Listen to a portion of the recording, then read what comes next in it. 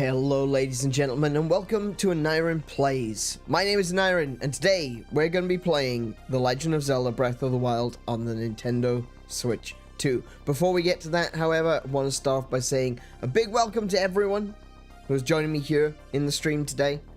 And a big welcome to everyone in the VOD crew. You guys are always greatly appreciated. Hey, like I say every time, the people that are here tonight, I really appreciate your attendance. It means so much that I get to stream these games and have conversations with you guys.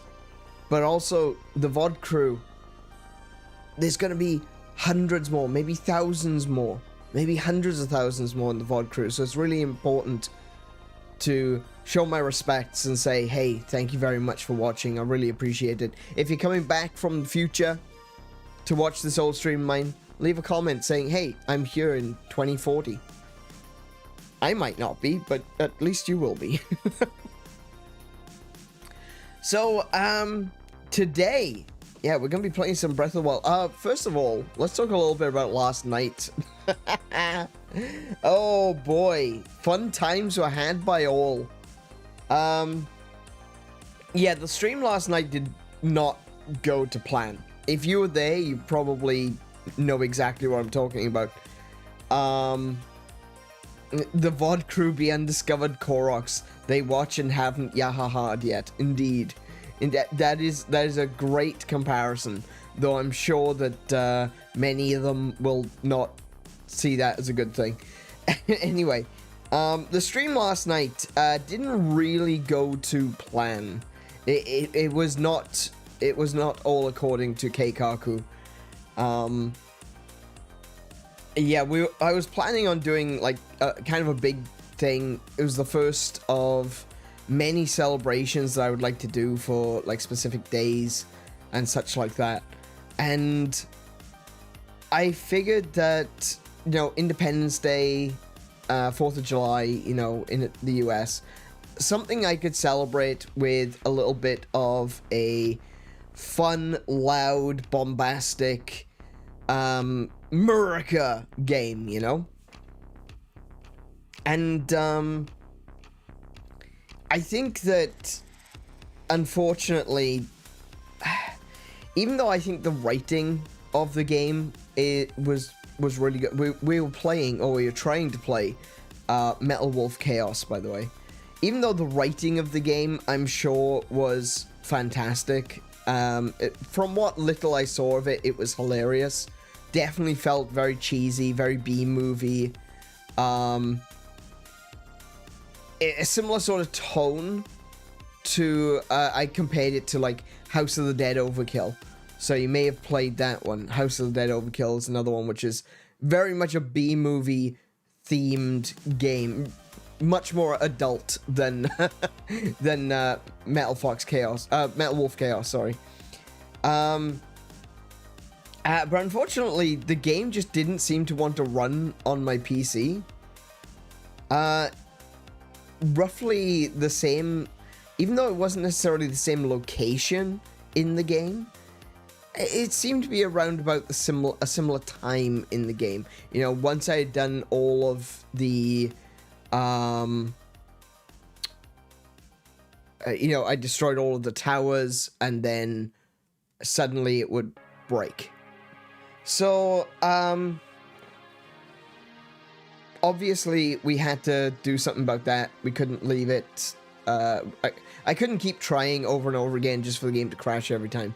So what I've done is, I switched over to playing Yars Recharged. And I don't know, I think despite the fact that I haven't played in like 7 months, I think I did quite well. You know, I wasn't quite matching my previous high score, but I was like one map away a couple of times. You know, I was nearly there. If I had, that last one that I did, if I had actually completed that map, I think I would have beaten my high score, you know? But I didn't, unfortunately. And that was after me saying, wow, this is going to be an easy one. Need to shut my mouth in future. So, yeah, it didn't go as well as I had planned. That doesn't mean we're not going to try again in the future, however. I did find out that Metal Wolf Chaos... Oh my goodness, that name is going to make me stumble every single time. Metal Wolf Chaos XD is also on Xbox. And from what I've seen... Now, there could be other reviews out there. No one has complained of crashing, which is kind of important. The reviews that I've looked at, no one has said, yeah, it crashes every time on this stage. So, I picked up a copy of it on Xbox. It was, you know, half price, same as it is on Steam. So I picked up another copy on Xbox, and hopefully we will be able to play that in the future. I'm not sure exactly when we're going to play that in the future, but we will try to play it again. It does look like fun. It looks like something that I would enjoy. It's the gameplay has definitely got a sense of the Warriors franchise, you know, just hacking and slashing through endless hordes of enemies. And except this isn't hacking and slashing, it's shooting really big guns. And I think that it could be a lot of fun, especially after I figured out, you know, this isn't a game that you necessarily need to be precise about. You're just running around holding your triggers down, you know? And I'd like to give it another shot. If it ends up crashing on us again, I don't know what I'm gonna do. Clearly, I'm just cursed when it comes to this game. But we'll find out. We'll find out when we actually come around to playing it again. What we're gonna do, what I had originally planned to do was do part 1 of Metal Wolf Chaos last night. Next week, do the finale of New Super Lucky's Tale. And then after that, do Metal Wolf Chaos again. And then, you know, maybe another game. Then the third part of Metal Wolf Chaos. So, we might try playing Metal Wolf Chaos. It all depends on whether or not I get a chance to play it for myself. I want to sit down with it first and play it on Xbox just to make sure that it doesn't, you know, crash or anything, that it doesn't go bad. And if I find that it is stable and working just fine on Xbox, then we will move forward with playing it. But that might mean that I have to push back Metal Wolf Chaos to next month or September. We'll see. We'll see how it goes. But that's pretty much it. I don't have anything else to say.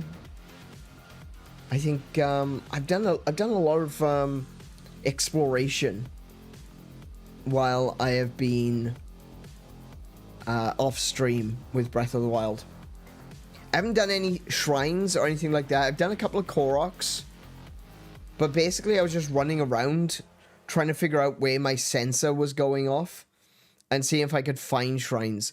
And so I found a few shrines as I was running around in Hyrule, and there's a few locations where I was getting blips of shrines, but I couldn't figure out exactly where those shrines were.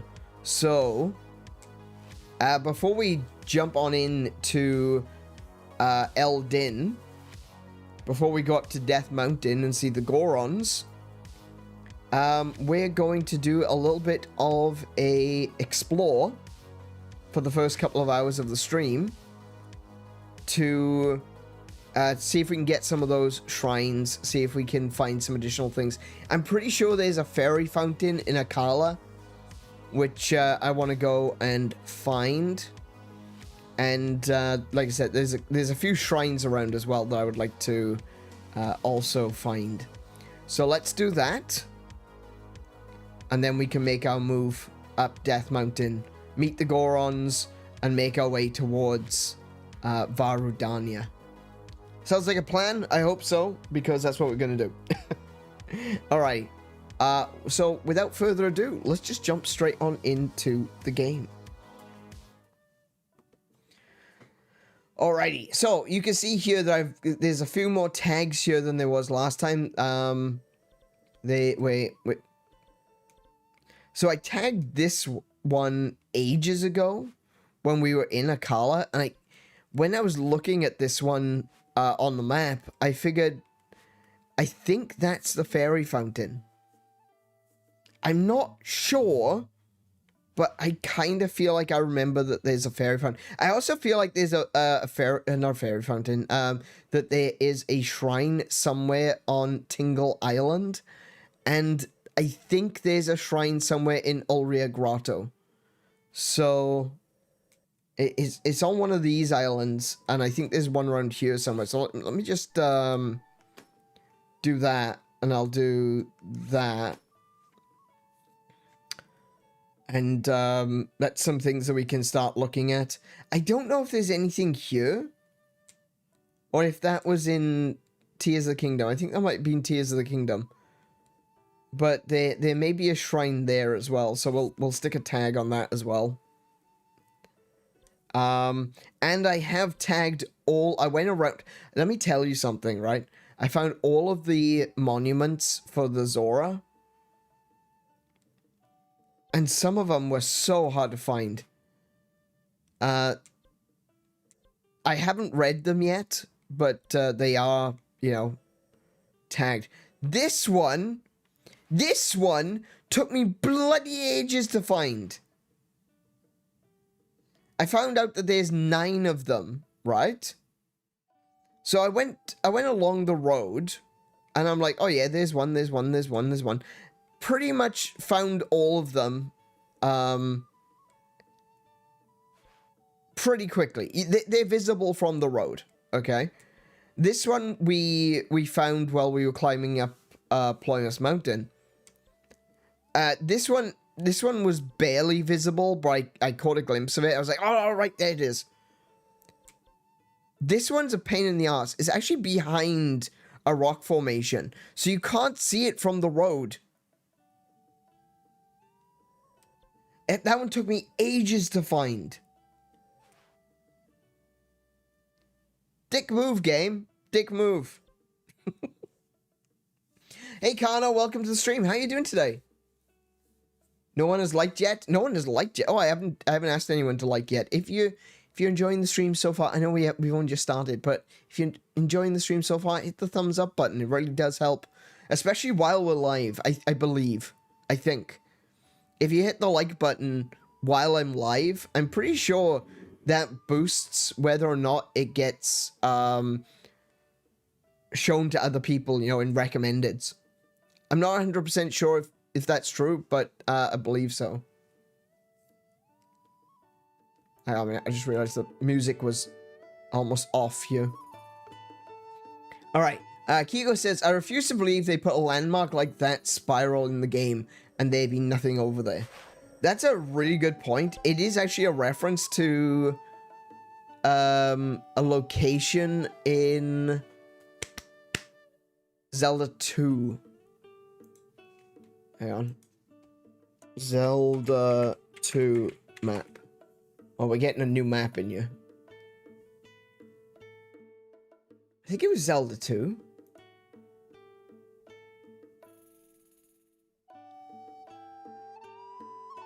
Maybe I'm wrong. Maybe it wasn't Zelda 2.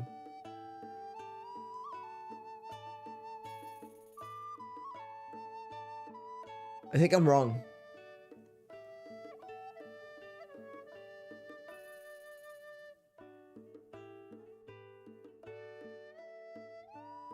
Yeah, I'm just looking at the map now, and there's no like spiral in Zelda 2. Maybe I'm.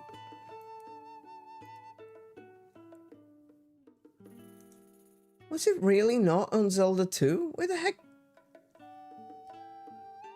Maybe I'm just imagining things, but okay.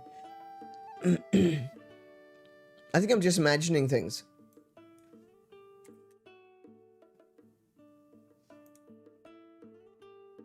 Okay, never mind. I'm just making things up now, apparently. I know that these islands are a reference to Zelda 2. And actually, surprisingly, zoom in, please. This labyrinth well, I guess all the labyrinths technically, but this specifically, this labyrinth Island, is a reference to Zelda 2.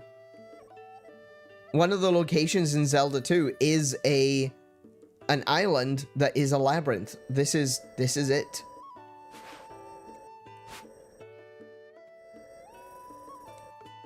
But yeah, I imagine there's something here. I imagine there's something there. Anyway, so I tagged all of the Zora stones.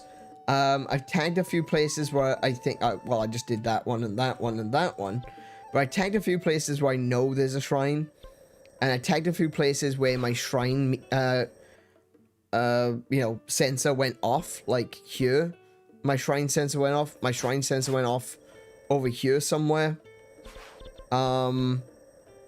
There was my shrine sensor went off over here ages ago, and I just marked it, but I don't know where the shrine actually is.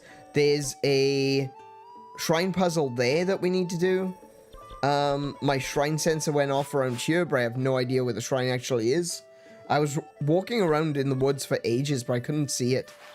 So I'm wondering if it's maybe underground or in a cave or behind the water or something. I don't know. I don't know if there's a waterfall there. Maybe there is. We'll find out when we get there. But I've got a few places marked that I'd like to visit. Mostly in Zora Domain and Akala.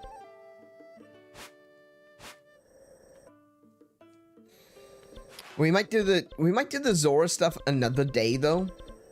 I'm thinking what I might do is I might do a lore stream, like specifically a lore stream, to go around and look at specific locations for, just to talk about the lore of that location and how it relates to other games. That shrine you found southwest of Varuta. Southwest.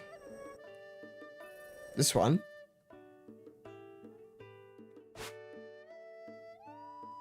Oh, yeah, that one. I just found another cool thing over there. Make sure you check it out. Another cool thing over here. West is... Thank you. So there's another cool thing over here. Alright. So we'll stick I guess we'll stick a star there. You ready to go? Hang on.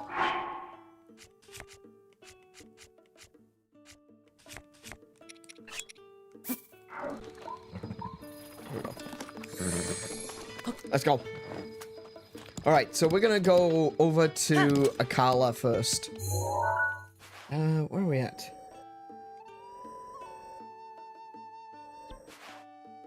So we're gonna go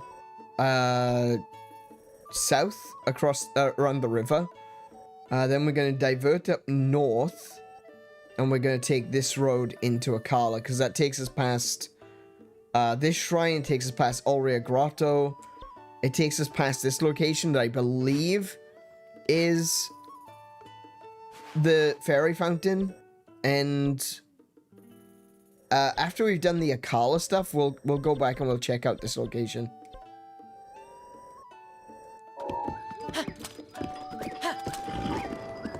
Gandalf, welcome to the stream. How are you doing today? Why do I think when Link uses time stop ability and it looks like it shows his Triforce? Does it? Oh, go on away. Shows his Triforce? Really?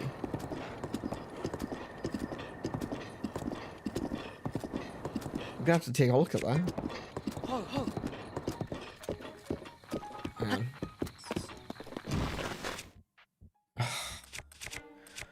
I wish I hadn't stopped. Now we've got Keese coming at me. That was a mistake.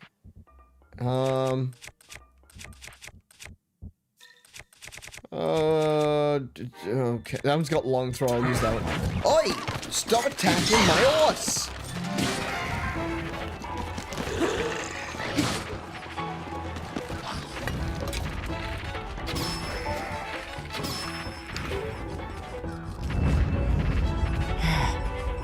Thanks, Goron. You were a human shield, or a Goron shield.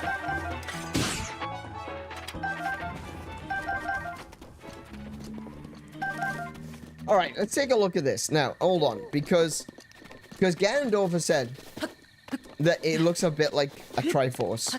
So let's... There's a rock there that we can target. Oh, I didn't... Does it show like a Triforce? I'm not seeing anything.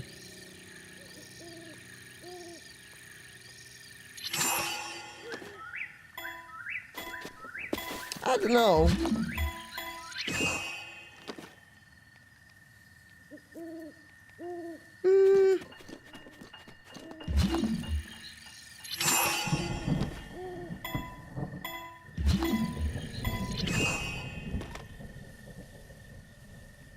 Oh, and Tears of the Kingdom. Oh, sorry, mate. Yeah, maybe. We'll have to check that out. I'll check that out. That is interesting, though, if it does actually show a Triforce. That'd be pretty cool.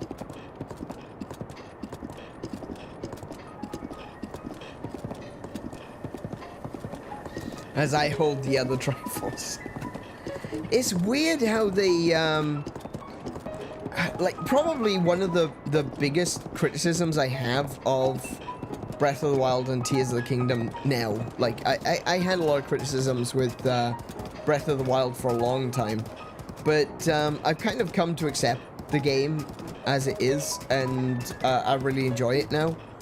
But one of the things which I still have a fair amount of criticism of Tears of the Kingdom, especially, is the minimization of the Triforce as an important aspect of the Zelda universe, you know? It almost feels like the Triforce doesn't exist anymore or something. Which I know has led a lot of people to suggest that, me included, like, I at least played with the idea at one point that Breath of the Wild and Tears of the Kingdom actually take place in Hyrule. But, yeah, it's kind of interesting, I find. Wait, isn't it? Wait, there's no way for me to pass with George. I can't go this way with George.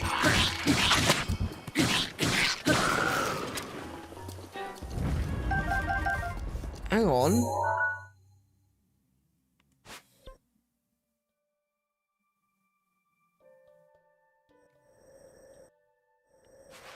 It's because I'm going the wrong way. Hang on, no, wait, I'm going the wrong way. I need to go to the high road, not the low road. And I'll be in Scotland before ye. Sorry.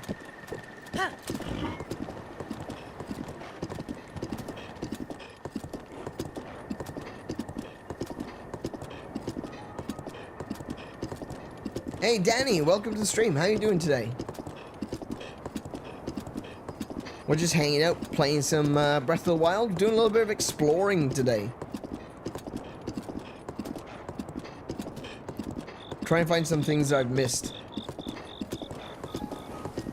We got a few things in, like, Akala region that I've got marked that I want to go check out. Some places that I know that there's a shrine because we've passed it before.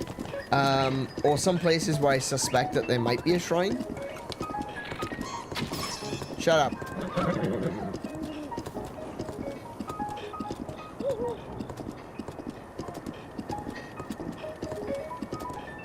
Don't act like we're friends. We're not friends.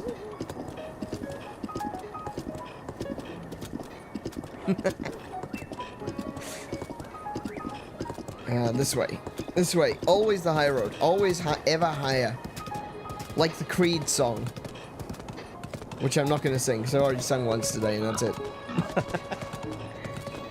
Seeing a lot of people I haven't seen before today. Yeah, there's a few people coming through, which is really cool. You stole my horse? No, I didn't. This is my horse. Can't prove a thing.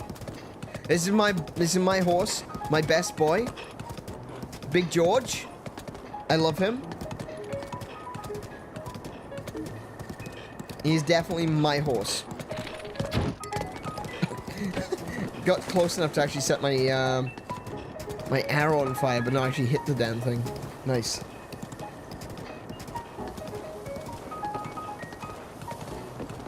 That is mine compared to the size. No, no, no, no. It's a Gerudo Stallion. I'm not denying that it is a Gerudo Stallion. But it is most certainly not yours, Ganondorf. It is mine. Big George is his own person. And he enjoys my company. Thank you very much.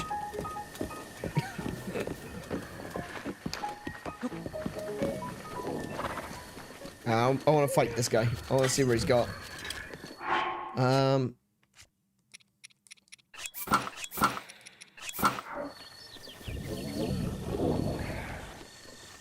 Okay. We've got a knight's halberd, a knight's bow, and knight's broadsword. Now, hold on a second.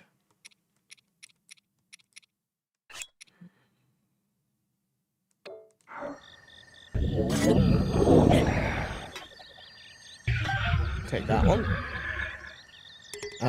Bows. That's about to break.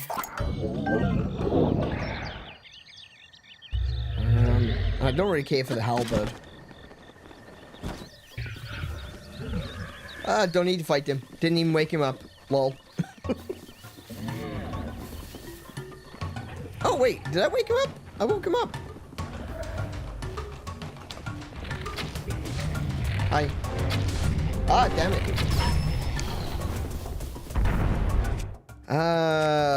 Ooh, okay. I don't really want to waste the sword I just got.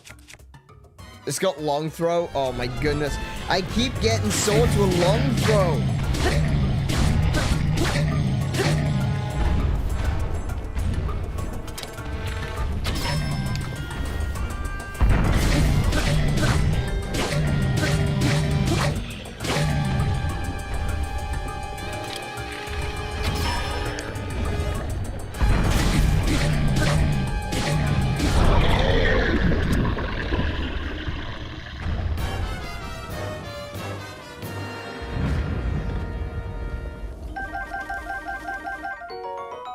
Roasted hardy bass, nice. Unfortunately, a roasted hardy bass does not actually give you the extra bonus hearts, you know? You need to actually cook it into a meal. But still, you get more hearts from it, at least. Oh, hello.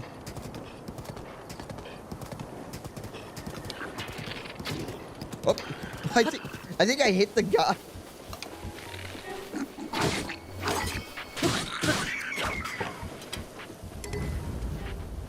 I think I shot the guy with the arrow. Well, you sure made that simpler than it would have been otherwise. I should do something to thank you, I suppose. Yes, okay, monster extract. I'll take that. I'm so embarrassed you had to rescue me again. Anyway. I haven't given up searching for the Kilton guy and his fang and bone, but I haven't gotten anywhere yet either. One source I trust says he's most often found at a skull-shaped lake in Akala, but I don't know the place. I have been there, but he wasn't there at the time, so I haven't seen Kilton yet.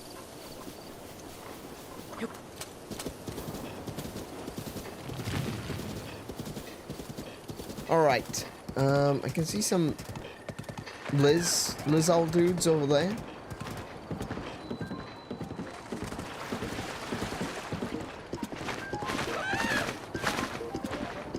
Yeah, some Lizal dudes there, look. Some red ones.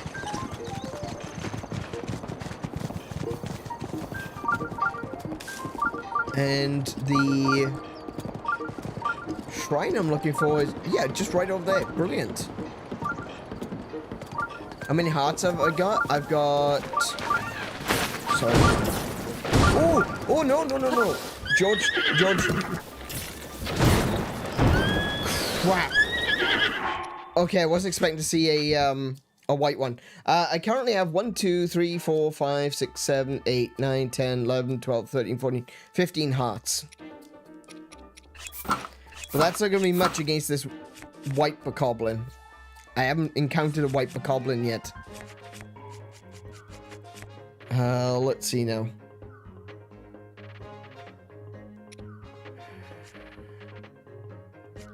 I don't have a defense up. I've got loads of attack up meals, but no defense up meals. That sucks. Okay, we'll just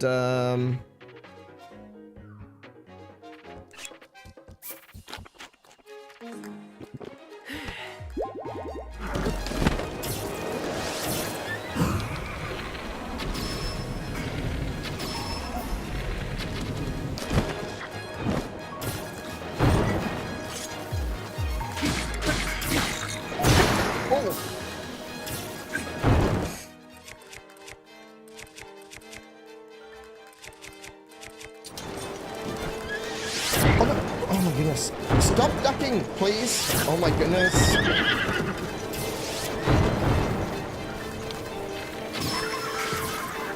Get rid of him.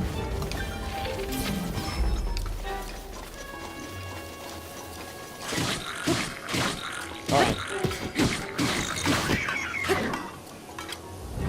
Okay. Sorry. A little less graceful than I would have liked, but is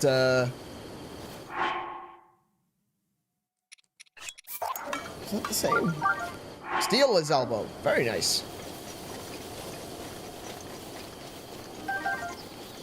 Alright. That surprised me. I was not expecting white bokoblins. We haven't encountered them yet. This is the first time.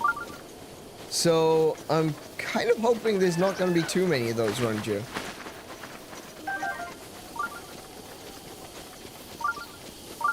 Hey, Sam, GH, welcome to the stream. How are you guys doing today?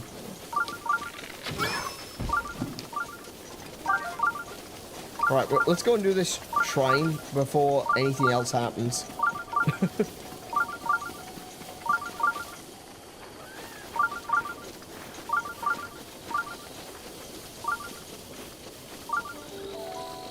Yes, I was right. That is where the fairy fountain is. Fantastic. Alright, so we'll do that next.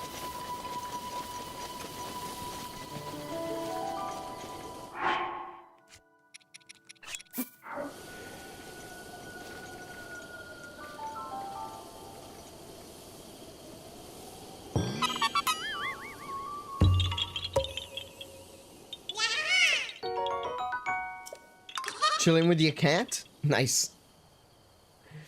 Zelda is trapped by my hands and you will never save. Yeah, well. Yeah, well, I'll get it eventually. Don't worry about it. I'll get it, you know. When I get around to it. Link, I've been trapped in here for 100 years. You need to save me. As soon as possible. Hang on a minute, I'm trying to build a house.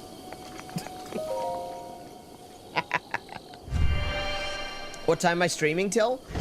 We just started, so it's currently it's 7 p.m. You can see the time at the top of the screen. I'll be streaming till around 11:30. Ooh, okay, what's this gonna be? To you who sets foot in this shrine, I am Dahesho. In the name of the goddess Hylia, I offer this combat trial.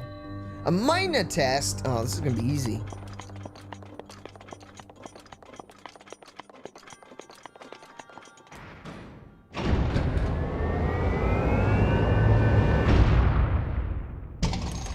Let's see, what have you got to offer?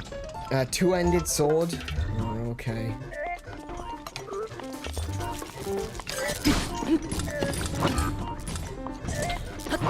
Oops.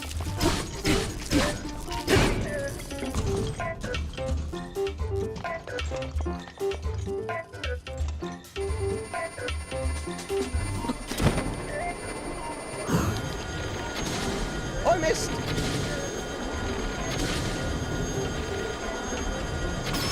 There you go. Well, at least I got some screws. At least I got some screws out of it. That's fine.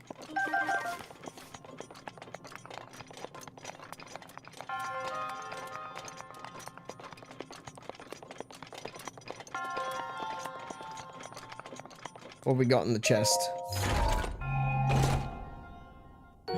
Giant ancient core. Very cool. We might have to go and get some of the ancient armor while we're in Akala.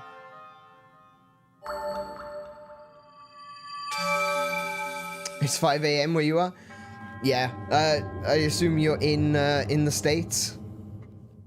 Yeah, we're in Australia.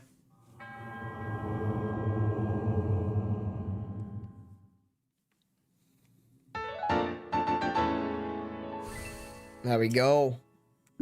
Easy.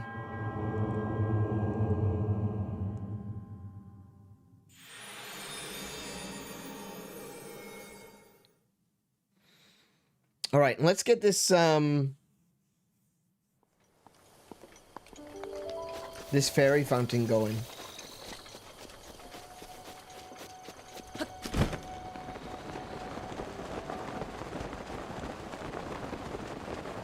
I don't know how much she's gonna ask for. I mean, I think the first one was 500 rupees. This one, the next one was 1,000. This one could be like 5,000 rupees. Wouldn't surprise me. Boy, sweet boy, please listen to my story. I am the great fairy Mija. This place was once a beautiful spring. I mean, it's not too bad right now, to be fair. But as time passed, fewer and fewer travelers arrived to offer me rupees. As a result, my power has abandoned me. I'm nearly powerless now, so I beg your help. I need rupees to become whole again. All I need is 1,000 rupees. Once my power has been restored, I can help you do great things, boy. Now, if you have rupees, hand them over to me quickly. In order for me to regain my power, I need 1,000 rupees. Here you go. Gold digger. I know, right? Bloody hell. 1,000 rupees. That's all our magic. You are too kind.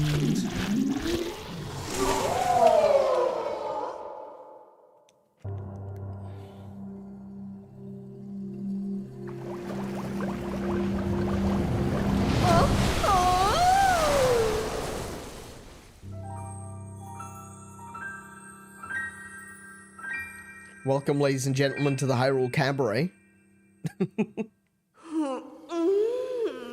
Don't make noises like that, alright? Stop it. You're gonna get me banned off YouTube. So you were the one who released me. I was expecting someone bigger, I guess. But a slim little lad like you will do just fine, yes. Just fine for what, lady? Thanks to you, my power has been returned to me. And I think you'll agree, a good deed deserves a good reward. I can enhance your clothing, but I require the necessary materials to do it. With the power available to me, I can greatly enhance your pants. Sorry, what was that? Your clothing. I can greatly enhance your clothing. Sure. Sure thing, lady.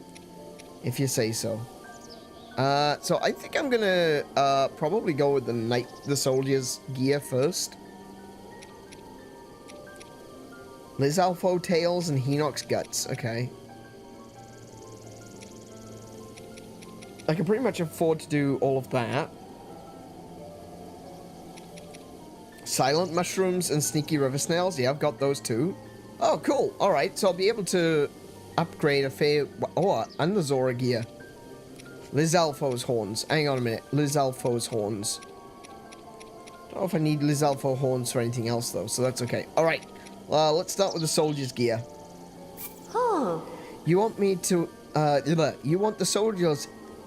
Can I speak tonight? Okay. You want the soldier's helm enhanced, correct? Yes, please. One moment. Here it comes!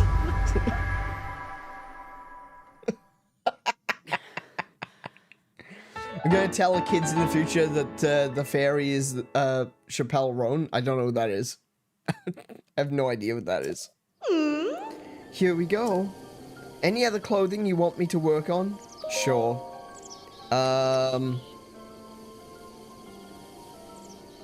Yeah, we'll just do the rest of the soldier's armor. It doesn't cost rupees, thankfully, because we, you know, already spent 1,000 rupees on her. I'll show you a picture later. All right, cool. Why does Link look so exhausted after the clothing enhancement? What is happening? What is actually happening to him? I expect Puddles to cover one of her songs one day now. Oh, okay. All right, I'm gonna go. It's time to sleep. Y'all have fun. I'll try to catch stream before it ends. No worries. Thank you very much. We'll catch you a bit later, Danny.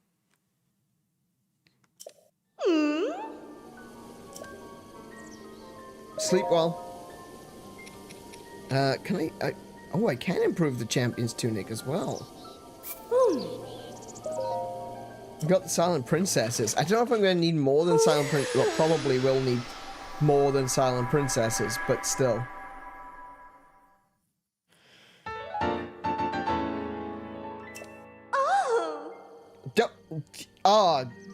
Monetization. If I had it, I wouldn't anymore.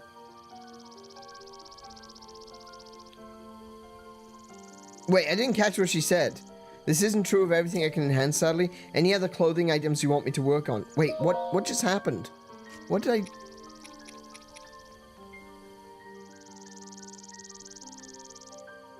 I didn't catch what she said. I wasn't paying attention.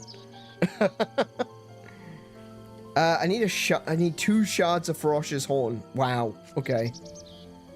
So what you're saying is, I need to get horny before she blows me again. Interesting. Huh. She probably talked about set bonuses? Yeah, maybe.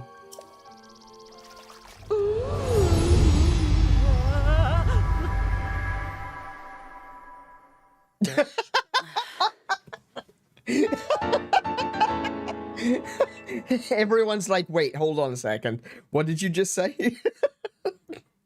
Welcome to the stream, JC and Mal. See, that's a guarantee to get people to talk in the chat.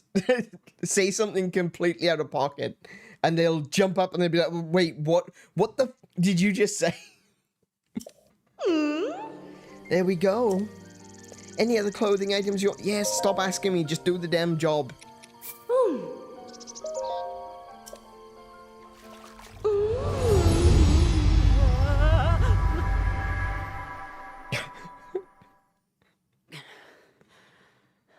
These games are almost consistently have big-tittied, beautiful, doting women fairies. These games are always subliminally horny. This is true. I will say, in Ocarina of Time, the scary fairies were just scary. However, have you seen that fairy in Hyrule Warriors? The Ocarina of Time fairy in Hyrule Warriors is...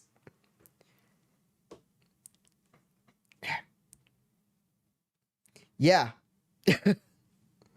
Have you ever heard the term scaroused? Oh. Yeah, I might have to say that in the Zelda universe, the closest thing... No, actually. No, I still reckon my Hear Me Out is still Ruto. From Hyrule Warriors, not from Ocarina of Time. Her design in Hyrule Warriors is just gorgeous. That's what we call a weird boner. Yeah, pretty much. Huh.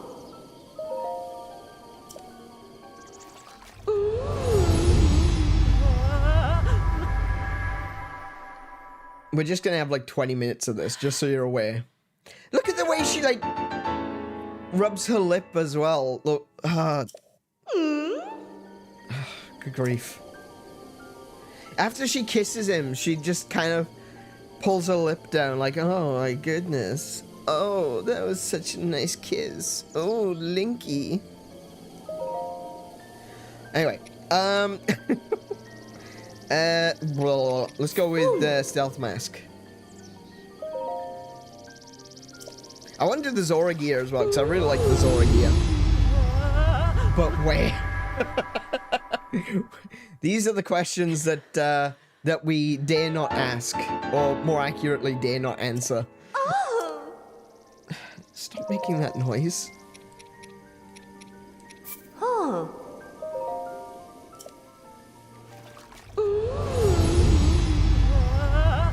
I hope you're getting your money's worth, folks. You're not ready for the level 4. Yeah, I already know what happens with the level 4 upgrades, and, yeah. Yeah.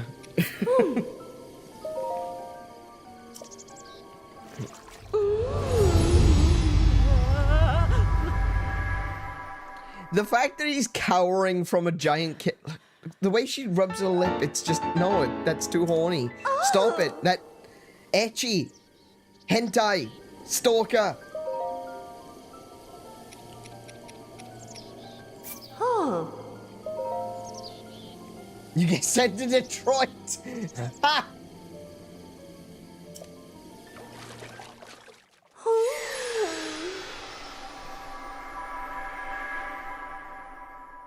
I wonder if there are male fairies. Is it like the Gerudo, but...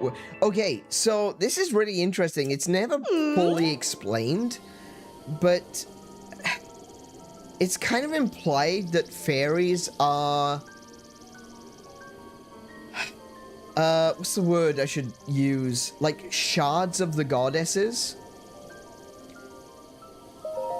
Maybe, not really aspects of the goddesses, but like...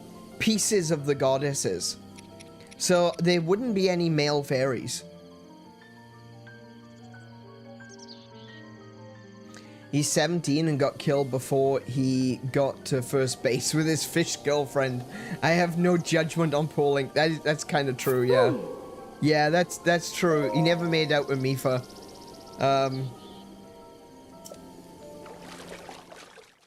Yeah. Poor thing. He's like 117. Welcome to the stream, proudly, Joshua. Oh. Excellent input. Very good point. He only looks like he's underage. He's actually over 100 years old. Get the wood chipper. Huh. What did he say?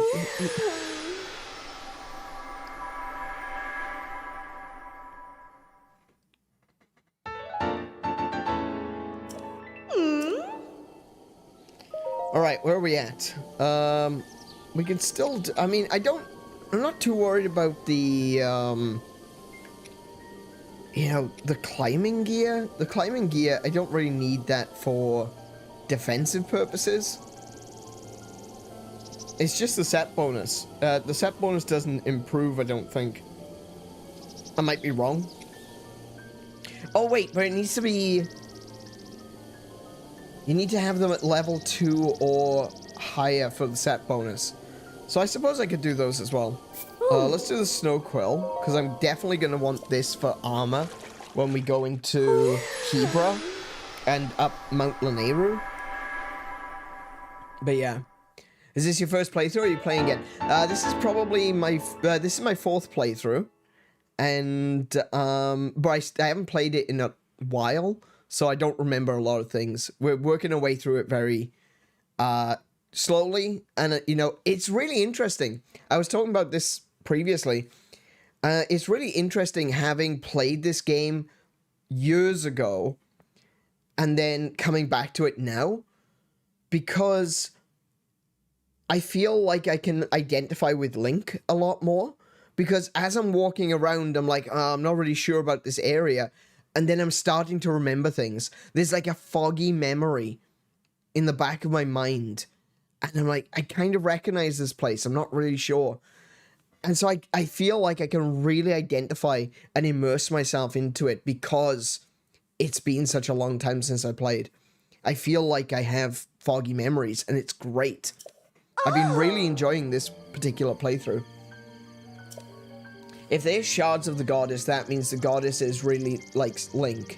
The fairies always feel an affinity to Link. That is true. even in the animated series. There's a really interesting episode where Link gets turned into a frog. I was talking to Kiko about this the other night. There's an episode in the animated series where Link gets turned into a frog, and the Triforce of Wisdom basically says only true love's kiss will reverse the curse that has turned him into a frog. And in the end, it wasn't Zelda's kiss that turned him back into a human. It was Sprite's kiss, his fairy companion. So that's really interesting. That's such a subtle amount of storytelling in the animated series, which for the most part was just kind of, when it comes to the story, it was kind of bland. I still enjoyed it as a kid. I loved the hell out of it. I've been looking for it recently to watch it through again. But that was really cool. Very subtle. Zelda isn't necessarily Link's true love. Sprite was.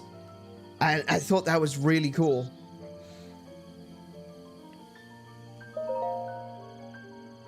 Let's have a look. What we got here? We got Snow Quill. Yeah, we'll take that one.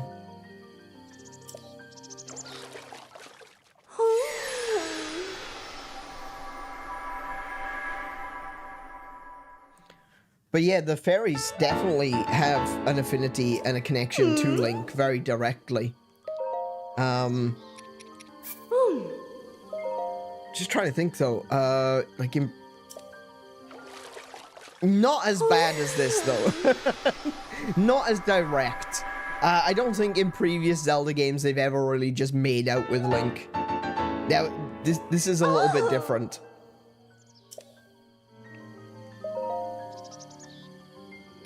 Alright, we're gonna increase this one so we can get the set bonuses. But I'm not really worried about maxing out the climbing gear.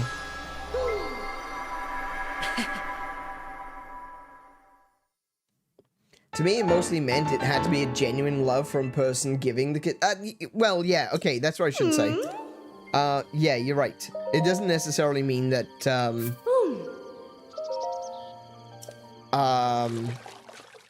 you know, the Link's soulmate was the fairy, you know, and that's the true love, that's the relationship that will bloom in the future. But it does say that Sprite genuinely loved Link, which was really well written, in my opinion. Very well written.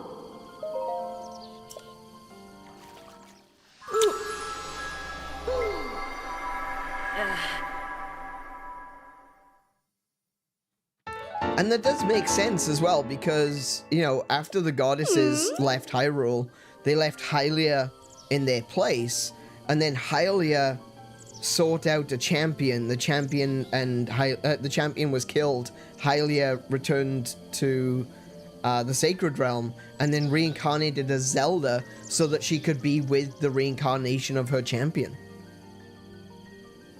So the gods are very much so connected to Link in a very direct and real way. And it's not just talking about the cycle of demise, but like Link was to be reborn as Link from Skyward Sword, and Hylia incarnated herself as a human to be with him, specifically.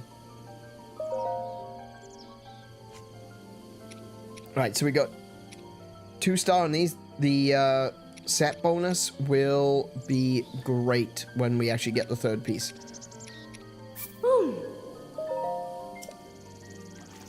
Why did the green Zora guy not recognize Link, the one next to the king?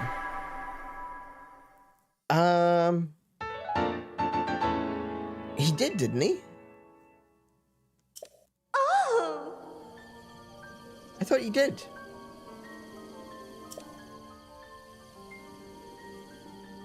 Yeah, he didn't like Link. It wasn't that he didn't recognize him, he didn't believe that, he didn't believe that Mipha wanted, to marry Link. Until he saw Link wearing the armor that she made. No. Okay.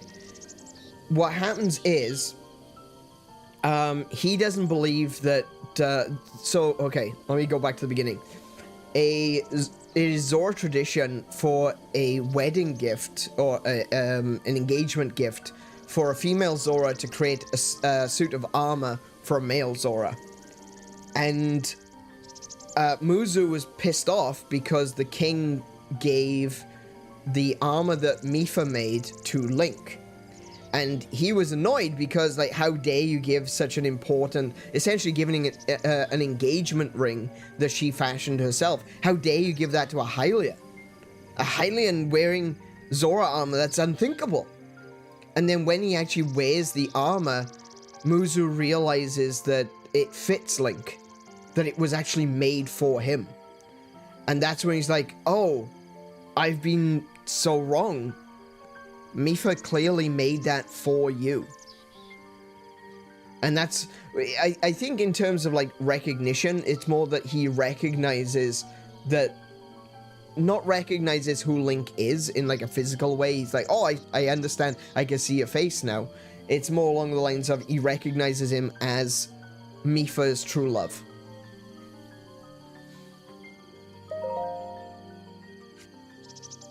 Huh. You can't really deny it at that point, can you? Let's be real. Let's be honest here. You can't really deny it when she's, when he's literally wearing the armor that was made for him. Hey, no worries. Happy to.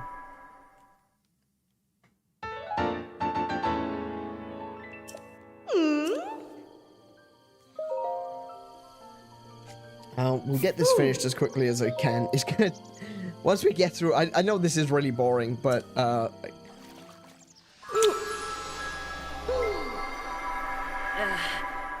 yeah, okay, keep going. Oh, wait, I just realized there's a skip button. Oh, my goodness. Oh. Okay, hang on. Let's speed through this, shall we? Oh. Hey, I can skip it. Cool. Okay.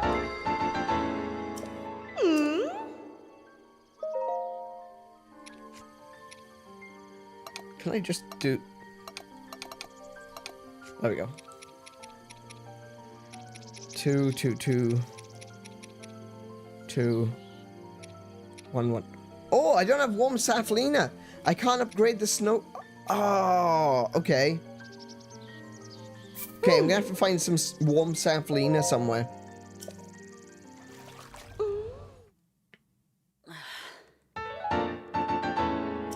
Oh. How many hearts do I have? What did I count earlier? I think it was like 15. Huh. Oh, there goes... Oh, that hurts. Oh, my store of hearty bass. Oh, I'm gonna have to go back to the place where I found them all. Oh, okay. I'm not gonna be able to upgrade the Zora tunic all the way up to 3.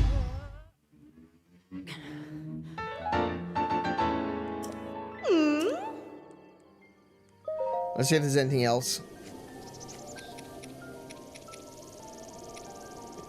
So those are on 2. They can stay on 2. I'm not too worried about that. I've got the Cap of the Hero. I played around with some amiibos yesterday? Question mark? And I picked up Cap of the Hero out of it, but I'm not going to bother leveling this one necessarily. It might be fun to wear it with the Hylian tunic though.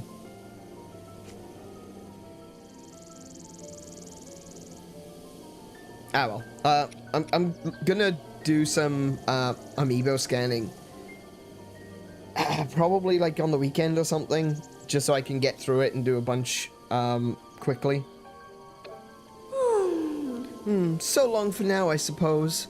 Once you have some clothing you want to upgrade, come back anytime. See you later. And gone. Okay, so we can pretty much go to any of the fairies now and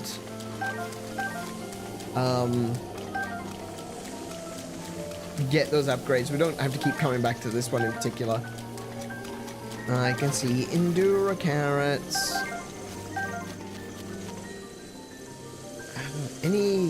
Any radishes? Party radishes. Ooh. Silent princesses. I did go past a Korok here. So there's 1, 2, 3, 4.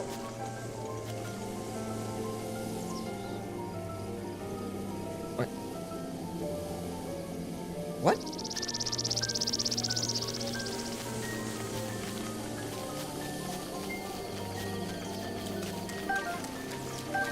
Where's number 5?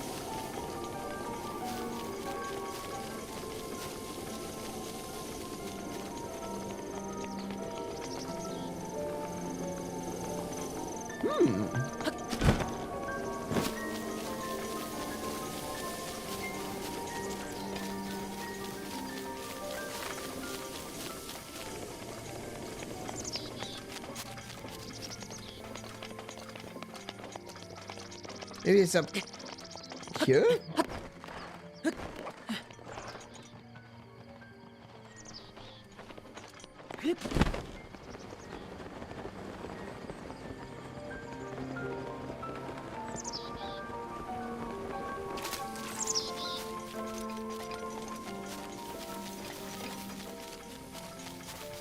I am so confused. Where's number 5?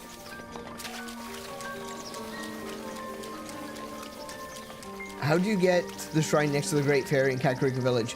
Oh, you've got to do a series of... Oh, hang on. Smack my mic there.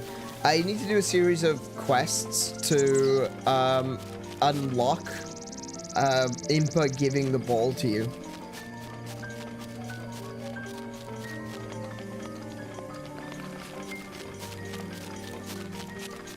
Oh, I see it. Oh, it's in this tree.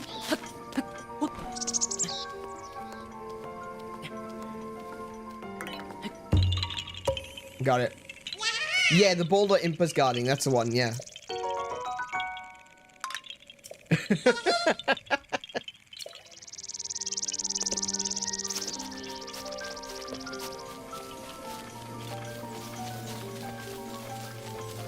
Oh, I just realized I didn't press my button for Could people let me know when it hits 8:30, please? I'm just gonna take a quick 5-minute break at 8:30. Alright, where am I at? So, we discovered the fairy fountain. We did that one. We could start the process... No, we can't start the process on Tarrytown. Because I haven't started the building of my house in... Bum. Okay. Guess we can't do that. I believe there's a shrine up at Ulria Grotto.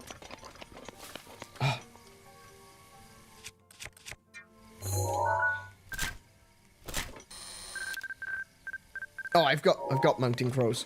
Okay.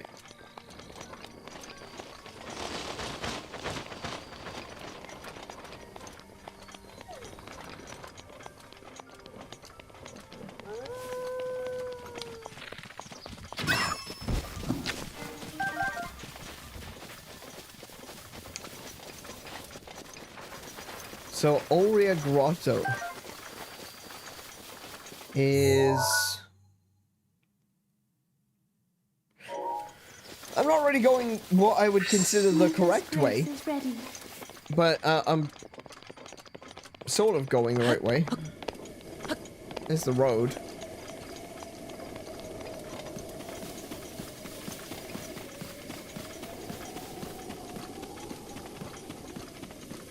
I can't believe I missed the flowers as I sailed over the top of the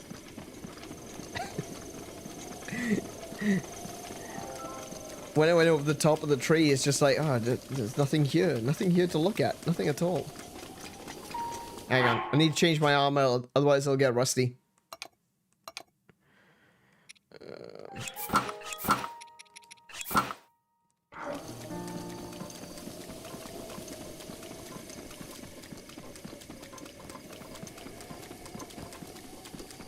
Oh, it's actually going to be a storm. Hang on. Let's, It's got long throw! What is it with this game and giving me swords with bloody long throw?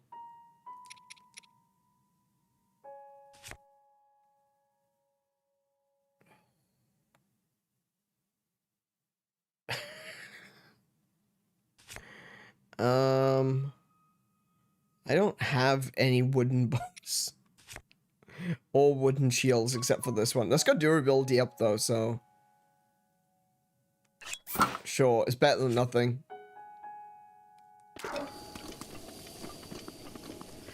So this is the fisherman's shield. It's one of the emblem shields. And I think this is the one that's that you can only get one of. You actually find it in a chest. Oh, here comes the storm. Oh, wait, no, the storm went away. It's now...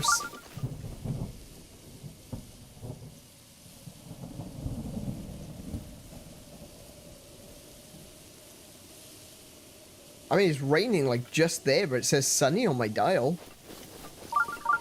Oh, more of these guys, okay.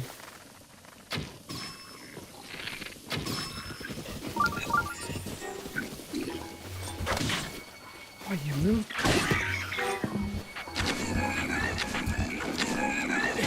Oh, damn it.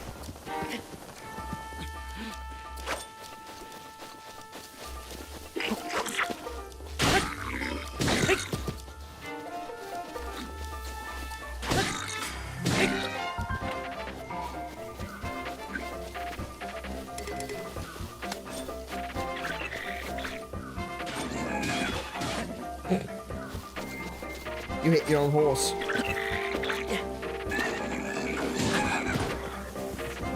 So I'm distracted.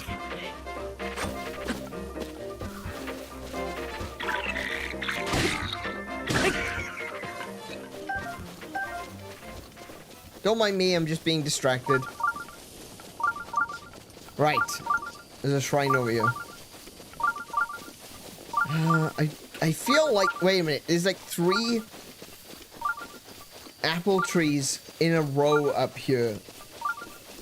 On the map, I can see them. You can't see the map because it's behind me, but... I can see that there are 3 trees in a row. That's gotta be something. That's gotta be very Korok-y. What's going on up here?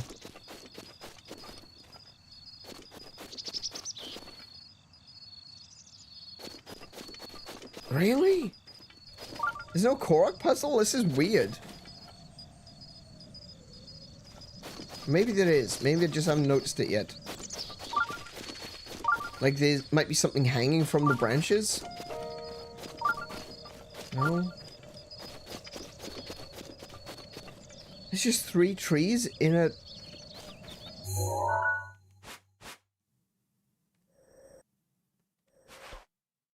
Just 3 trees in a perfect line.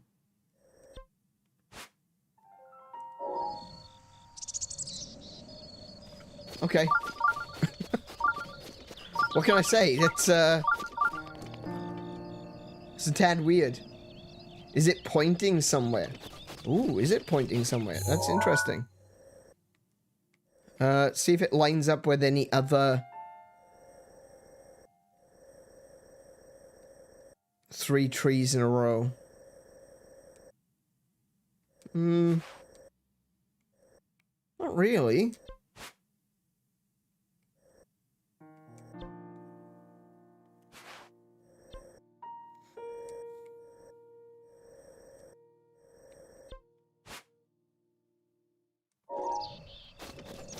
Maybe it's something I can't see from the map. Maybe it's something that I can see if I just look.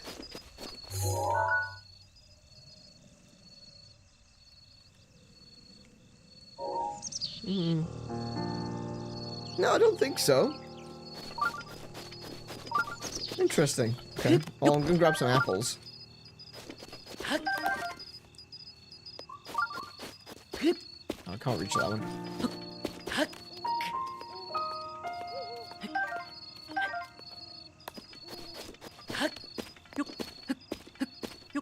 Link, you alright, mate?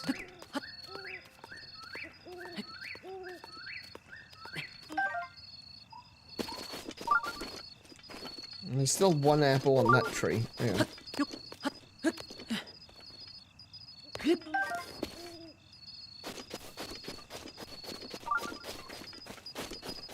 Okay.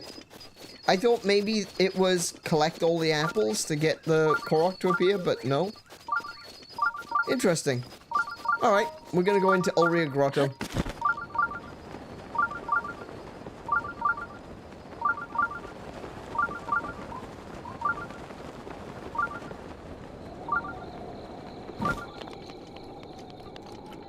Okay.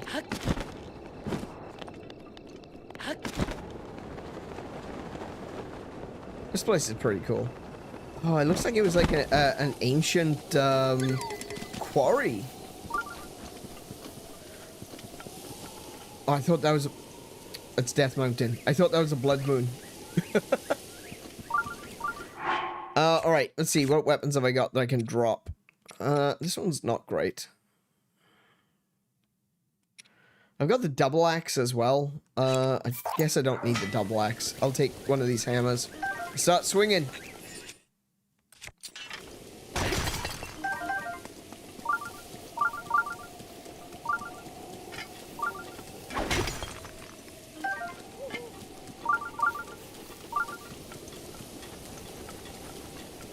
There's a lot of hammers here. Hang on, I'm gonna have to tag. Let me tag this a second. I want to tag this as a good place to pick up hammers.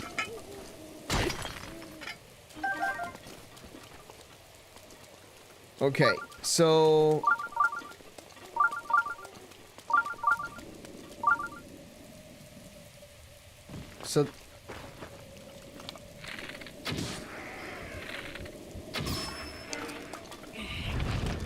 there's a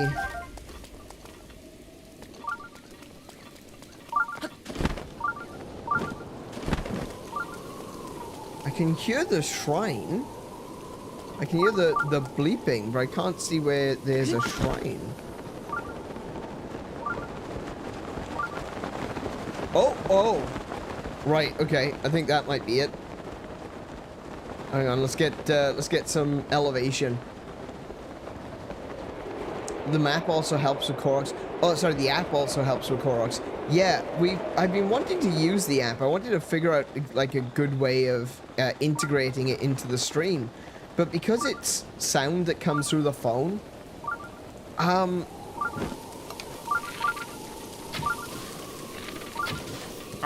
haven't figured out a way to, you know... Oh yeah, that's definitely where it is. I haven't figured out a way to best use the app, you know, as a part of the streams.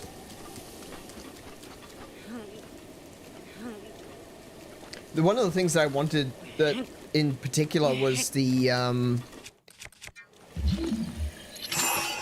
what's it called?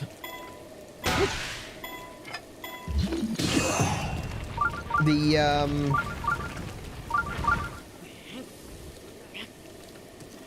oh, that's not gonna work.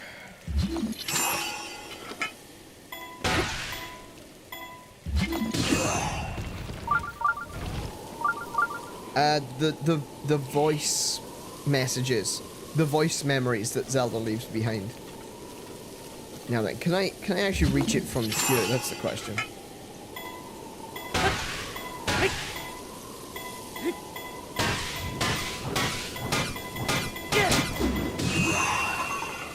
Oh, that was too high? Oh, that's a shame.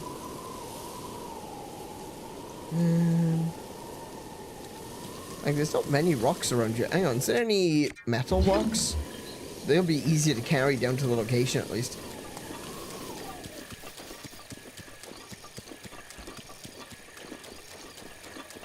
Actually, can you use this on metal? Yes, you can. Okay, cool.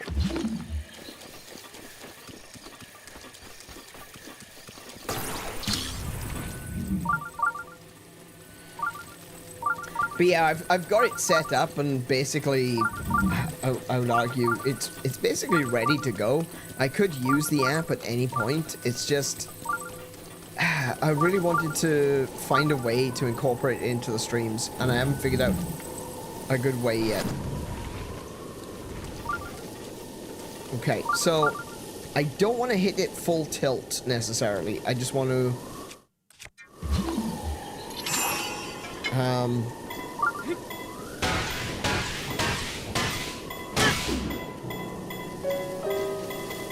I might be going too high. Oh well, the rain stopped, so that's fine.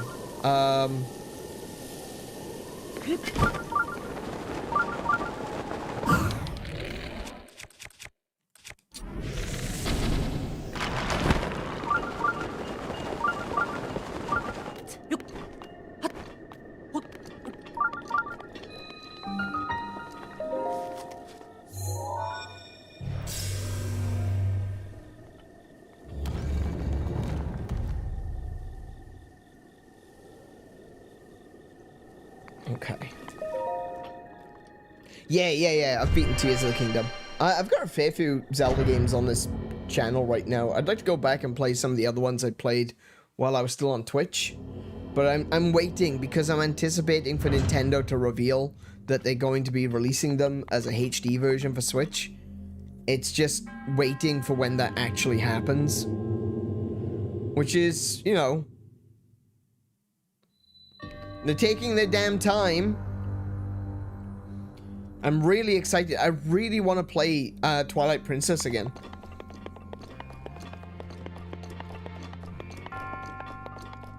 Twilight Princess is one of my favorite Zelda games, and I'm just sitting here going, I could play it. I've got it on Wii U. I could play it, but I could wait and play a new version if they release it. Okay. Don't add insult to injury, please. Yeah, let's use that one.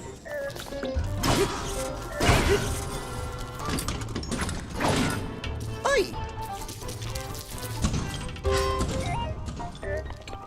Come here.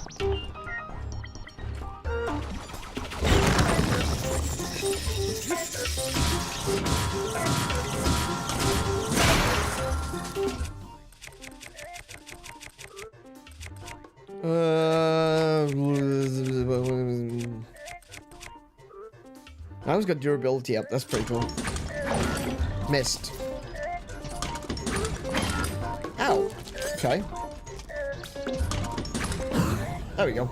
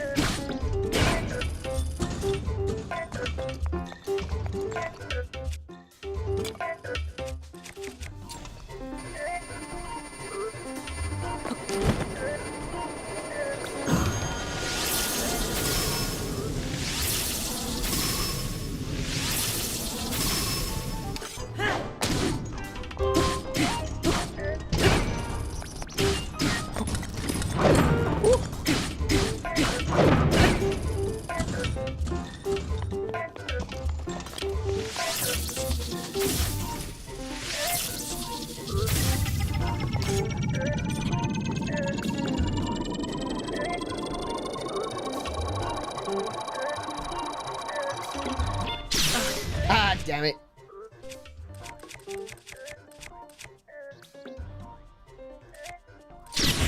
That's what I get for getting cocky. Oh, wait. What have I got? I got the wrong shield on.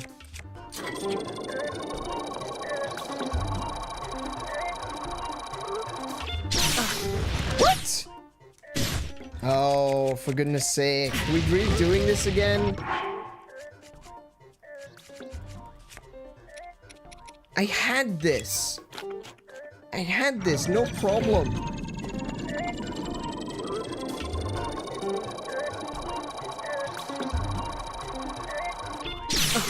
Yep, okay, alright, forget it. We're just gonna shoot me in the face. What is going on with me today?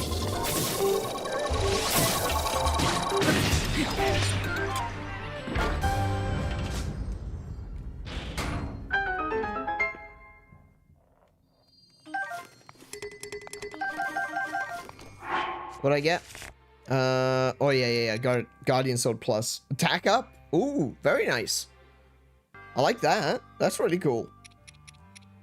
Battle Axe. I don't really want to lose anything that I've got right now. I don't care for the two-handed weapon so much.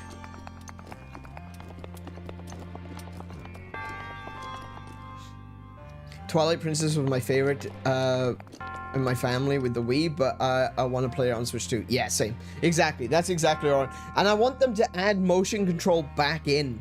That was probably the thing that pissed me off the most about the Wii U re-release of Twilight Princess. They took out the motion control. What is the point? I don't know if you remember this sequence. You know the sequence where you have to follow behind the caravan, and you've got to try to stop the bokoblins from setting it on fire? That is so much harder to do without motion control. Because on the Wii version, you can just hold the Z trigger on the nunchuck, and you go straight into using your bow. And then all you have to do is let go of Z and like swing the Wii remote, and now you're using your sword again. Actually having to manually unequip your bow, draw your sword, and then attack a bokoblin, then put your sword away, equip your bow, and then attack bokoblins at a distance. That is so cumbersome in the Wii U version. The Wii version with motion controls is so much easier. And I don't mean that in like terms of, oh, it's hard, therefore I don't like it. I mean, there is so many different things that they expect you to do in a very short space of time. And it's clearly been designed for a more convenient, quick swapping ability between sword and bow, which isn't in the game on the Wii U. Doesn't exist. It's really annoying. Does the attack up add to the main damage number, or do you do the math yourself? So if it's got attack, if it says attack up, it will, it does tell you how much. So this is supposed to be a 30 damage sword. So it's 33. It's got it written on there. Just there, I can see. So it's, usually it's a 30. The plus is a 40. And the standard Guardian Sword is a 20. So with the attack up plus 3, 33. So it does tell you.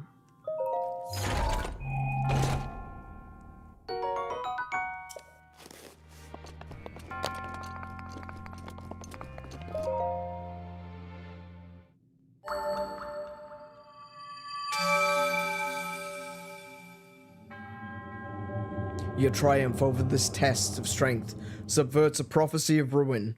From the ashes, a hero rises. In the name of the goddess Hylia, I bestow upon you this spirit orb.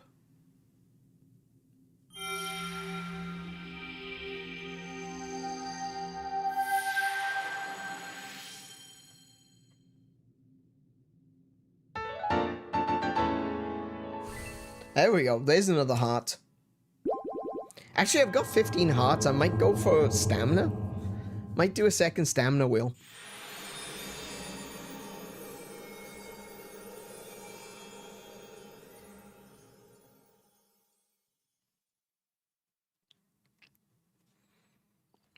Okay, so we did find a shrine in Elria Grotto.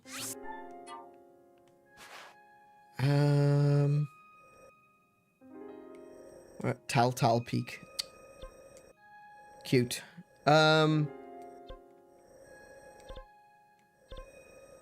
Let's go down to the Wrist Peninsula. Let's see if there's anything down there.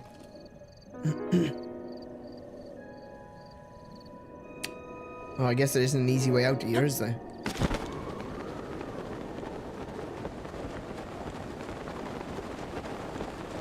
I also need to get some more hardy bass. I think I know where the... I think I know where they are. Hang on. I think where was it? Is it here? Is this the one? Yes, this is... Okay, so this little pond here, if you go to East Necluda,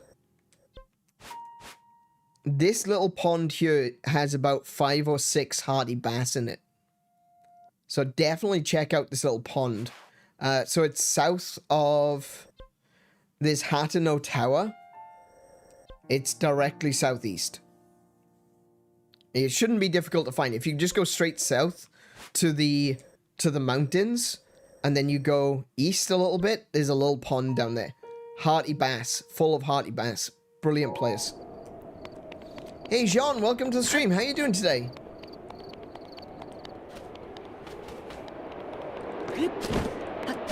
There we go. Right. Where am I going? I guess I'm going north? Please invite me. To what?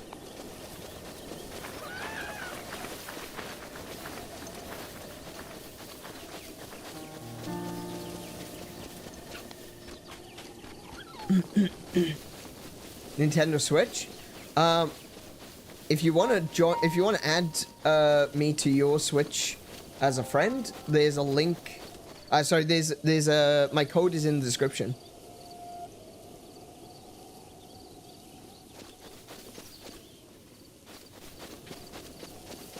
If you've already sent a request, then I'm sure I'll find it eventually.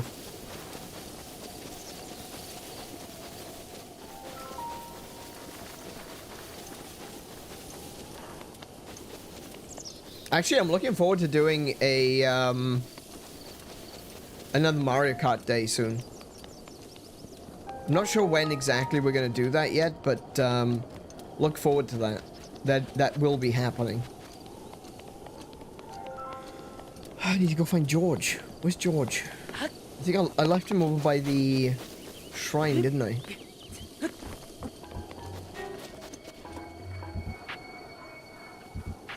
Oh, it's a wolf. Okay. Where'd Big George go?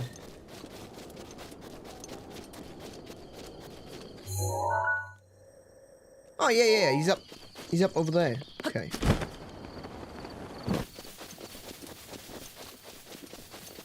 Where's the friend code? In description. So if you look in the description, you'll find at the bottom it says game codes. And that'll be my Xbox account and my Switch friend code.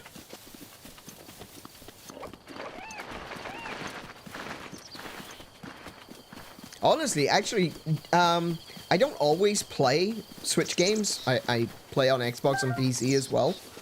But that's actually another way that's really easy to find if I'm streaming or not. Because there's a very good chance that if you see my public account streaming, if you see my public account playing games at all, I'm usually on stream.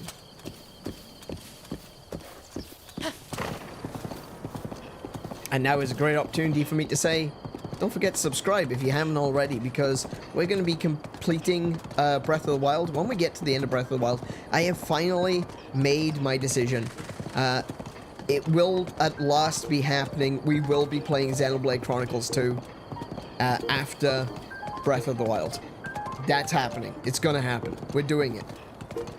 I've gotten tired of putting it off for as long as I have. I've been wanting to play it for nearly a year now.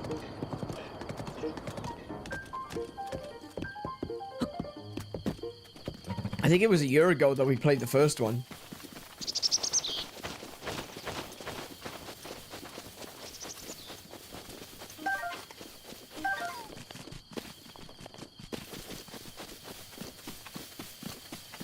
But yeah, we're going to be playing Xenoblade Chronicles 2. Finally, at last. And then it will probably only be another 6 years before I get round to playing Xenoblade Chronicles 3. Only 6 years. How great is that? Oh, no, don't use that.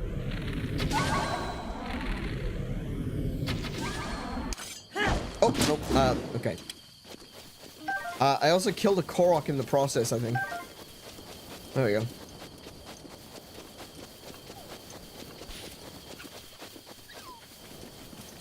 There's a lot of these wolves around. I don't particularly like killing the wolves, but unfortunately, Nintendo decided that they would be delicious.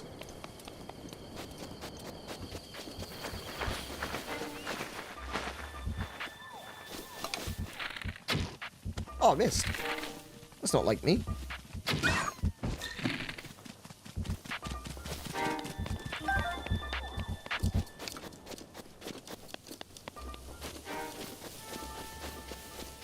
Oh, there is a shrine. Yeah, there's a I remember this one. I remember this one. You gotta carry the ball. You've gotta carry the ball from these ruins all the way out there. Oh, I forgot about this. This one's painful. Okay, it's fine. It's fine. Oh, he's still alive.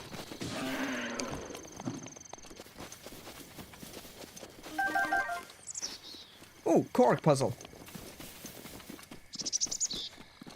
I am Jean with the Daruk profile. Okay, cool.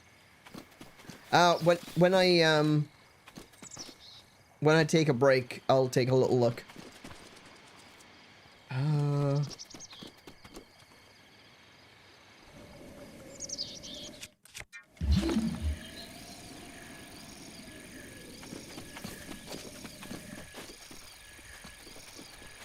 I appear to be missing an... Oh!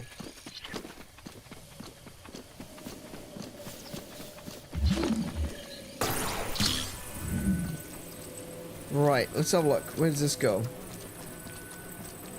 So...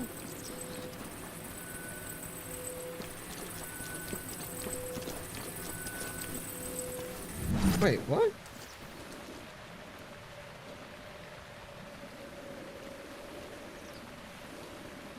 Oh, I see.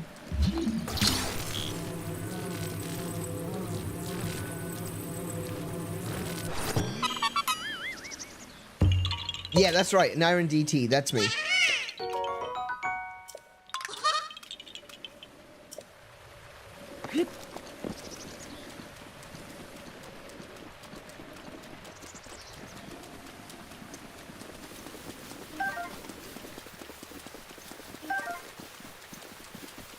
Hi. Welcome to the stream. All right, let's carry this orb. Oh, hang on. Let's read the thing. Let's pretend like I don't know what I'm doing. Only a hero bearing this ancient orb shall be granted the right of trial on Risk Peninsula. Into the vortex. That's kind of interesting. Like the wording, the hero bearing the orb. Kind of reminds me of A Link to the Past, where, you know, you can't take the Master Sword until you've gotten the 3 pendants of power, wisdom, and courage.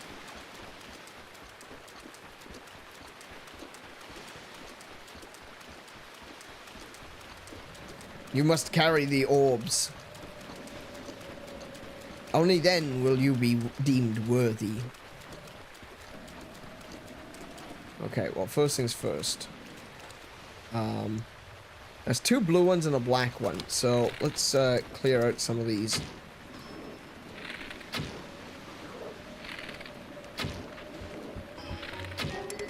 Oh.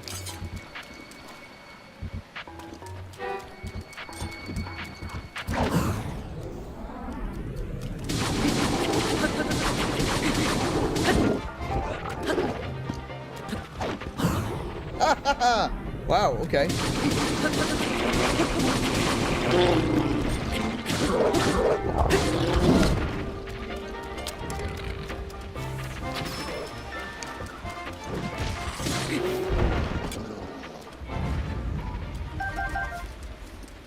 Are we good? Are we done? Good. Actually, oh, I don't have any room.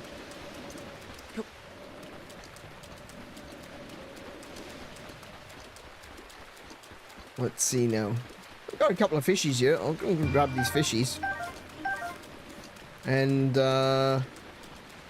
I have a... Do I still have the hammer? I do.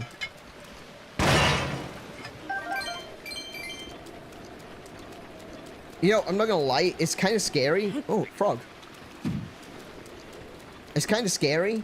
Every time I turn around and the orb goes off camera, I'm terrified that it's gonna teleport back to the ruins. Oh. Oh, that's... Right, okay. That's the labyrinth. Never mind. That's the labyrinth. Yeah, I know there's one in there. I am aware that there's a shrine inside the labyrinth. That is a good, very good point. Thank you, game. Guess my country. Jean Lusang. Lusang. I'm gonna go with... Jean is clearly, European derived. Lusang is, Asian derived. So I'm gonna say Philippines.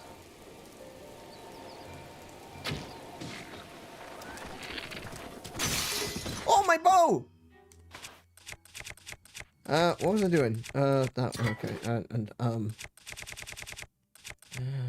I used this one. I shouldn't have used this one. I should have used this one. Damn it.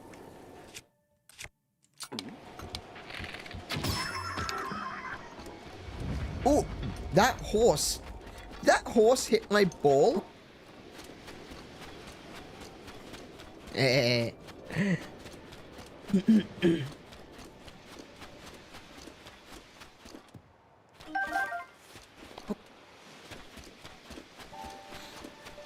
I'm pretty good with my geography and cultures. I like to study cultures.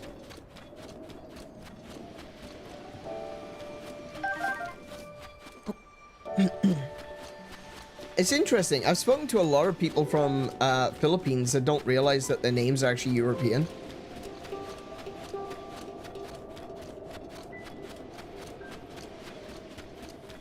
That's because, like, Southeast Asia, specifically, like the Philippines and places like that, had a strong cultural influence. The Philippines, you know, historically, I imagine you would already be very well aware. There was a strong Spanish presence in the Philippines. And, yeah, a lot of people are like, oh, yeah, this is my name. My name is, like, Esteban. And I'm like, oh... That's a Spanish name. They're like, no, it's a Filipino name. It's like, no, trust me. It's a Spanish name.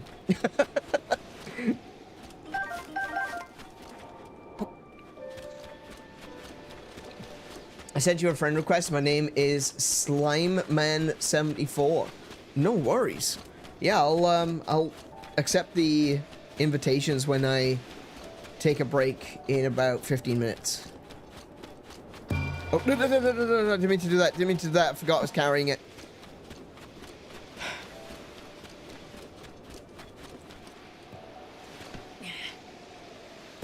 You never know. There could be a Korok under these.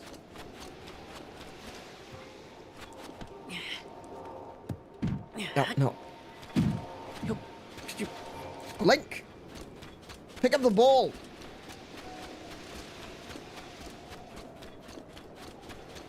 Okay, we got a couple of,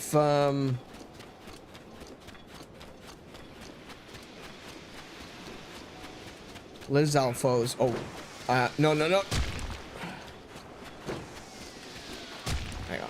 Let's take care of that guy. Oh, I missed!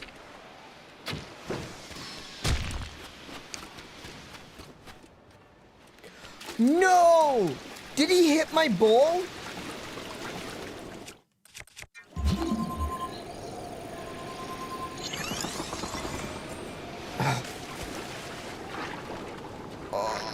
No.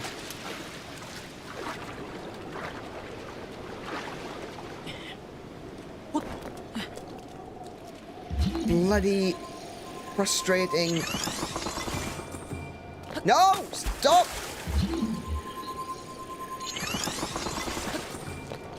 Oh my goodness. Please stop. Please stop or I'm gonna cry. Right.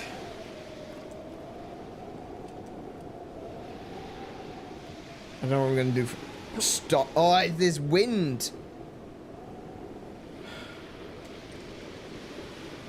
I guess the only thing I can do is throw and hope it goes further than that.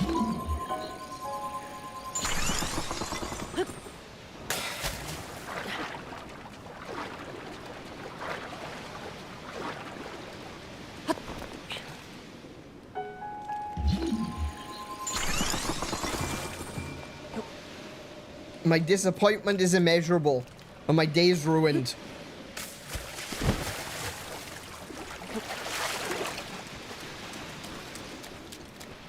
Good lord. Alright, we got another moblin. We got another moblin.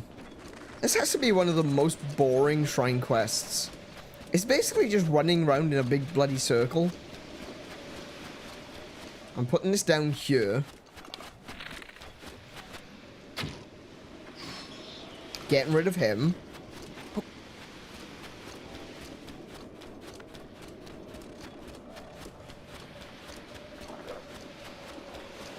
Oh, it's a black moblin. Oh, hi. It's a pretty useful weapon, to be fair. If the black moblin gets his hands on that club, I'm gonna be in trouble. So let's move a little bit closer.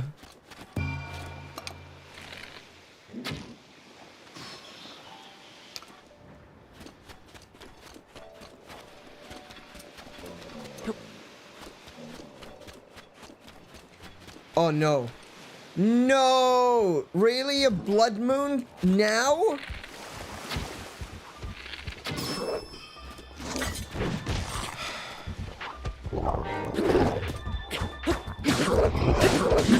Oh, yeah.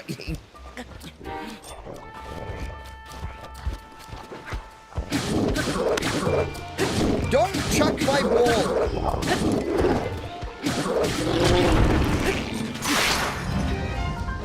Where'd my ball go? Where'd the ball go? Where'd the ball go?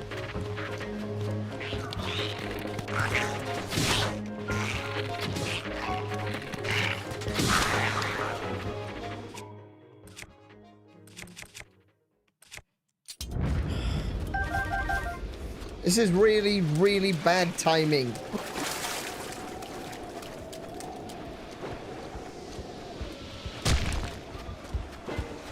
Leave me alone. I want to get far enough along so that I don't aggro the black moblin. Oh, stop it.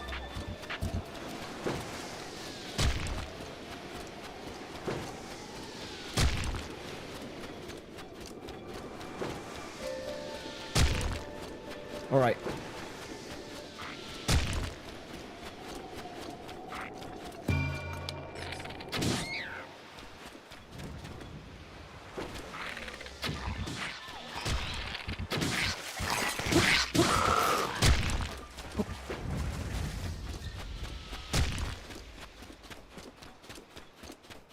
I'm practically there. I'm right there.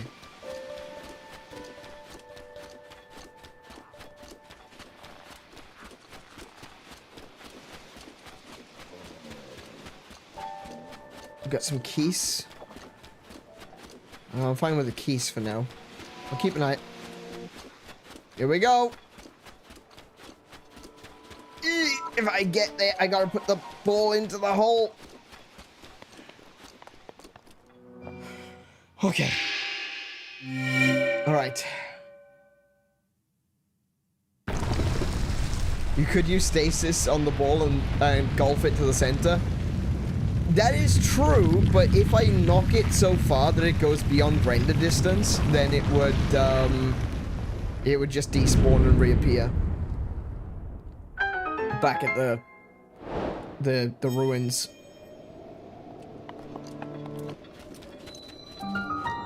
Okay, hang on.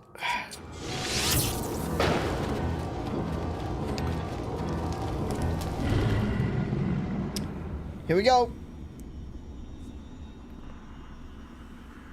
The blood moon rises once again. Yes, yes it does. Please be careful.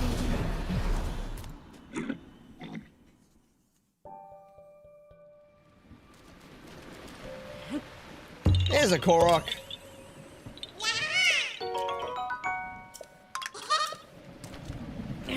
And all of the monsters are back. How wonderful! My favorite. Oh no. We'll use that one. I don't have a shield or a bow. That's a problem.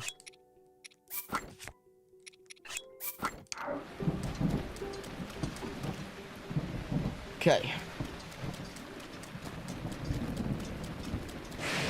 Let's just get this shrine done. And hopefully the rain will stop by the time we get back.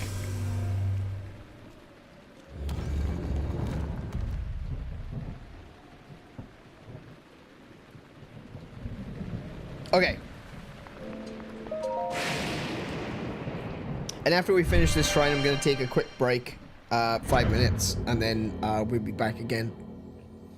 This is a really excellent time for me to say, if you've been enjoying this stream, please do leave a thumbs up. It really does help the channel. It helps get this stream recommended to more people, which means more people come and join us and chat and, you know, have fun together, and we can play this game together as a community, and, you know, that's one of the things I love about streaming. So please leave a thumbs up. If you haven't already, consider subscribing. And, you know, all those lovely things. Maybe if you're in a community that allows sharing of other people's channels and content, maybe consider sharing the channel as well. That'd be really, really helpful. We are currently in a process, or in a period, sorry, not in a process. We're currently in a period of growth, which is fantastic. And I'm looking forward to seeing where this goes. Hopefully we can hit 1,000 subscribers this year and you know, take things to the next level.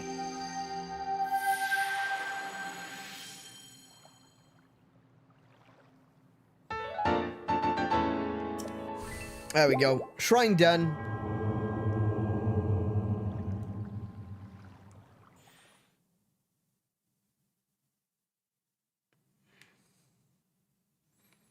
And we shall...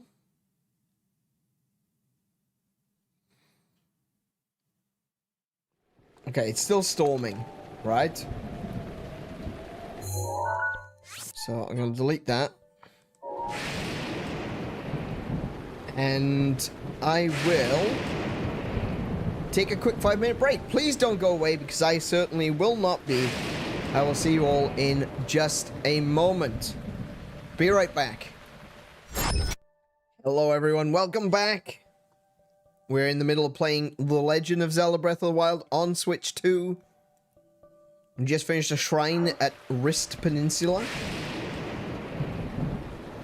And we're going to continue our little bit of exploration to try and see what else is in this area now. Where we're at right now, one easy way to go would be to go,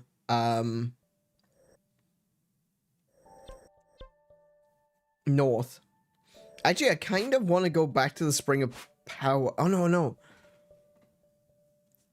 I don't have the piece of Dinral to bring back, so can't do that one just yet. There's a shrine up here somewhere, or at very least I could feel a the shrine sensor was going off when I was in this area. I don't know where the shrine is. I'm hoping it wouldn't be too difficult to find.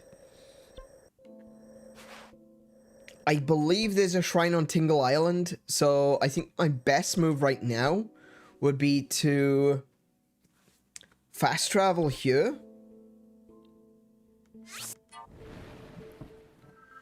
and see if I can get a way up onto those islands.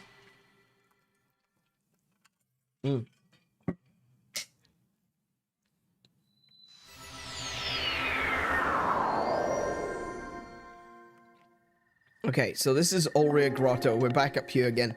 Let's see now. So...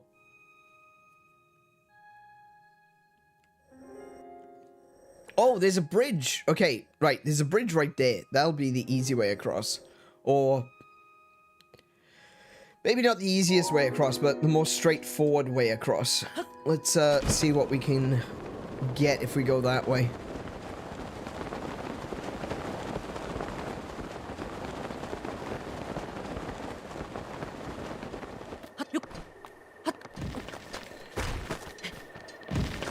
I don't have a bow on. I don't have a bow on.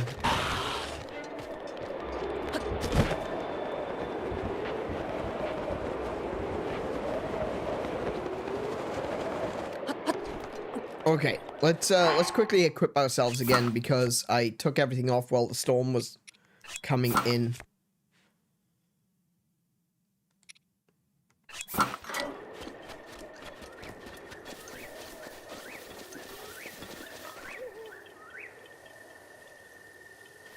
There's a Korok.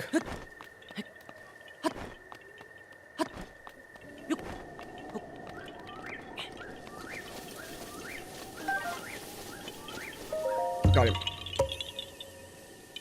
Hey, Hellfire, welcome to the stream. How you doing today, man?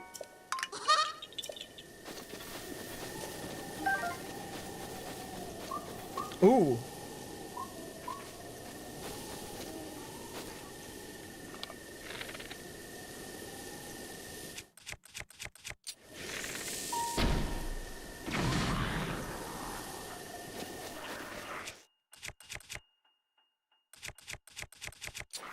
No, I won't go with ice arrows, actually.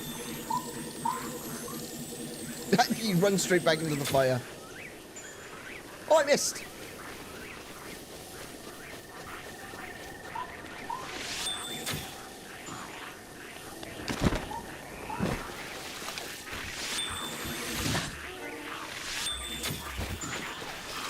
Right. That thins the horde.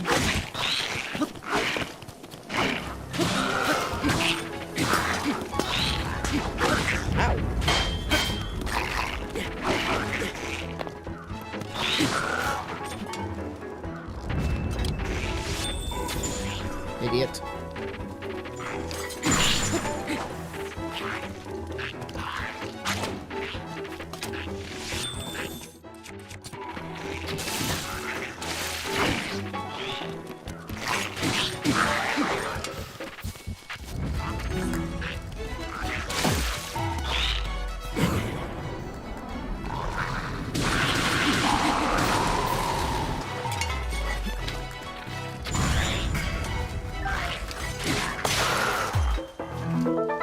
Alright.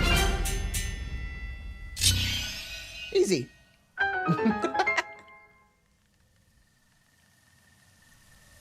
Who's the most annoying viewer? The guy we timed out last week. Oh.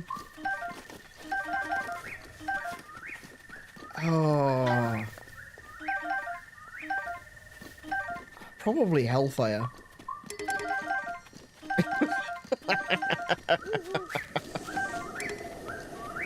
As a lot of Lizal shields. No, honestly, probably the most annoying streamer we have, viewer we ever had was a guy just after I first started. Oh, it's now it's GH. Now it's GH. For spamming hammers.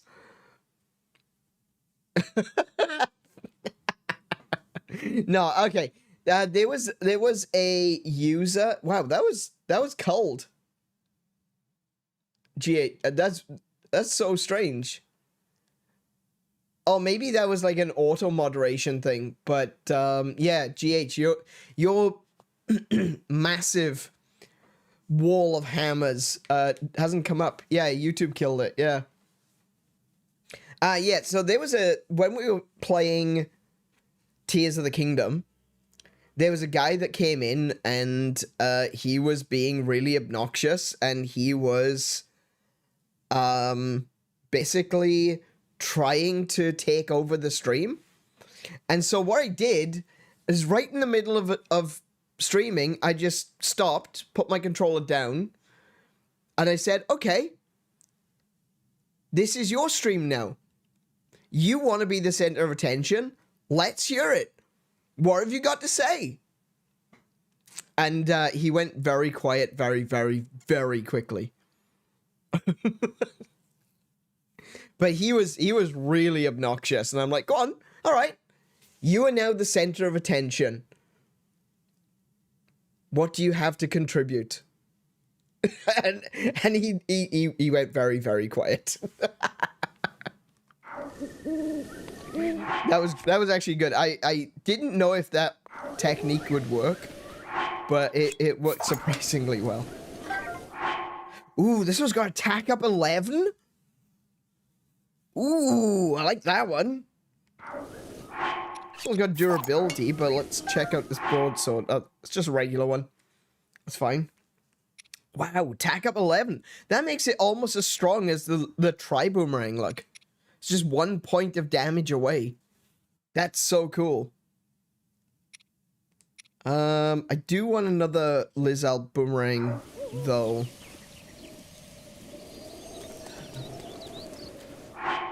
I don't really want to drop the hammer, but...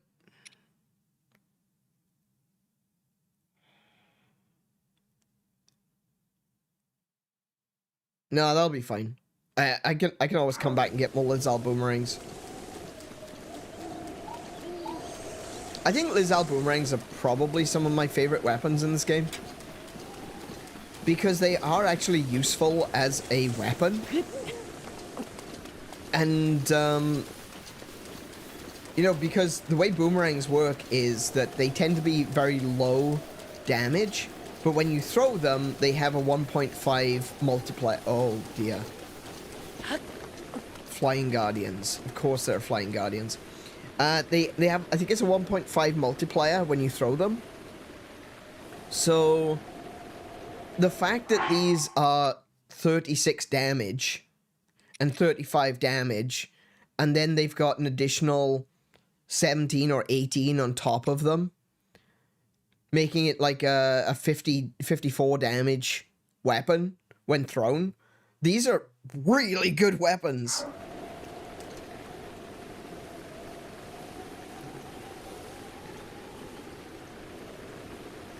Flying Guardians, you'll be fine. See, this is why Hellfire is annoying. It's not because he's not annoying because he's, you know, annoying or a bad person or anything like that. He's annoying because he thinks I can do things that I'm pretty sure I can't. He has way too much faith in me, and it makes me feel bad.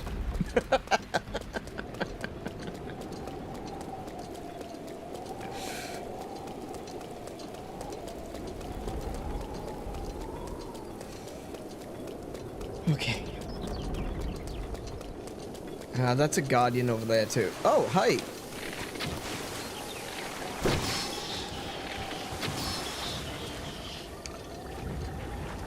Ooh, a hardy bass. Very cool. Oh wait, hang on. That's a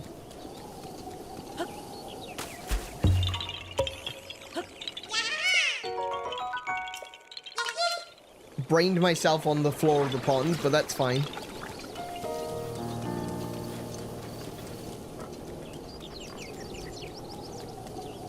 There's a pig. Well, okay, I see how it is. Trying to give you your hopes up, but never mind, I'll just sit in the corner. Oh no. No, Hellfire, it's okay, it's alright. Getting my hopes up. Oh no. Oh. Oh, hello. Okay, now what's that?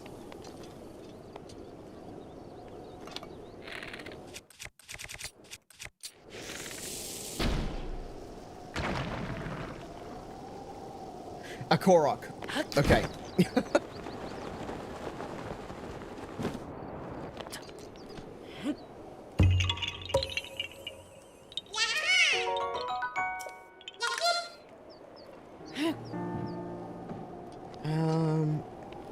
looks to be some mining. Did I drop the hammer? No, I kept the hammer.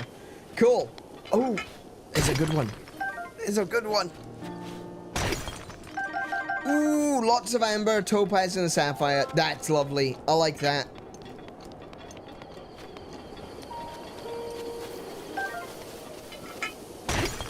And a rock salt. Cool. Okay, so I can use... Hang on, there's updrafts here. I can use these updrafts to... do diddly squat. So... These islands... You're probably looking at these islands and thinking to yourself, man, these are just a bunch of rocky outcrops. There's nothing special about these. They're just boring little rocky islands out in the middle of the water. They're a pain in the ass to get to. They're surrounded by flying guardians. This place can't be important. This place can't be special in any way. Well, you're wrong. This is actually a location from Zelda 2. I don't have the map to be able to show you. I should really get a map of Zelda 2 because there's so... radishes. So, let me... Actually, I could quickly grab a map. Let me grab a map. Zelda 2 map. So, if I go to this one looks good. Western Hyrule.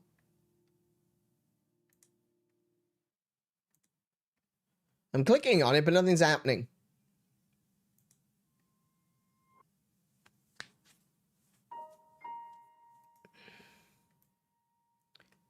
So if I save that image, give me just a second, and I will be back with you.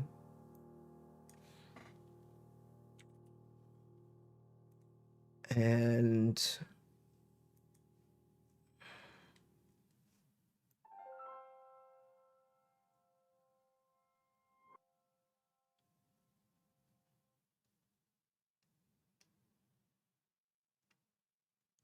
trying to find the actual name of the locations is pretty hard because it doesn't really have a name.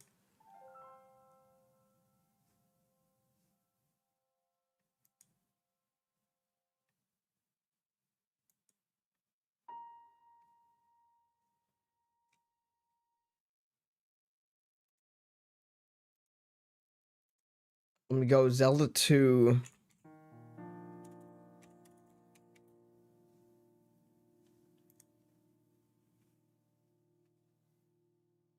Oh,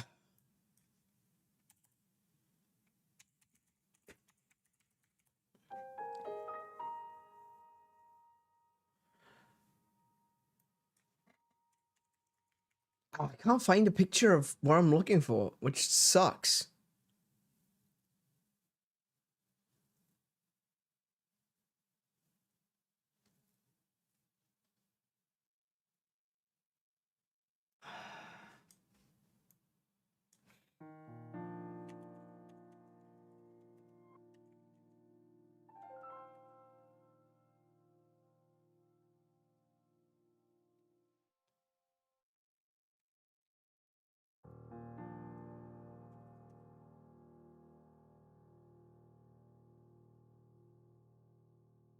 Oh, come on. I wish some of the locations in Zelda 2 would actually have some proper names. Like, there are a few places that have proper names, but this in particular doesn't.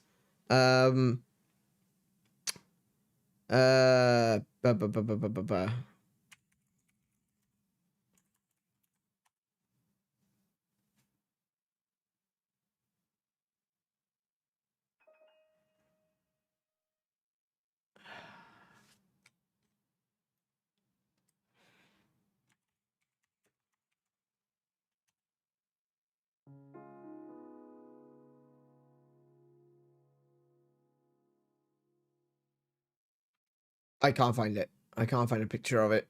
That's so annoying. Okay, well, it doesn't matter. I've got the map. Let me show you the map. Let me show you the map.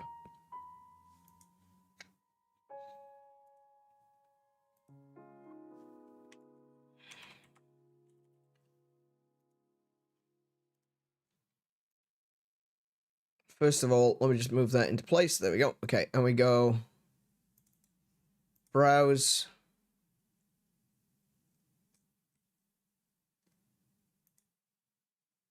Okay, so this is a map of Zelda 2. Specifically, what we're looking at is this area here. So this area here. As you go south through this area, you have to do a platforming section where you jump around from a series of gray pillars while there's bubbles rising up. If I could find a that's what I was trying to find a picture of, but it's so difficult to find pictures of like Zelda 2 stone pillars. But you need to do that to be able to get further south here. And along that route, like I said, you have to go through this platforming section of jumping across a series of stone pillars. And the stone pillars are basically islands. There's bubbles coming up from the ocean. And that is the same location as up here. Now, on that map, it says the Parappa Desert. Obviously, the Parappa Desert doesn't exist. But as you can see from the shape of Hyrule, the way it sticks out up here, which is a new addition, it's kind of like Parappa Desert. Obviously, it's not a desert, but still. And there's these islands here which are meant to represent the islands that you cross over in Zelda 2. And the funny thing about this is that you cross through these islands and you come south, and there's a location in a forest where you can get a heart container, right? When you look to this area, you got the Lodrum Headlands, which of course is like a forested area there. It's named after Holodrum, but you know. So it kind of fits. It kind of sits together quite nicely. Unfortunately, the only thing that's really different is like the town of Mido is south of there, and there's no place called Mido around here. Which would have been cool. It would be a nice addition if they'd added a place, maybe a town or a settlement named Mido, but they didn't. The more obvious reference with these islands, though, is the names. Tingle, Ankle, Knuckle, and Davdi. We all know who Tingle is, unfortunately. Ankle, Knuckle, and Davdi are Tingle's brothers. Oh, you encounter them in Wind Waker. So all of these are named after Tingle and his brothers. Good night. I'm going to go to sleep. Have a good sleep. No worries, Hellfire. Thank you so much for dropping by. We'll catch you a little bit later. You sleep well. And yeah, we see you soon. What else we got here? We got Kepora Pass. Interesting. Kepora. Kepora as in Kepora Gabora, the owl in Ocarina of Time. Wonder why this is Kepora Pass.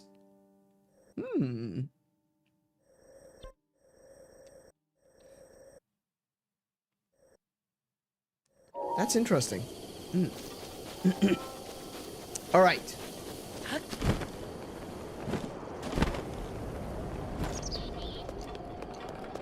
So, much like in Zelda 2, we are going to be hopping across these islands in search of our fortune. Interestingly, though, like in Zelda 2, you start from the top and you work your way south. With this one, you're working from the south and heading north. So, despite the fact that it is heavily referencing that that moment in Zelda 2, Oh, hello.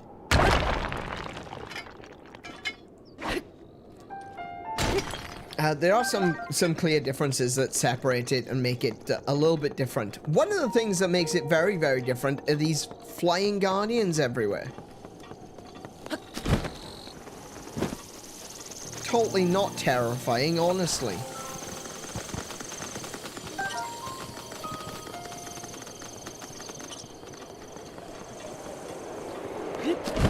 Oh, wait. Oh, crap. I may have oopsed. Where's the updraft gone? Oh, no. I lost the updraft. Hang on, there's an updraft over there. I can see it, I can see it, I can get to it, I can get to it.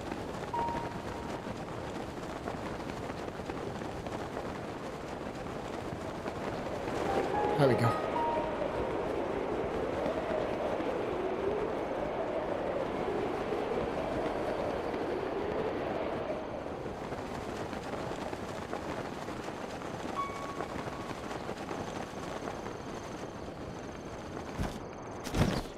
All right.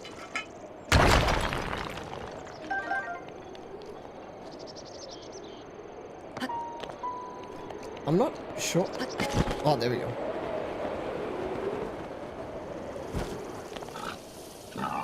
Don't you dare. Oh, there's something up there. It is a fern. And a couple of Hyrule herbs. Okay, that's fine. I like Hyrule herbs. Hyrule herbs is a really good ingredient to have. I did see Hyrule on the Zelda 2 map. Yeah, there's on the Zelda 2 map. Let me bring that back up a second. Yeah, it's the town of Hyrule.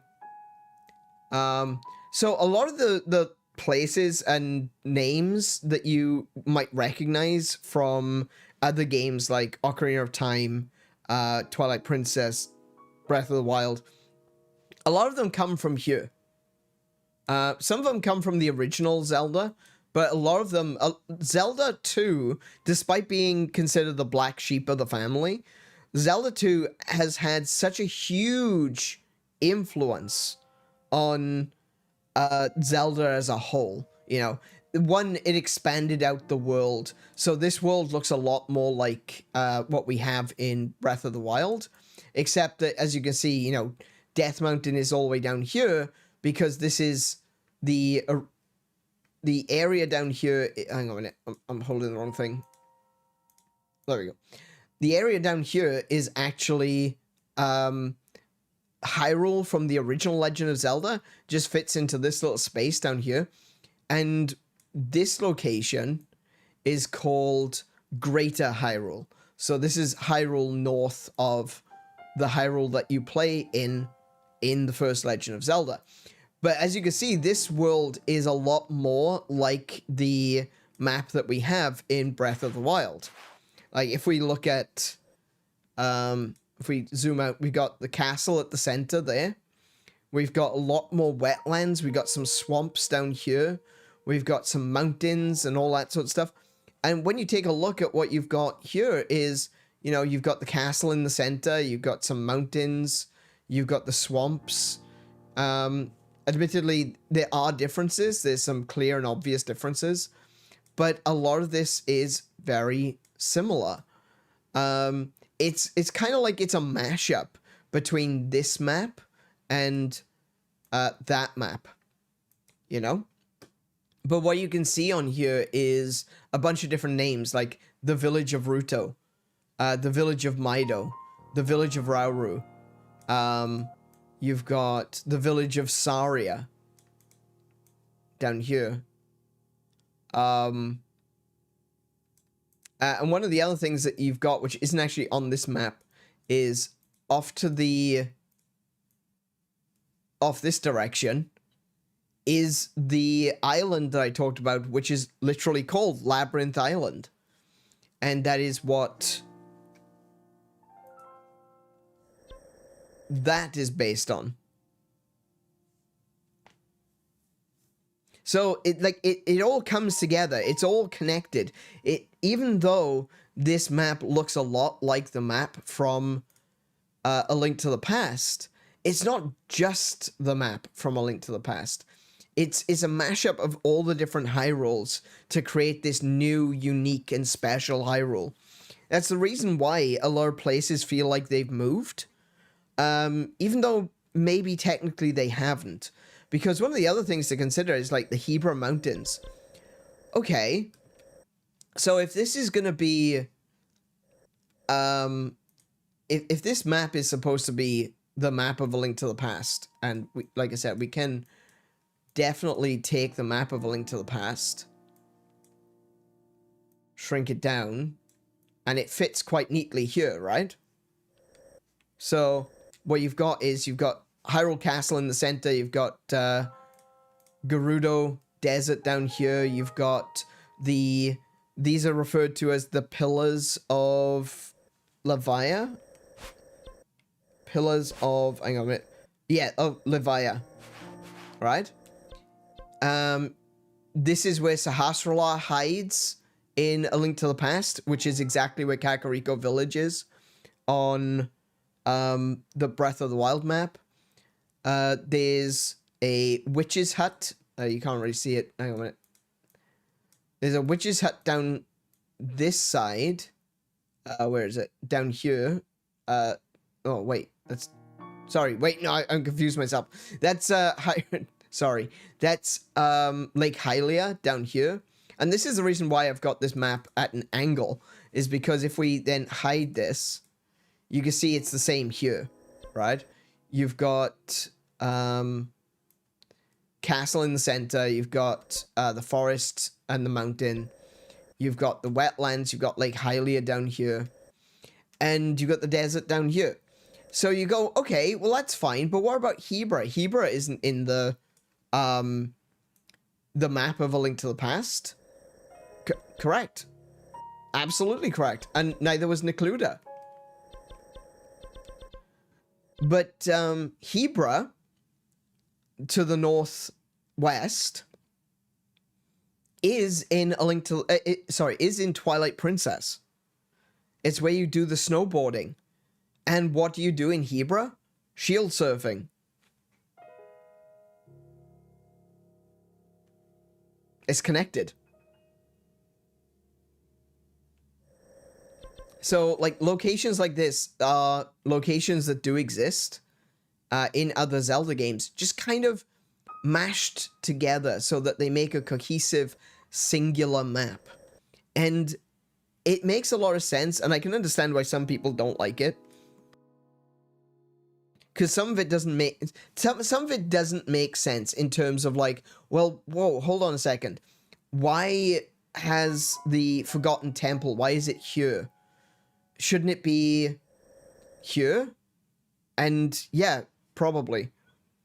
And you look at the things like the, you know, the shrines at Faron, the shrine at Akala, and the shrine on Mount Lanayru. And you're like, well, wait a second, those were in different places before. They were in different places in Skyward Sword. And yeah, you're right, they were. But this is like an amalgam map. It's a map that shows all of these different places, throughout the different eras of Legend of Zelda, and puts them together on a single map. Which I think that makes sense, because to a certain extent it will appeal to the most people. Everyone will see something that they recognize. I don't like where those are positioned at all.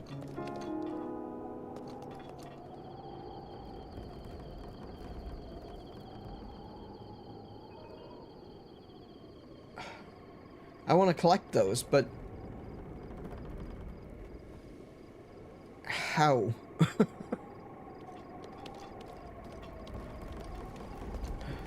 Next time, baby.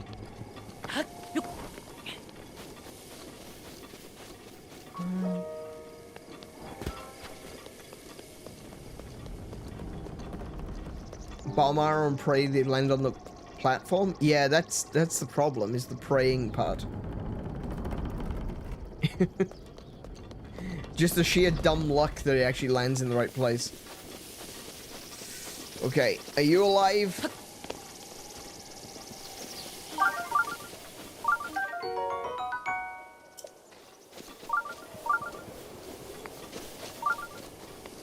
Apparently not. Okay, so I'm finally getting told that there's a shrine nearby. Yeah, it is definitely on Tingle Island. Okay. Let me just take a little browse around this island first. Just to make sure that I don't miss it.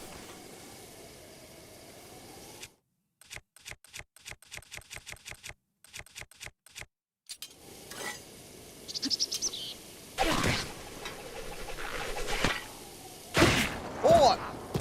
Ow.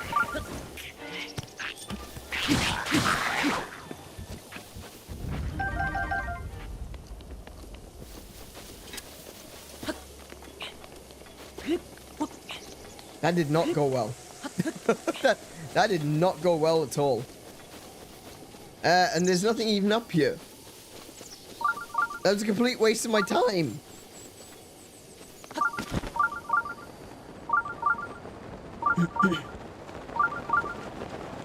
Okay, so I want to avoid these flying guardians if I can.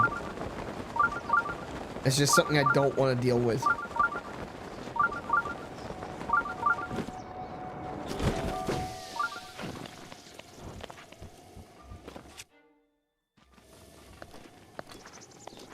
What are the wolves doing?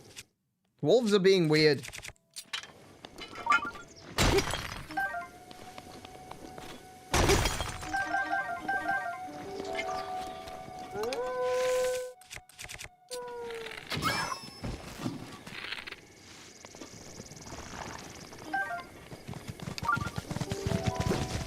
Up.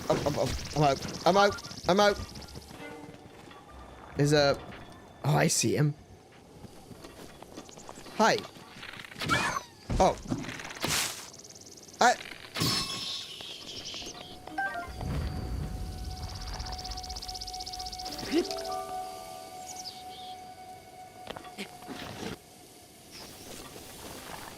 Oh, there's another one there.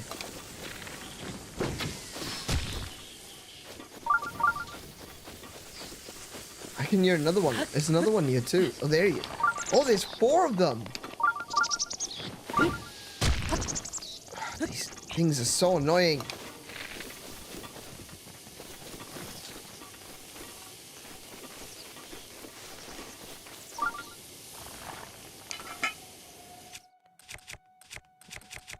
What was that?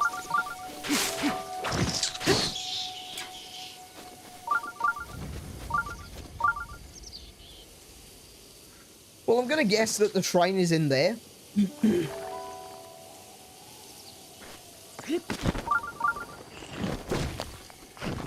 I'm honestly surprised that this isn't active.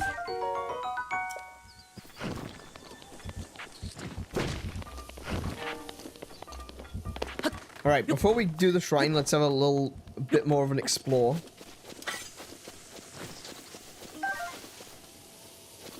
Which one of these is the...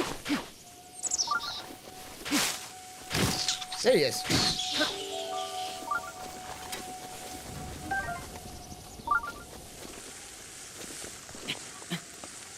There's another one up here.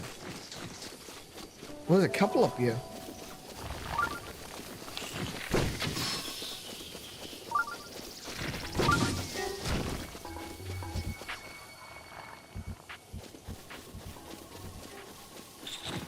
Oh, I didn't hit them. Oh, I think I must have hit the rock as he was shooting the rock at me.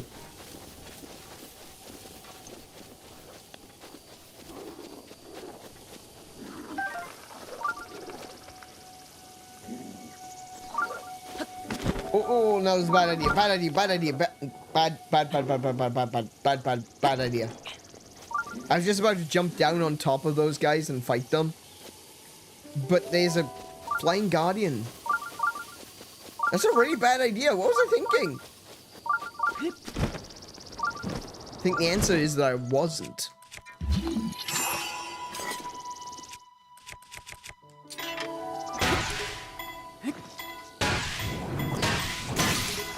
Oh! No! I needed that. What can I use? I don't want to use that. Oh, okay. Hopefully that'll be enough.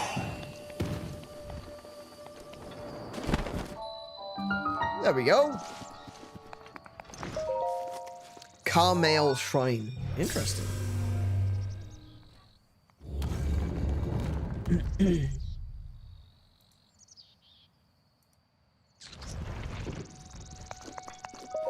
Oh, you can hear those horrible Octoroks.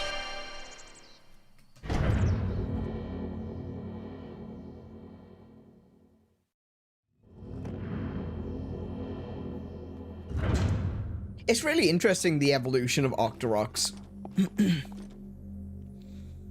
When you see them from the way that when they were first introduced in Zelda 1 to where they are today, there's been like there was a big shift in Octoroks.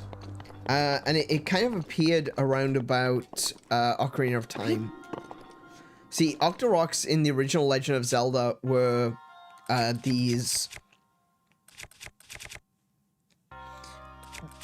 They were regular enemies, essentially. I'm trying to think of... There's no better way of really saying that, I don't think.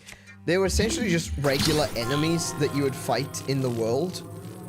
Just like you would fight anything else, like...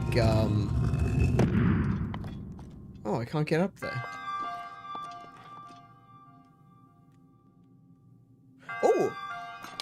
Yeah, they were just regular enemies in the world, like you would fight, you know, pretty much anything else. Oh, that didn't work. Okay.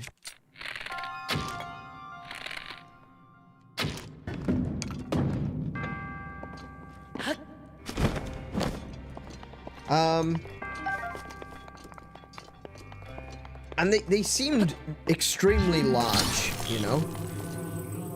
Wait, this isn't... Hold on a minute. Hold on a minute.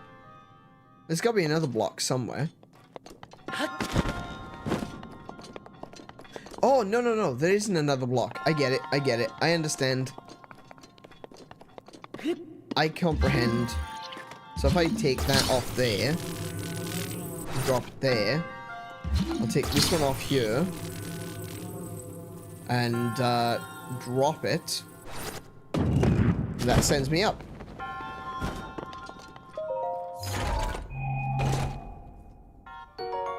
Ooh, diamond. Hey, Jean, welcome back. Yeah. So as I was saying, basically, oh, I hate that he just doesn't grab the edge. Link, grab the edge. So yeah, Octoroks were these were just these monsters that appeared in the world. They were quite large. They were bigger. They looked like they were bigger than Link. And oh, that actually dealt me damage. And you could get them in red. They would appear in blue, and you know, you'd fight them. They'd shoot rocks at you. And in Zelda 2, they were very much the same. They would move back and forth, and they would shoot rocks, and they had little teeth inside their suckers, and they were quite hideous looking. And then in A Link to the Past, it was the same. In the place that's called, in Breath of the Wild, it's called the Pillars of Levia. You could find Octoroks just scattering around, just running back and forth and firing rocks. And then something changed. This is the interesting thing. They completely changed in Ocarina of Time. Because for the first, well, maybe not necessarily exactly the first time, because I think there were some aquatic Octoroks in Zelda 2. But in Ocarina of Time, we saw exclusively water Octoroks. And the only place that you would find them are in the rivers around Hyrule. So something changed, just in the way, in the design paradigm of, damn it, in the design paradigm of the game, they decided Octoroks should be in the water.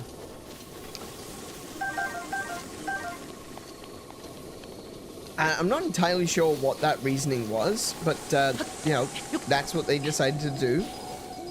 And thus, look out.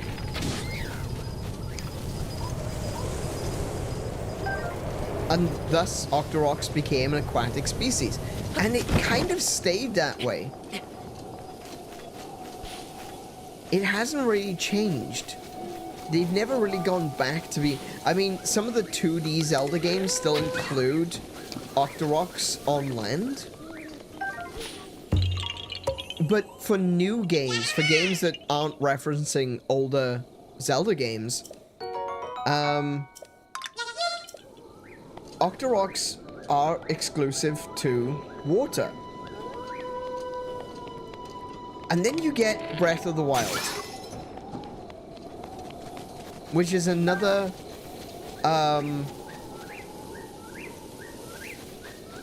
it's another thing entirely. It's its own thing. It's its own part of this discussion. And the Guardians in Breath of the Wild were designed based on the Octoroks from the original Legend of Zelda.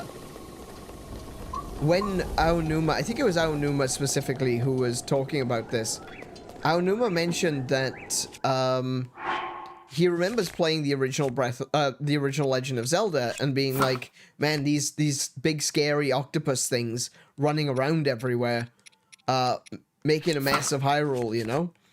And whoa.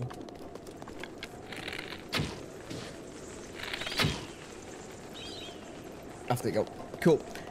Making a big old mess of Hyrule, and he wanted to bring back those monsters.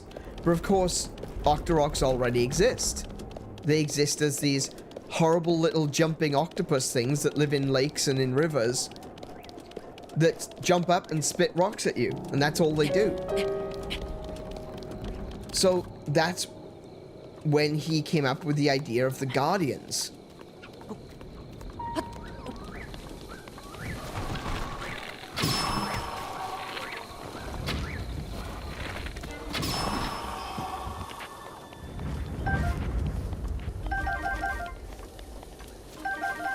So Breath of the Wild and Tears of the Kingdom, oh, not Tears of the Kingdom actually, but Breath of the Wild actually has two kinds of Octoroks. It has the Guardians, which are based on original Octoroks, and it has the modern Octoroks jumping up and spitting rocks at you from the rivers and occasionally from the dirt. I find the evolution of certain characters and monsters and things like that to be really interesting. Okay. Oh, come on!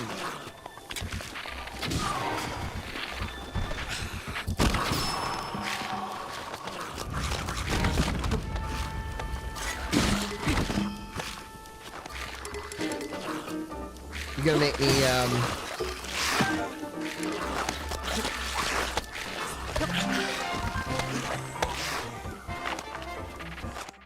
So look.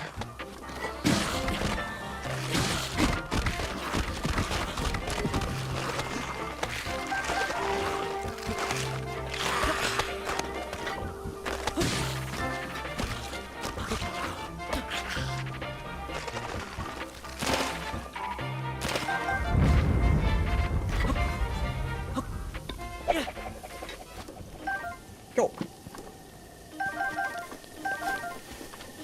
Well, I wasn't expecting the big moblin to jump up in the middle of the goblins, but yeah.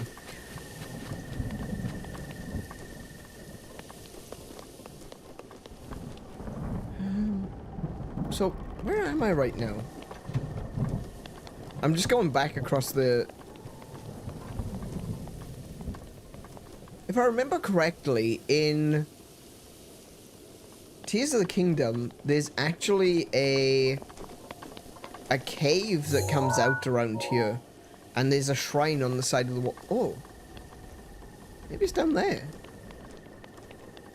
Yeah. So there's like this this little pathway down here. That leads to a cave in Breath of the Wild. Not in Tears of the Kingdom. Let's see what's down there now. I honestly don't know.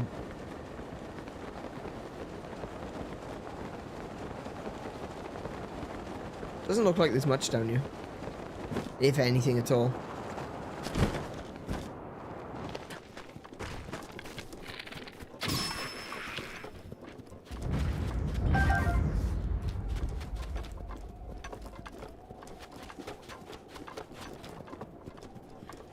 Who's the most annoying Breath of the... Why must we talk about annoying things? Let's talk about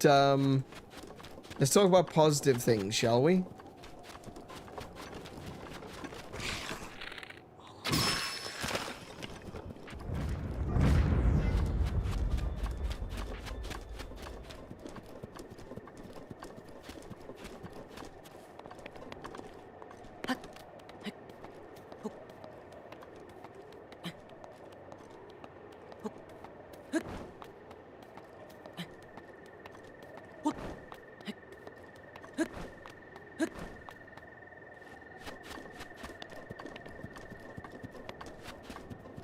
That's fine, Kiko. I've already said my piece.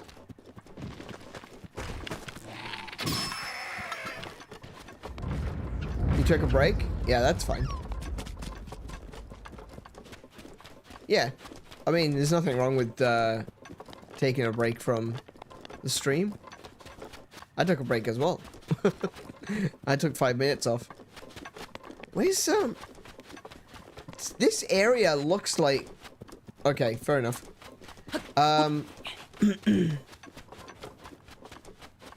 This area looks like, there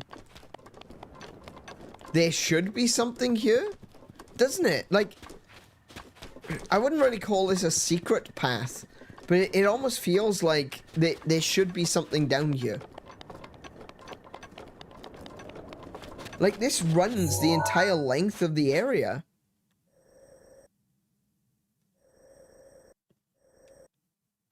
Yeah, all the way from here, all the way down to there. It would be strange if there was nothing here at all.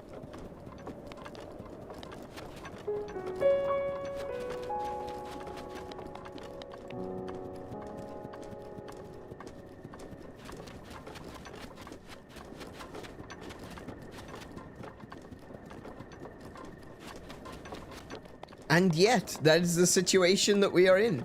There's literally nothing here. That's so weird. I don't think I've ever... okay.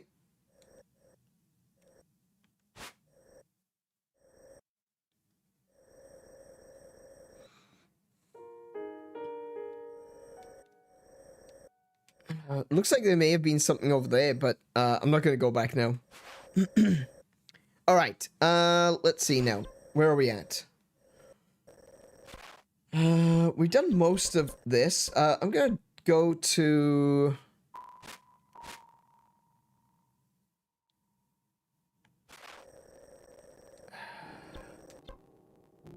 I'm gonna teleport up to here, grab George, and we can go back towards Eldin. And make our way up to the Gorons. I said that's what we would do. When I came back from my break, we would make our journey up to Goron City. And make our way towards Varudania. So that's what we'll do for the rest of the stream.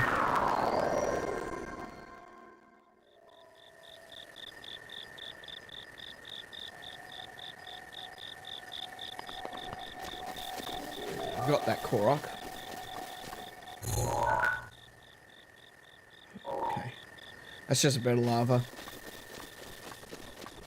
Just a bit of lava. Where's my horse? My horse is...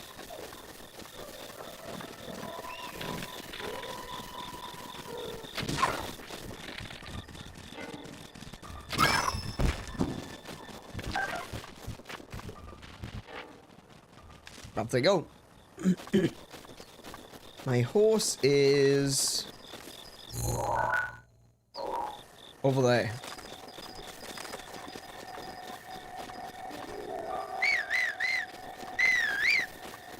Oh, wait, hold on. Hang on a second. Whoa, whoa, whoa, whoa, whoa, whoa, whoa, whoa, whoa. I found another set of 3 trees.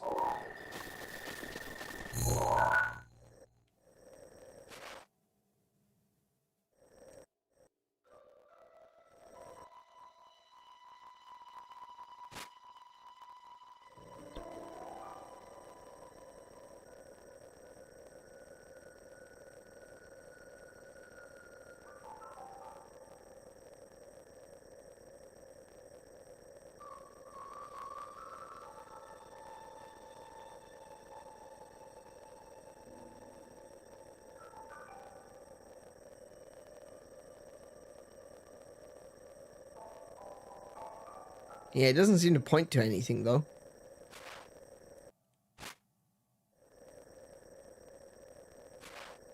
Okay. That's strange. Okay, so there's these 3 trees here, look. And if you follow them, it kind of goes to this area here. Right? So...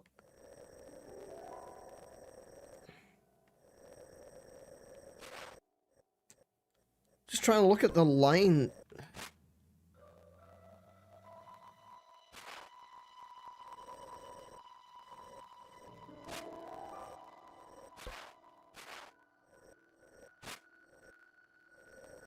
I think...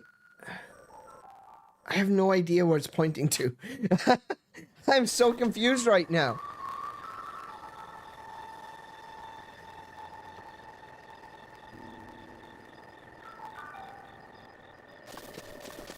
Oh no, he's back.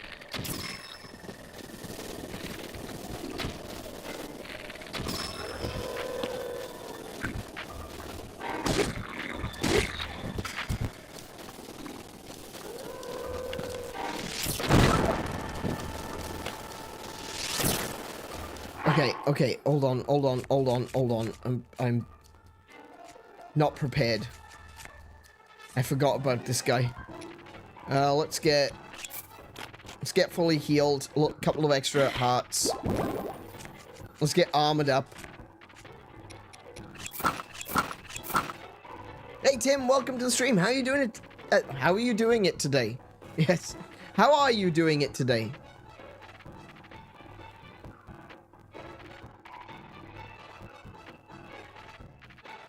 It's like the Microsoft spit sound. I don't know what you mean by that. Do you mean like... oh, make Link whistle? No, I'm not going to be doing that right now because I'm in the middle of a fight.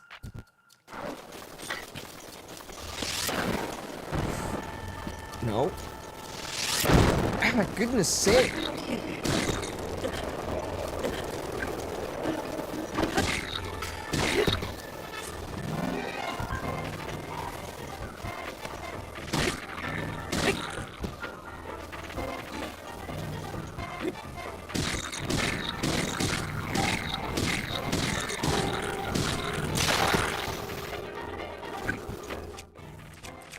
Oh, for goodness sake, will you die already?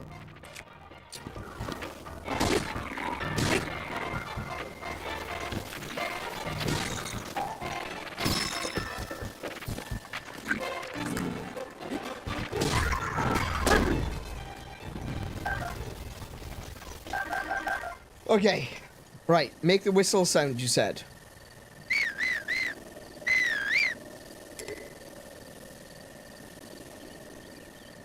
You can hear in the combat music? Sounds like there's water on the microphone.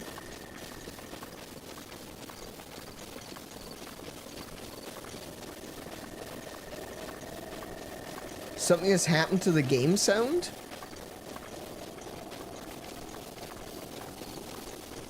Did the lane loosened? Maybe rephrase that for me.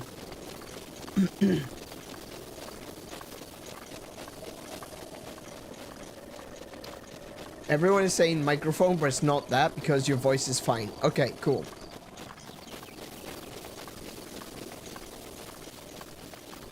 Alright, so it's not my microphone then. But the game is trilling?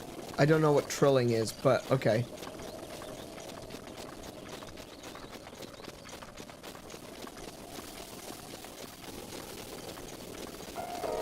But the sound is jittery. Okay.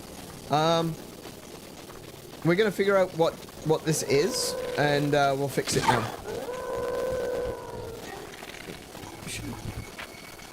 What kind of bow am I using? Let me just get to my horse, and then we can figure this out. Okay.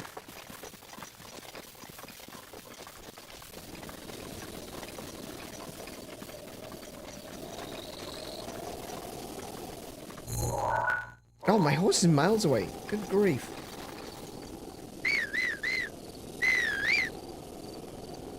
Like the wire's not connected? Alright. What I'll do is, I will just, mute my microphone for a second. I'll have Kiko come in here and help me out, and, we'll get this sorted.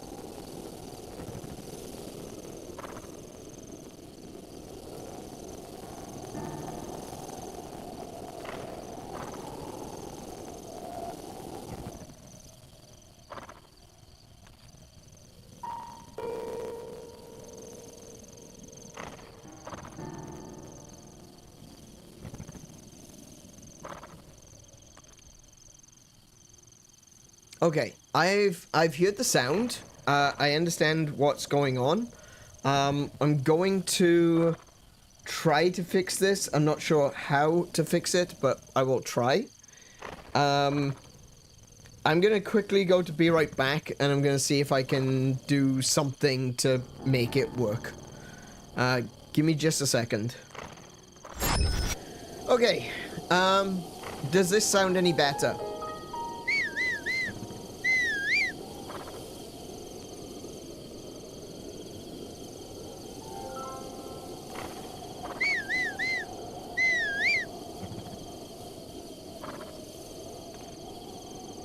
Brilliant.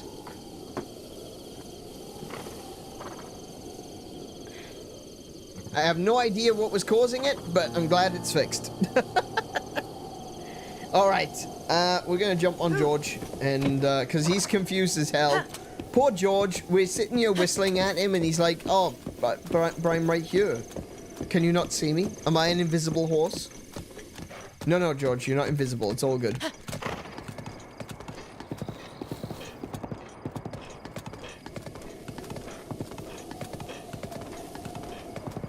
Yeah, so I did a few little things there just to try to get it to work. I undocked my Switch and I listened to it. Because this is the thing. I can't actually hear that sound distortion on my end at all.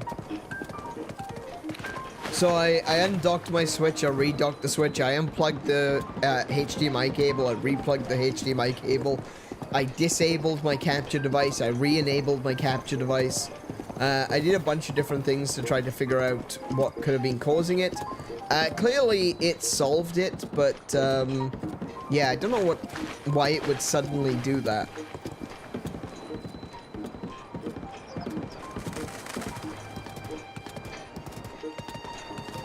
No idea either, but Jean noticed it first.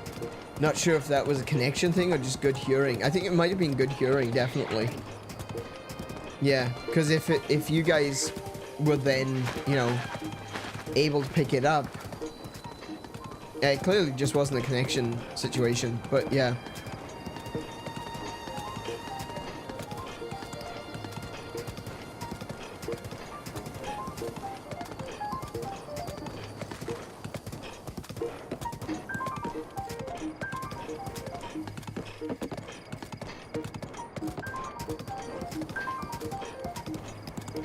I couldn't hear it until certain sounds like combat music and the whistle. Okay. I guess that, like, when there's a lot of sound, the more sound there is, the more likely you're gonna hear something like that, you know? So, yeah, thank you, John, for picking up on that.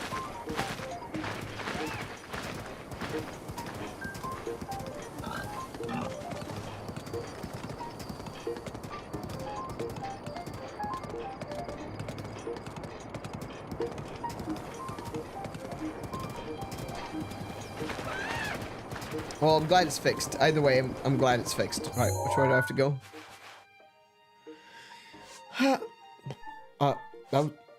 Didn't mean to press that. Okay, I can either go north from here, or we can go up to the woodland stable and go that way.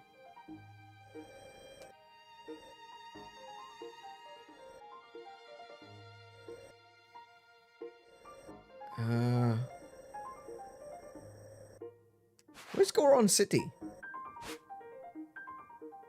Oh, I suppose I can't see it yet, can I? That's it there, isn't it? Yeah. Okay, so that's Goron City. It's just not marked as a city because I haven't been there yet. I'm just trying to think what's the quickest way to get to Goron City. I don't want to take my horse up here because he's gonna burn. I don't think I can take the horse up there. Hang on a minute. Whoa. What are you doing? Why wouldn't you turn? We'll go this way. I think this is the way to go. I can at very least drop off George at the stable here. Oh, there was a radish. Oh, no, it's fine. Lol. Oh, there's another white one.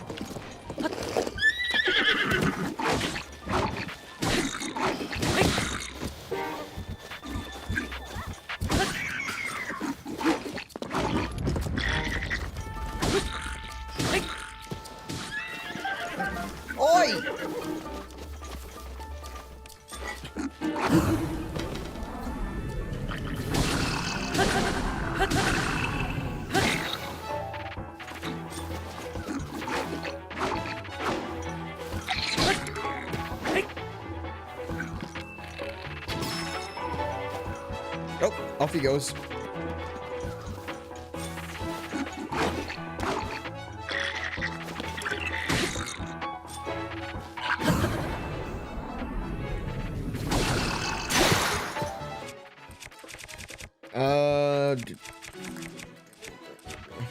Okay. Drop your weapon.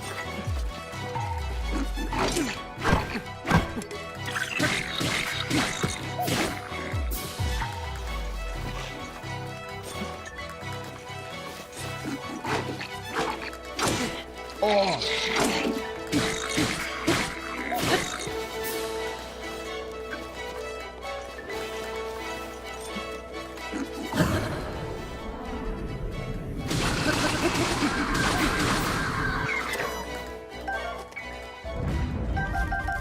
Nice. So the white ones, they drop gems, so that definitely worth fighting. Oh, there's Beetle. Sorry, Beetle. Oh my goodness, I knocked off Beetle. I'm sorry. How are you doing, mate? Hey, welcome. Wow. Oh, you appear to have a bladed rhino beetle. Beetle loves bladed rhino beetles. Would you consider giving it to me? You'll get something in return, of course. How about I give you this mighty elixir? Yeah, I suppose. My elixir is not as good as the food, in my opinion. Alright. Let's see. Do you have any arrows on you? Also, I'm really sorry for knocking you over just then. Yeah, take arrows. Take them all. Beetle forgives all trespasses for rhino beetles. Wow! You know what they say, all you need is love. Love of rhino beetles.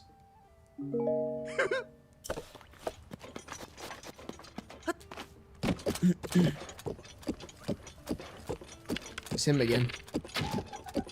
Oh, I missed! I missed that time.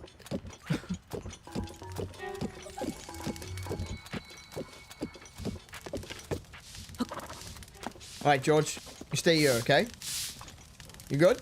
I'm gonna go up to the mountain. Yep. Excellent.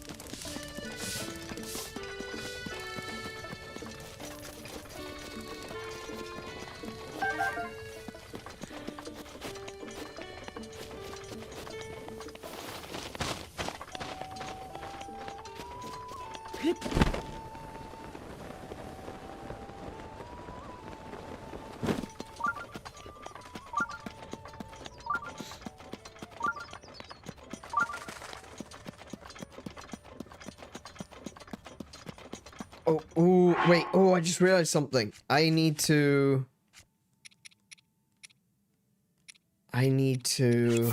get these. No, not the sign. The priorities, game. Priorities.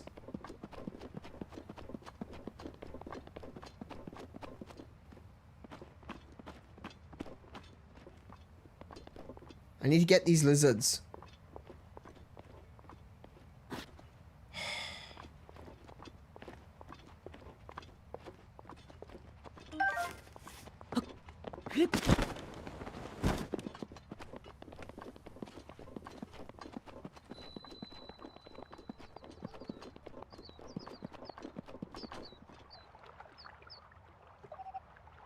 Commands like uptime?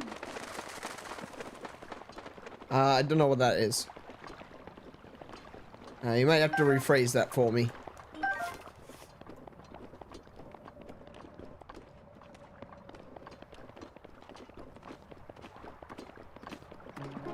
Lara may be moderator of the channel so I can monitor while I play games. Yeah. Oh, right. I don't know what... Still don't know what you mean, but, yeah, so... moderators are chosen by the channel owners.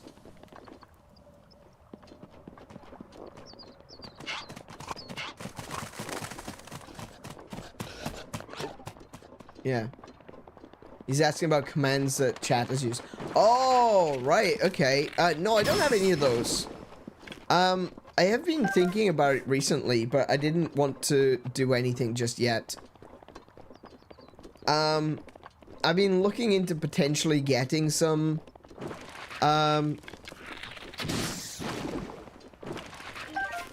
like a bot on the channel, but I don't really, I don't think I really need it, to be honest.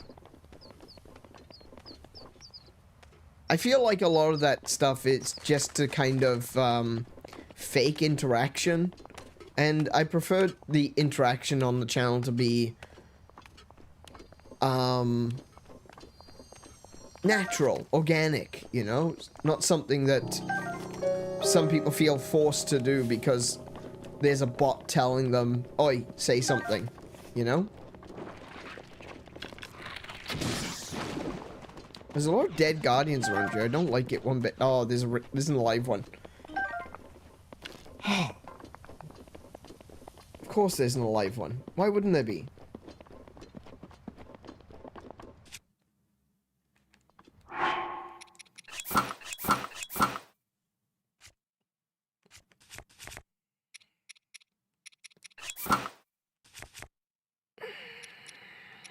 Stick with that one. Hello. Hello. I'd like to talk to you about your car insurance. Oh my god, I got distracted by the moblins. Are you for real?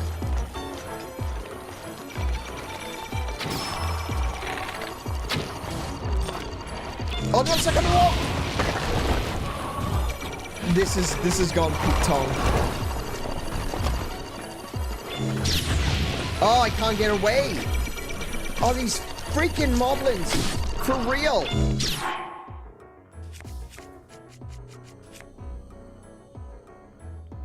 Completely messed me up. Oh, this is insane.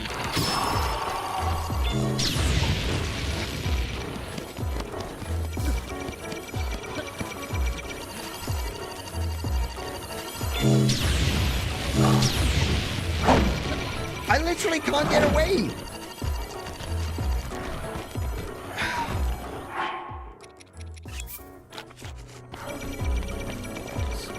Go away.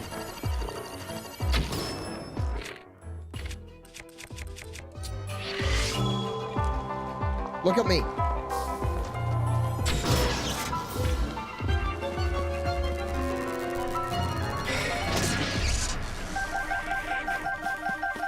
Oh, a waste of an arrow.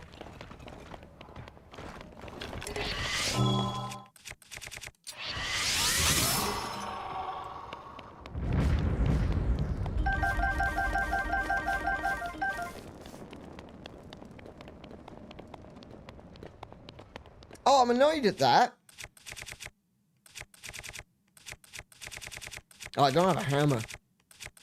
I have to use a... Oh, I don't want to use a club. It's not going to break the box. They're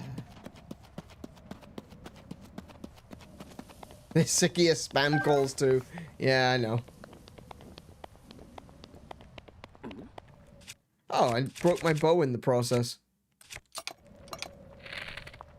Okay. Alright. That was annoying. That was really annoying. If you parry when he fire, you will attack. No, I know how to parry. The problem was that I couldn't parry because I had moblins attacking me while I was standing still.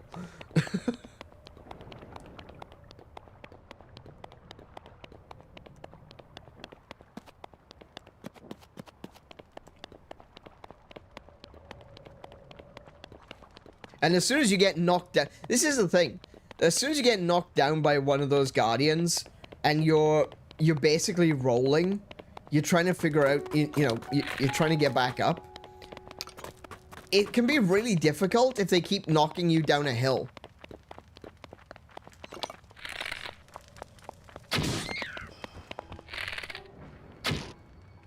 Missed.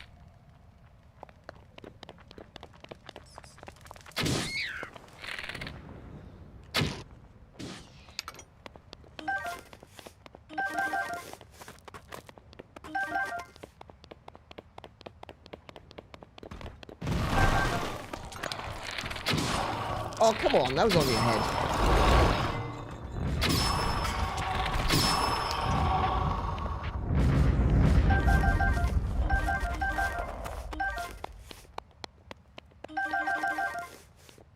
Usually there are lots of hammers on the way up to Golden City. Yeah, I haven't seen one yet. There was one at the stable and I wish I'd picked it up. But, I haven't seen one yet. Oh, there's a bow there. Is that a good bow? It's a knight's bow. Yeah, I'll take that. It's not as good as the one I've got, but, maybe I don't want to waste the one that I've got. Let's stick with the knight's bow. There's Cass? Where's Cass?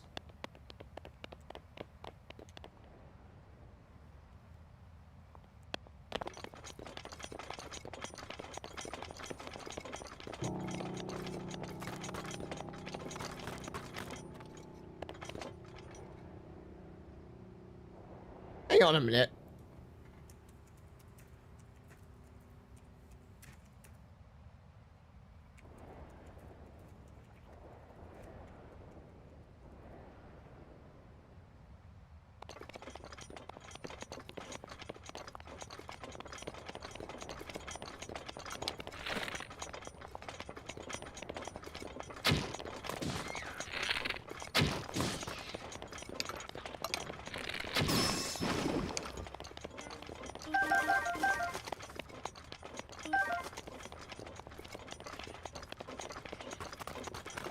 I think Tim might be behind us.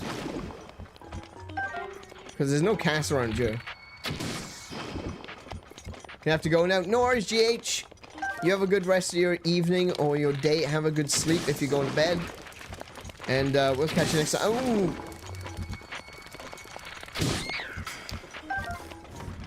We'll catch you next time.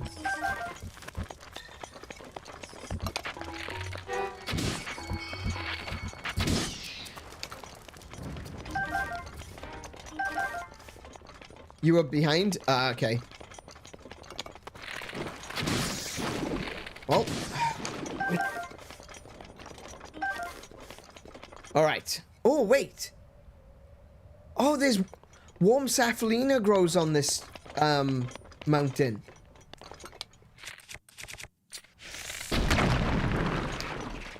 Oh, that wasn't what I wanted. That's not what I wanted at all.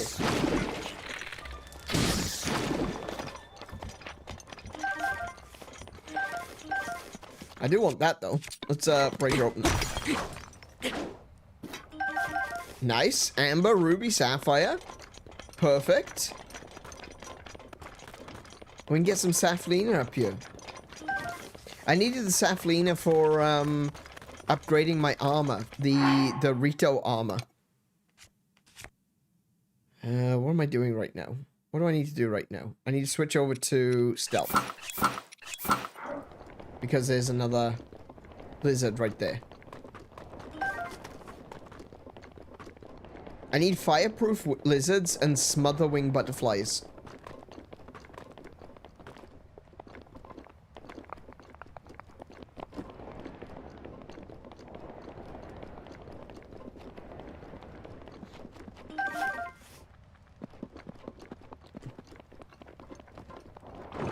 Oh, ayo, ayo. Hang on a minute. One of the other things, it's possible that,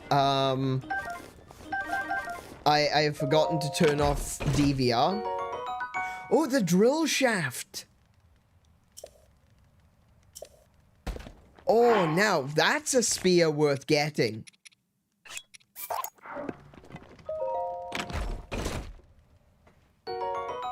So the drill shaft is the spear equivalent of the hammers. They can break pretty much anything in terms of like boxes and crates and mining nodes. It can do it in a single hit.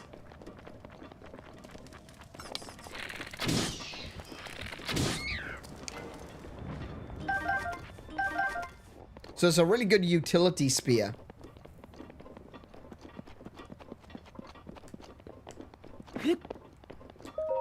Death Mountain Marker 2, Gorons at your head. Heat level, okay. Non-Gorons use extreme caution. Okay. Oh, you could have built a staircase here. Ooh, right, okay. No, it's not okay. It's not okay at all. Do I have fireproof? I do. I'll take that one. One level of fireproof. Okay.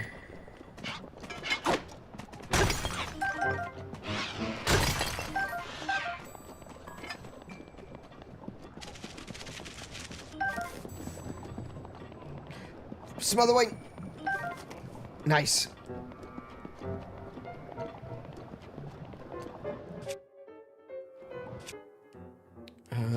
We're going to equip... I guess we could equip the Master Sword. Master Sword is empowered around Guardians, so...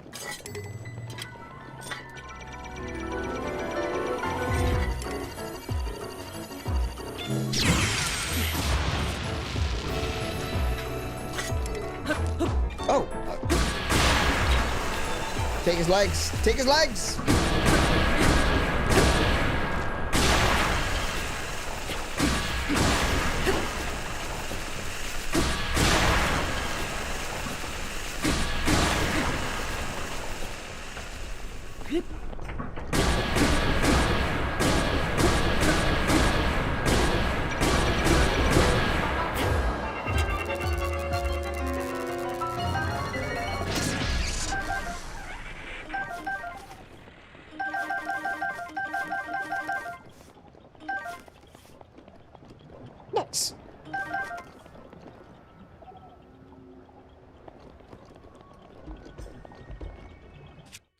birds. Hot feather pigeons. It's amazing that they can live up here. They're really... Oh! Oh, they make a very pretty noise too.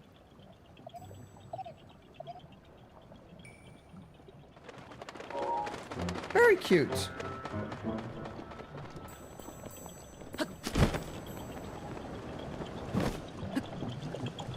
I like pigeons.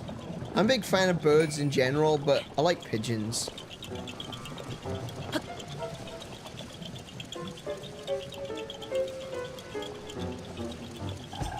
Oh, I see.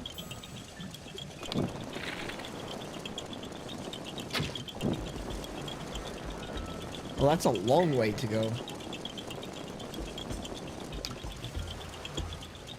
Hang on. That is quite the shot.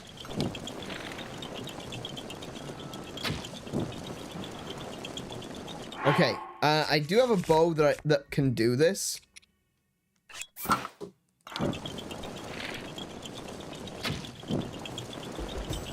That's pretty far. Oh, so close. Over the top. Brilliant.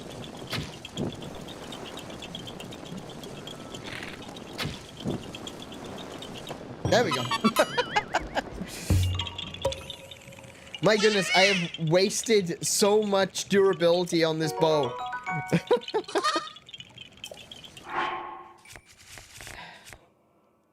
Let's unequip that now and go back to this one.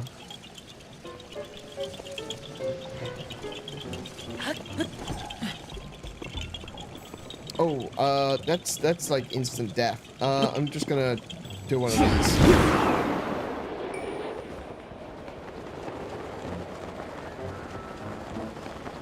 Okay.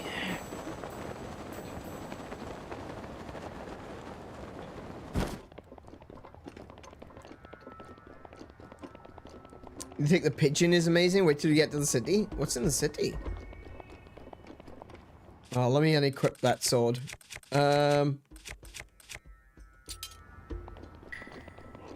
Sup? Oh, I forgot you could do that.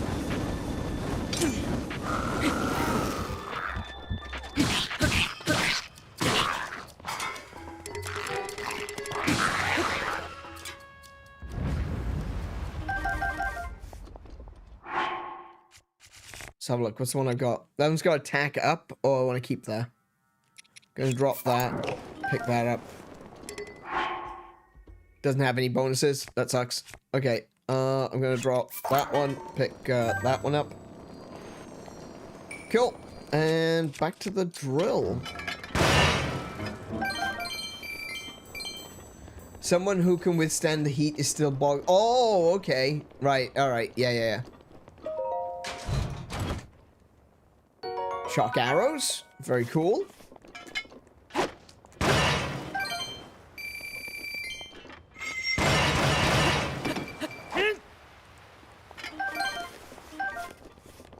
Give me rupees. Give me the rupees.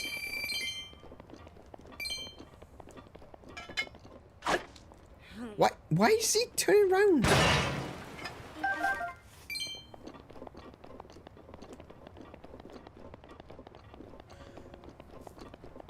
Let's have a look.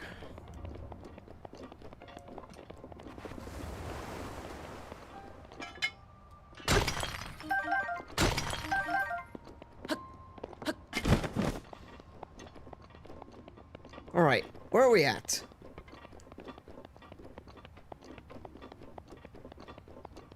How far till Goron City?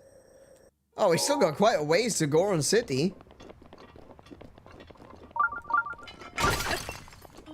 There is a sound of a...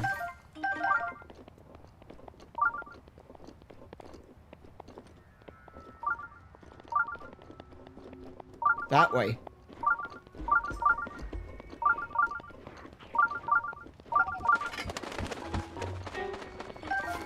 My lizard. I'm collecting lizards. Is a shrine here?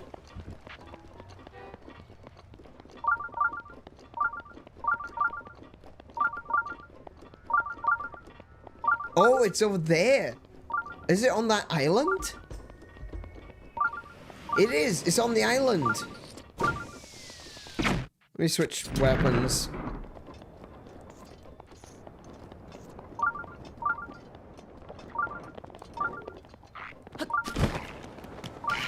Hey, where you going? Come back. I got a weapon for you.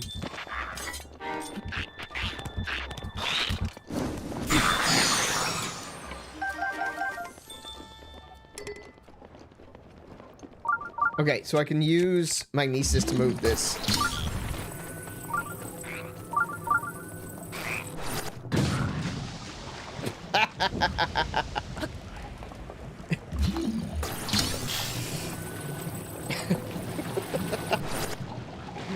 That was mean. That was a bit cruel of me. I know. I suck. Ooh. Ooh. Okay.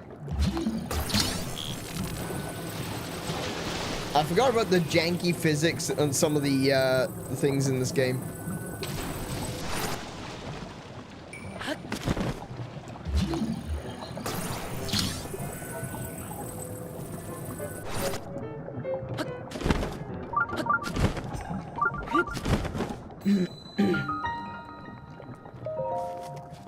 What's our time zone? Our time zone is Australian Eastern Standard Time. You can see the time zone as well as our current time at the top of the screen. Top right of the screen is the clock and current date.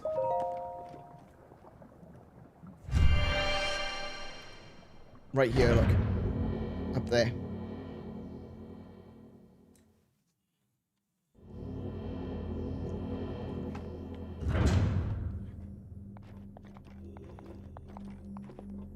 Ooh, okay. Another balancing, or weight distribution trial. A balanced approach, it's called. Okay.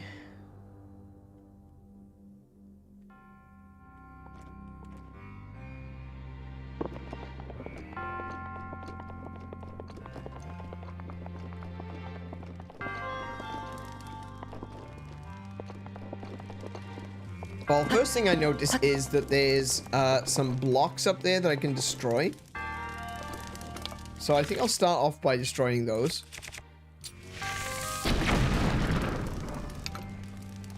There's a couple of barrels. Oh, wait, I destroyed one of the barrels by accident. And it's slowly rising up. Okay.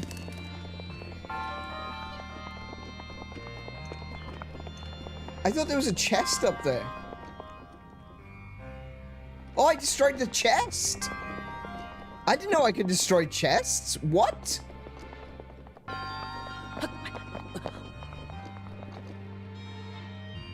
Now I'm worried.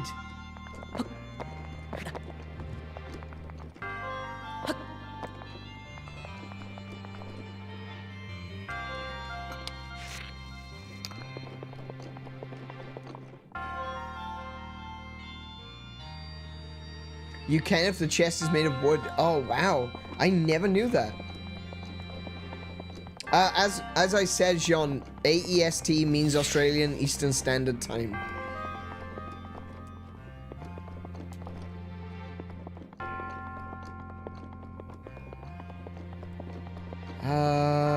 I don't know. I don't know what to do next.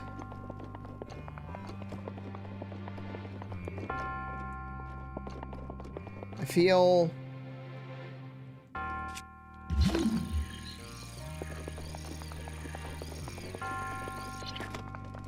I need a key to get the metal blocks out.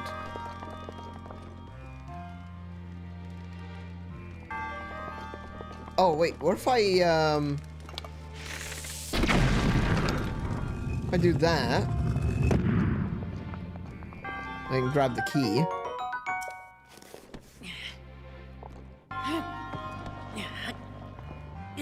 Get rid of those. Cool. Alright. I think I was overthinking that. I'm pretty sure I was overthinking that. I was just looking at it as though, well, how the heck do I... Okay, how the heck do I get over there?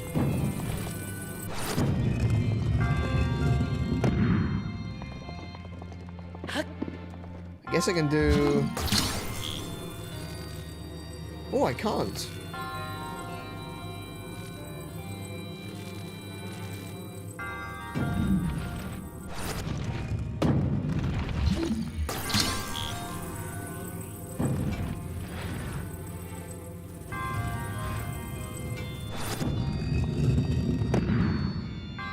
Okay.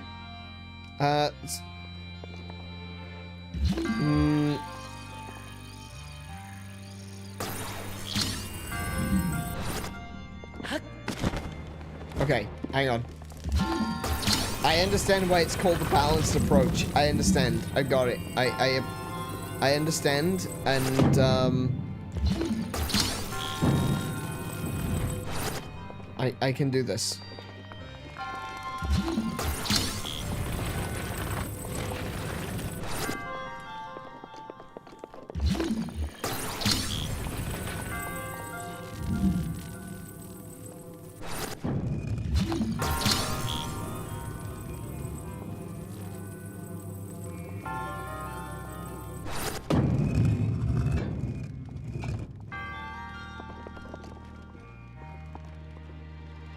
Actually, I don't need that up there right now.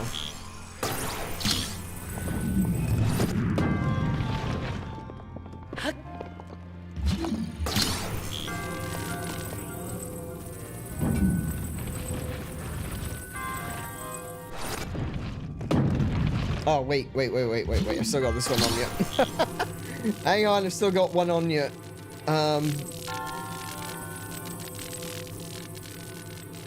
Okay, let's try that again.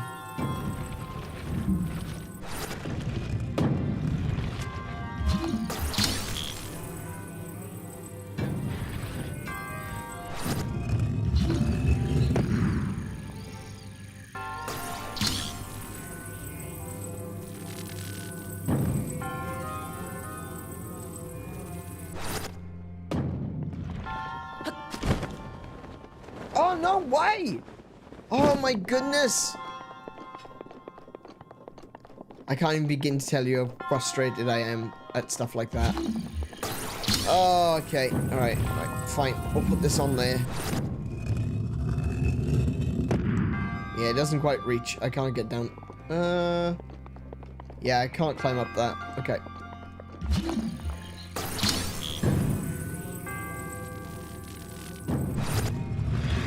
Oh.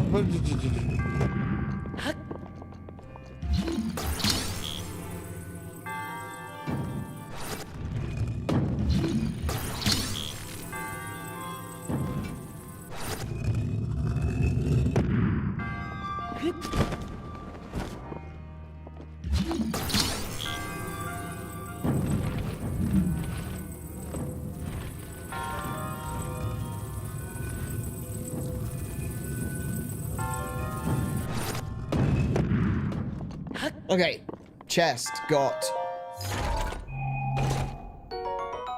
Royal Claymore. Oh,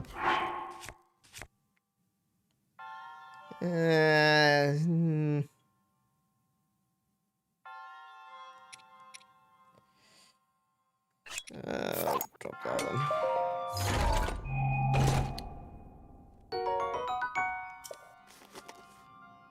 Okay. All right.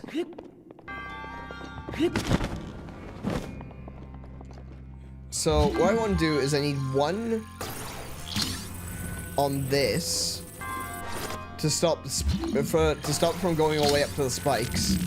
I need one here, and I need the second one here to weigh it down. That's gonna hit me. Actually, let's start by getting on the correct one.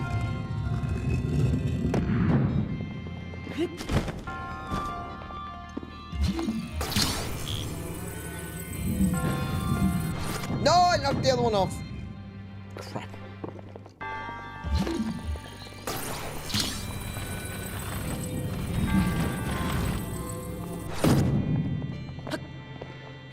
Oh, come on. Look at this nonsense.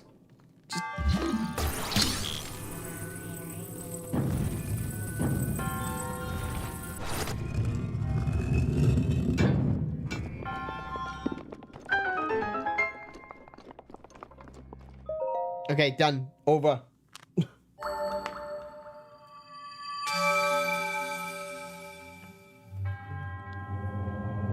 No, it's not even necessarily that the puzzle itself is finicky. I don't have a problem with the physics puzzles, the weight puzzles, stuff like that. What I've got a problem with is Link being unable to climb walls shouldn't mean that Link cannot grab edges. That is the complaint that I've had throughout the entirety of this replay. There's two things that bother me about this game in such a way that it is actually makes it frustrating to play. One is the rain. The fact that there is absolutely no way to mitigate the rain except to go into a stable, because you can't rest at a fireplace if it's raining, you know?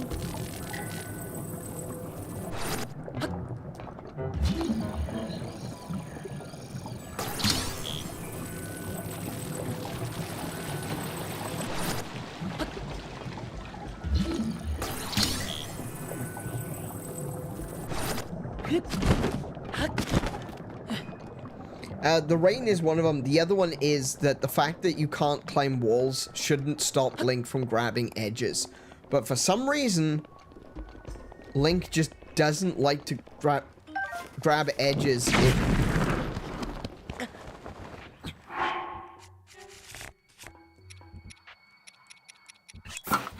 I had bomb arrows.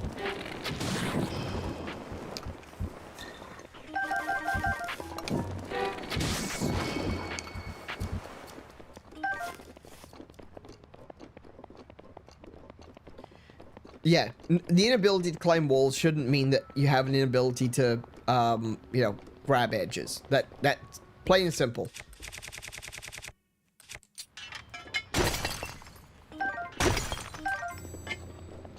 Okay, so there is one thing that the drill shaft doesn't have a bonus against, and unfortunately I'm looking at it.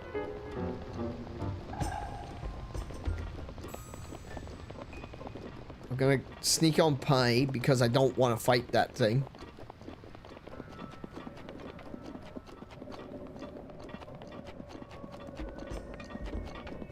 I'm mostly fine with Taluses, but I'm fine with Taluses when I've got bomb arrows. I don't currently have bomb arrows.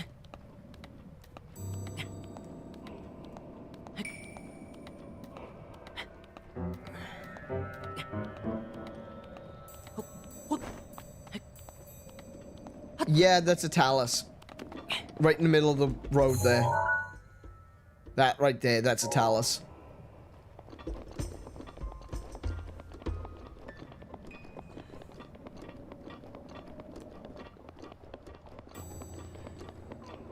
Oh, look at that. There's a cave over there.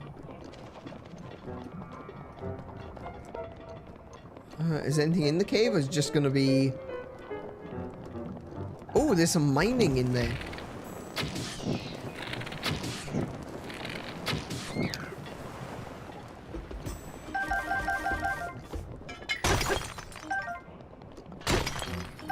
Got topaz, nice. So there was another funny thing, right? In an interview, with Shigeru Miyamoto and Aonuma, they were talking about climbing walls, and the reason that auto jumping was removed from Zelda and they give you a jump button, and the reason they said is it's a lot more cool. It feels a lot more Like, it's a cooler experience if you're actually jumping from space to space to location to location. If you're doing it yourself, not just like pressing forward and letting Link jump on his own. There was a time where auto jumping was necessary, but that time has long since passed. And one of the reasons as well was they were saying that it's a completely different feeling to run up to the wall and then jump to climb on the wall. Why did they remove that?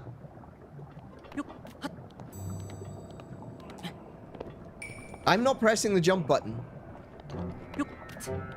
Why did they re-add the auto jump for climbing?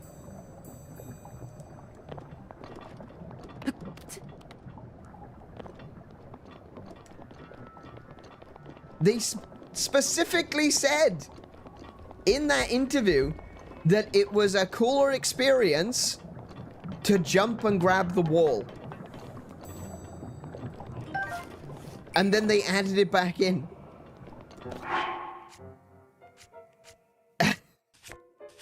Why? Why did you do that?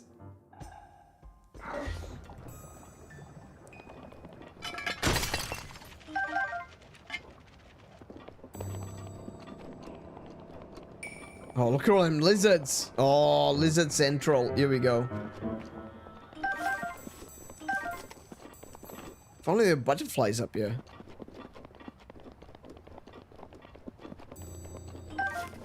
Because I think some of the biggest issues I've had while playing Breath of the Wild and Tears of the Kingdom is fighting in a confined area and then accidentally running up to a wall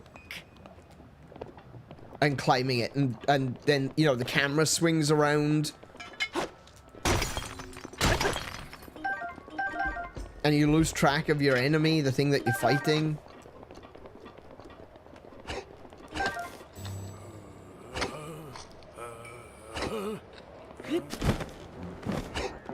All right, let's have a little chit chat with folks. Okay. Hey there, what's up? Why is my older brother Grayson always complaining about stuff? I don't know. But why? Why don't you know? I don't know your brother? If you're a grown-up, you should always say the truth. I mean, that's true, I guess. Dig. Faster. Dig. Diggy, diggy hole. Diggy, diggy hole. I am a Goron, I'm digging a hole. Diggy, diggy hole. Digging a hole. Come on, I want a break. What is it? And you are? I'm Grayson. I'm a digger here, as you can see. I dig and I dig.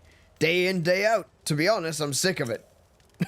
I feel like maybe I'm not meant to toil away in obscurity like this. If you know of another job I can do that would make good use of my strength, let me know, will ya? Yeah, I know. I know to remember Grayson. That's fine. No, I don't want to sit by the fire, actually. I want to make another potion because...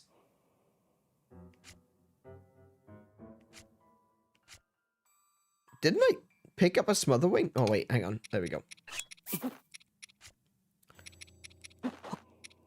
And a... I do have a Feroche part. I could stick a Feroche part in there.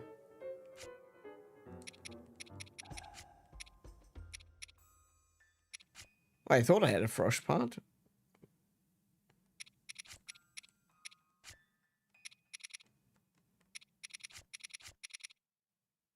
Wait, what? Am I blind?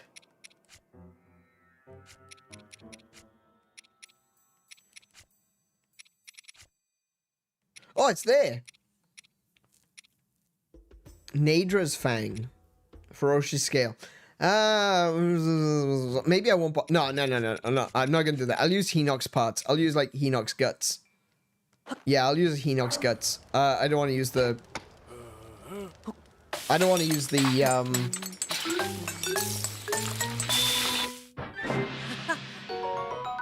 18 minutes. Perfect. That's what I'm looking for right there. I'll wait until this one's need to run out, but there we go. No quests up here.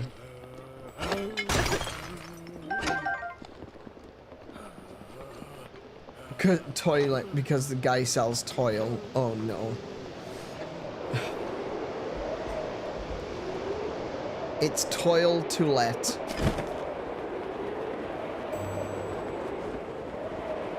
Right. What's going on up here? I can see some glowstone.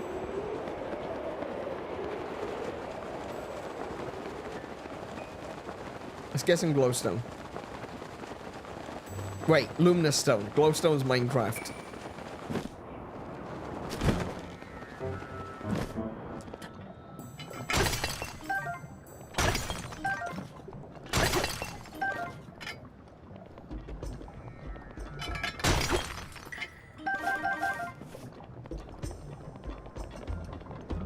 Okay. Wait, where was I? Up there? Oh, I missed him. I missed him. I don't think I'm gonna need any more. When I get to the top, I'm gonna use that potion, and I think, I'm pretty much done. Oh, whoa, okay. I don't think I'm gonna need, any more than this one potion. Oh, wait, no, it's the wrong one. This one potion. If it takes me 20 minutes to get to Goron City, I'm doing something very, very wrong.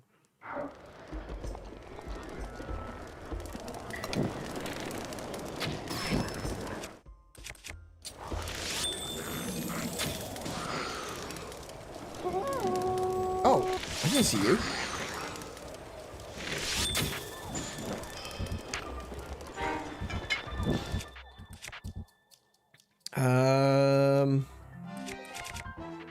Just thinking what I should use. I'll probably use this one.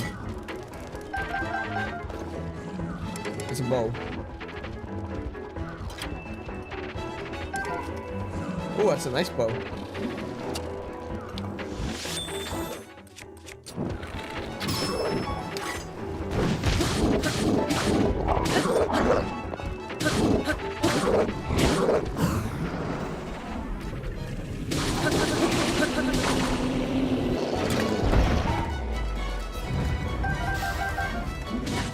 Oi!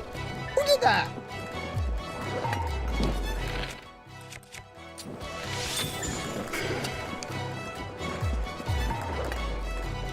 Oh, the ice doesn't last long down here. Of course not. Of course it doesn't.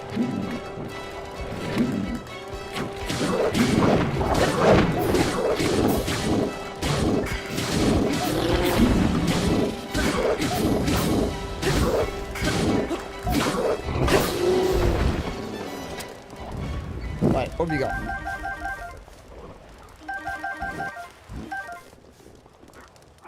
What bows do I have? These are really good bows. I can drop that one. Yep, cool.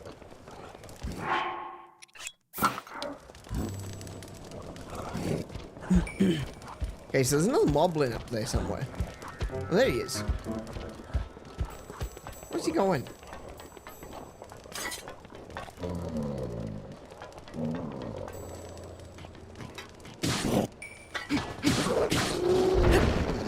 Oh yeah, the hammer.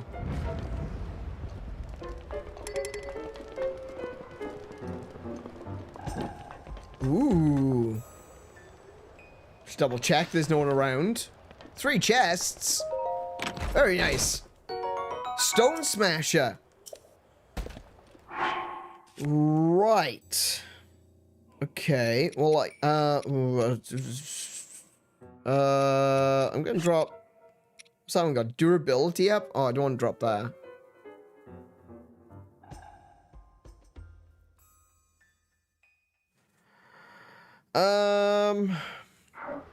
I tell you what. I know what I'm gonna do. Right? Okay. Here's the plan. I'm gonna go around. I'm gonna break all of these boxes with the drill. And when the drill breaks, I'll switch it for the Stone Smasher.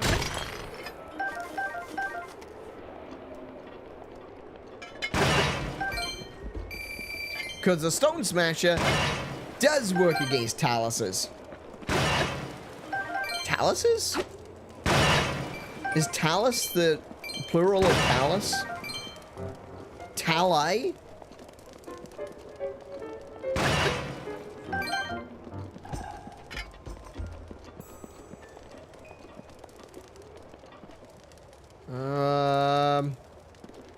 I mean, talus, I guess, is... I want to blow that up. I almost made a mistake of, I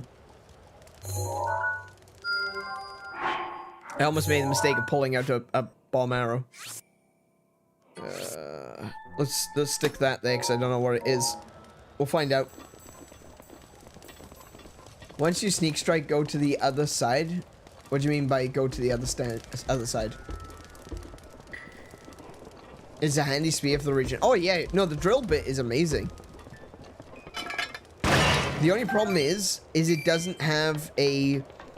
So, hammers and stone smashers and stuff like that, they all have a bonus against taluses. Except for the drill shaft.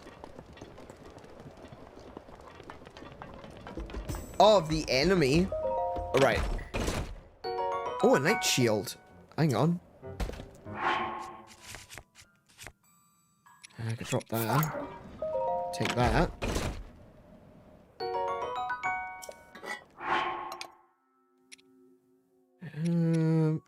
I'll put that one. What we got here? Oh, topaz. Very nice. Okay. I think... Yeah, look, it's about to break. It's about to break. So, I'll break it. Is there something worth breaking it on? Not really. Can I break it on that? There we go. Alright, we'll grab the Stone Smasher. Yeah, I do like the drill bit. It's got long throw. I keep getting weapons with bleeding long throw.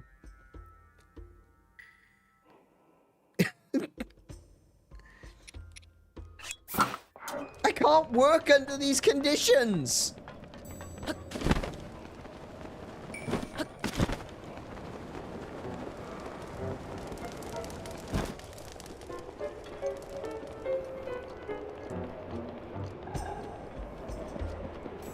I suppose if I find one of those Octoroks, I can feed it to an Octorok and get a different bonus on it.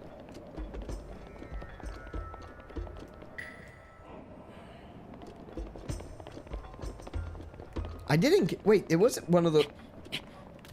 There was one of those stone Octoroks just a little ways back. I could probably go back.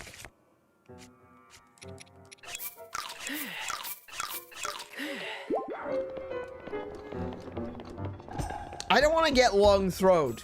You get long-throwed.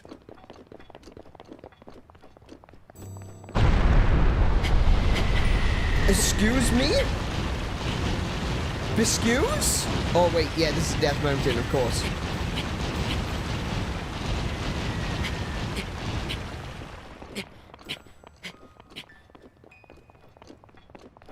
Okay.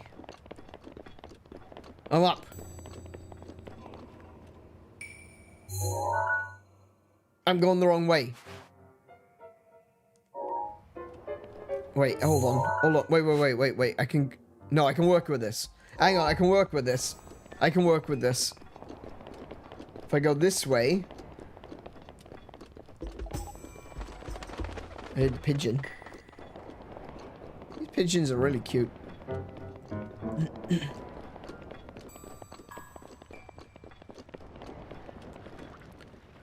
No. Ooh, a shrine? Where? The signal is strong. It's come from that direction.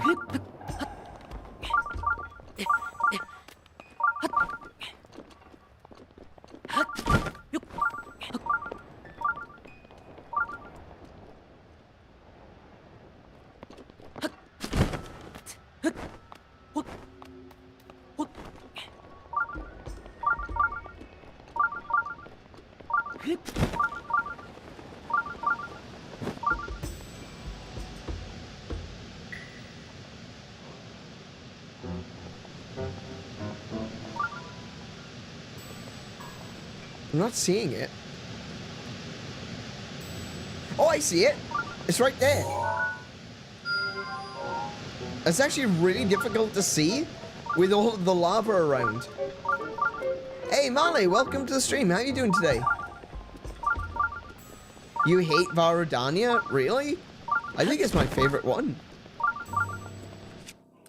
It's my favorite of the Divine Beasts. It looks really cool. I love the way it walks around the mountain. It's just so ominous.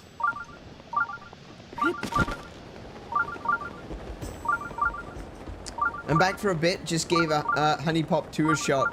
And it's way more challenging than number 1, but it's not as challenging as a Nay climbing a volcano, I'm sure. Thank you. Yes, it is true. I am challenged.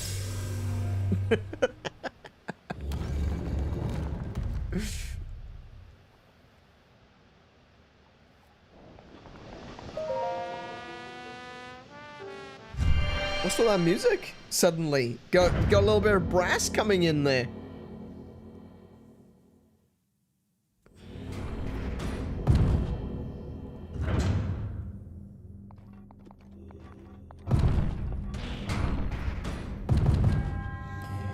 Okay, this doesn't bode well for me. Just saying.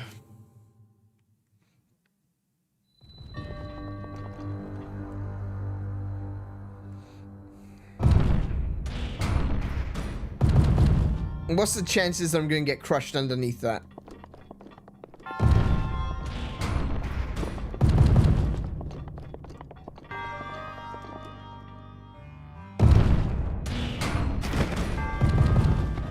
Okay. Oh, hang on. There's a chest up there. Hold on. First things first. Ow. A little bit of chill, please.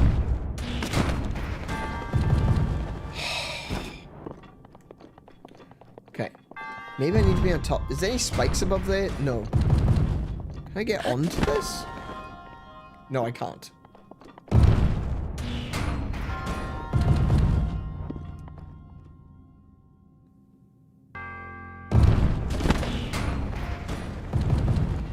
Link, grab the edge!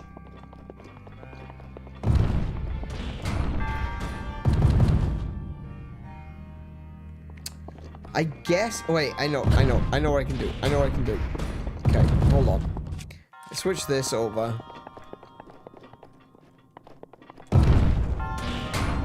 Oh, right, okay. I can't activate stasis in midair. Okay, learning new things.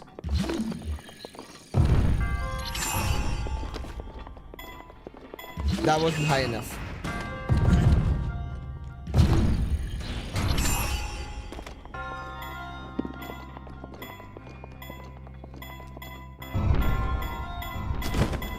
I'm not getting... What? I'm not getting high enough. Is it because of the... It's not because of the hammer I'm carrying, surely.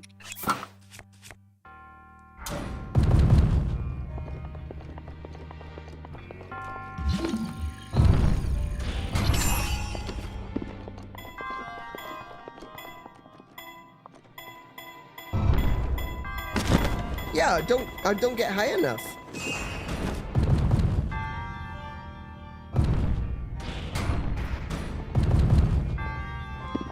Oh, wait. This is so obvious. I'm so stupid.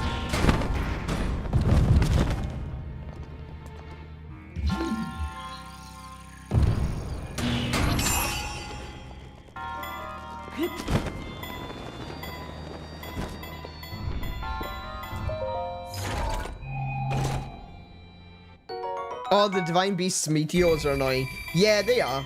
Yeah, you're not wrong.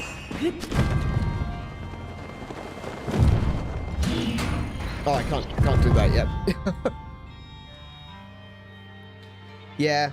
And the meteors, the thing is... Oh, wrong button. The meteors, even without Varudania, this place is treacherous, right?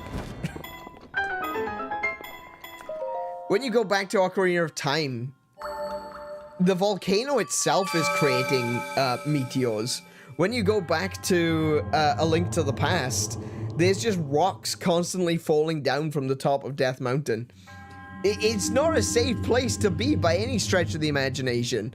And then you've got this big divine beast sitting on the top of it, spewing out even bigger meteors. It's like, come on. This place is a terrible place to live already.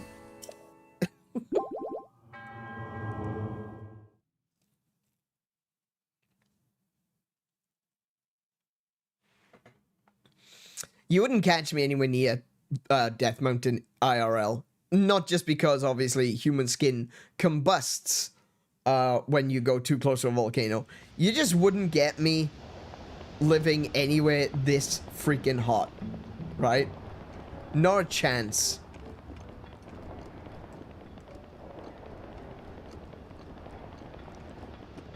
Oh wait, I live in Australia. Fuck.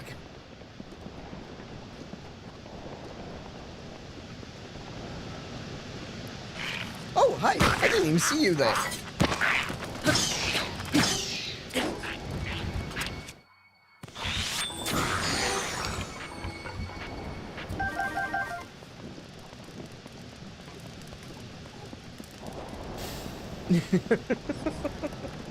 I know, I heard what I said. Watch this, watch this. Wait. Stop. Watch this, this is cool. Oh, there's two of them.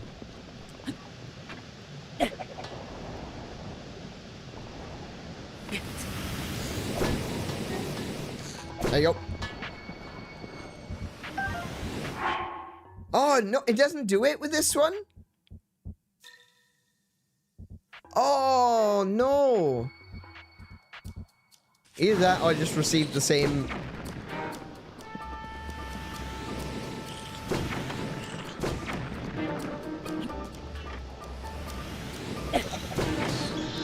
Oh, no, I killed him. I didn't want to kill him.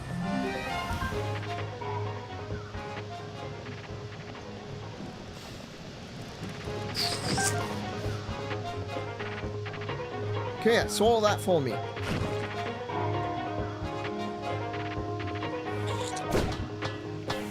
Oh, no! I need that.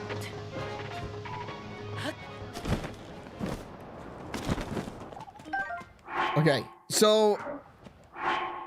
Damn, okay. You can't use them for... That was only in Tears of the Kingdom? I thought it was in Breath of the Wild as well. That sucks. Oh, no. I thought... never mind. I think you can still do it with the rusty weapons, though. Like, if you throw a rusty weapon or a rusty shield, you'll get random one.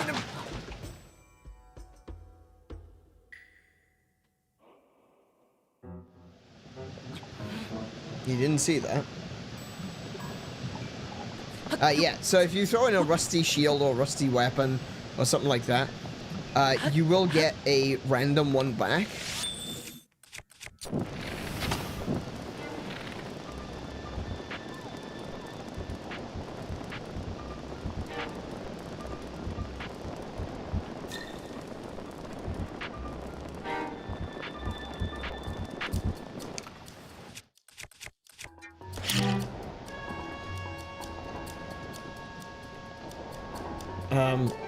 Do you wanna...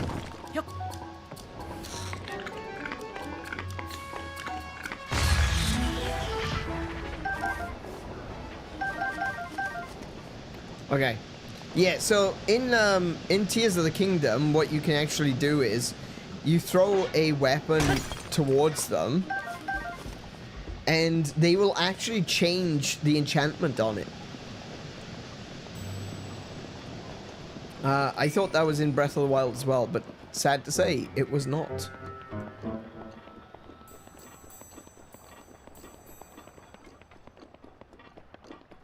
Try other weapons? I don't think I can. Honestly, I don't think I can. Should we be concerned that Octorok apparently have teeth? No. most octopi have some form of tooth or teeth or beaks.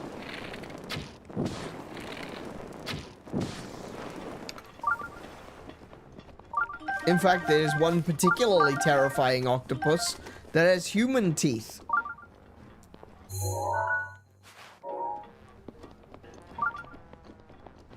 Which is just uncanny and disgusting. There he is. Big boy Rudy.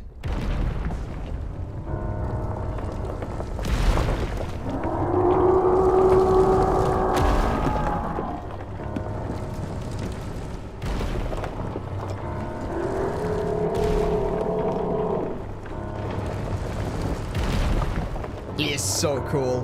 What a cool design. I friggin' love this thing.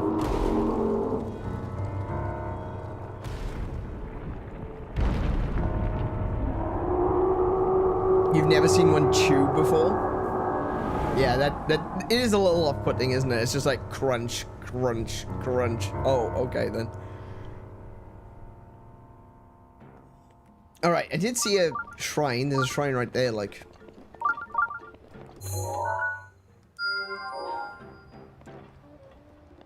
Now,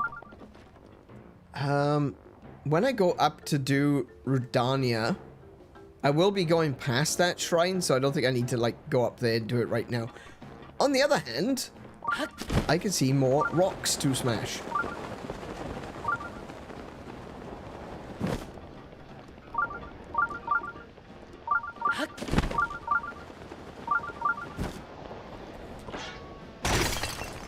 Oh, ruby and a sapphire. Delicious.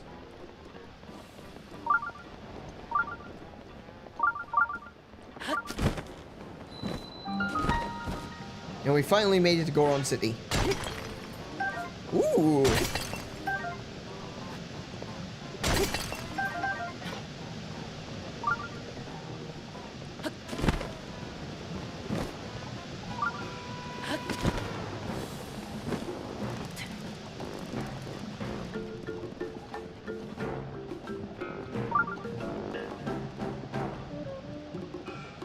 Remember the M word. M word? M word. Magikarp. Magikarp is a really good M word.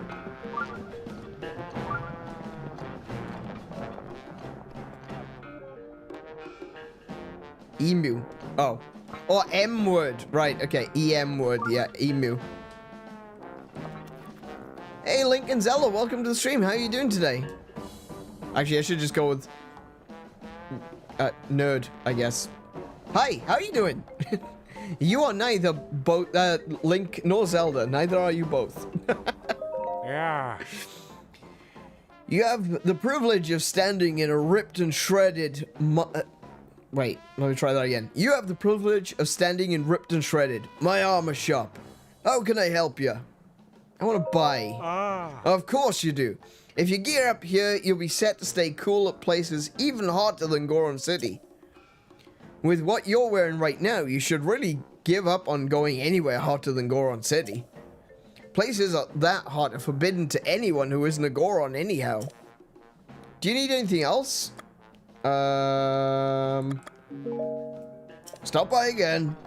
Let's have a look. How much are they? 700 for the shoes. That's fine. Yeah, we got those. Ooh. Thank you, brother.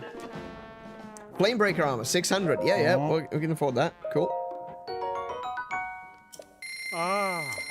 And the helmet is 2,000.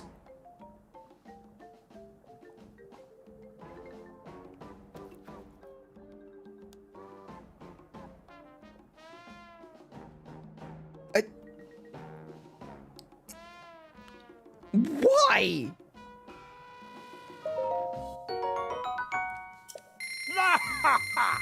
Oh, we're actually sold out. We'll have to get more stock from Old Man Rowan. You bleeding fucking swindler.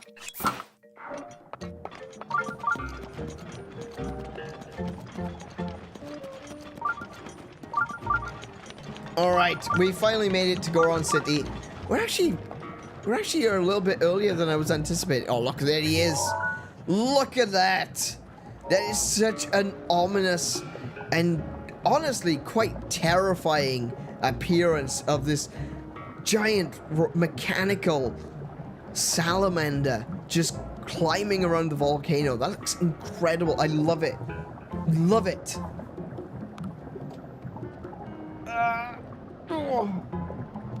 Hey, Quandel, Max, welcome to the stream, you guys. How are you doing? Eagle, welcome. Oh, wow. Everyone's jumping in today. How are you doing? How is everyone? Every sentence ending in hell yeah, brother.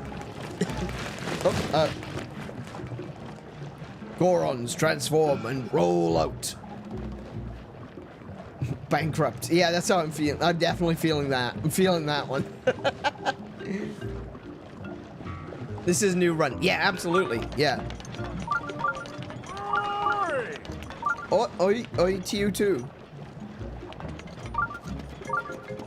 What we got? We got some arrows here. Oh, yeah, let's pick up some arrows.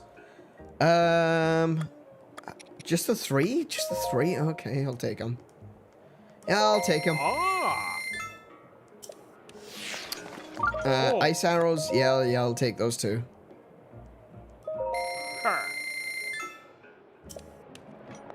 Ooh. Someone wanted Goron spice. I don't remember who it was. Someone wanted Goron spice. At least now I've got some. I don't know, let's see if there's anything I can sell. I can probably sell a few things. Hey! Geez, you're up late, ain't you? Welcome to Goron Gusto Shop. Let me know if you need anything. I'd like to sell. Oh. Sure thing. What do you want to sell? Let me take a gander here. I don't want to sell any of my actual ingredients. I think I want to sell... mostly monster parts, I think. We can sell 31 of these.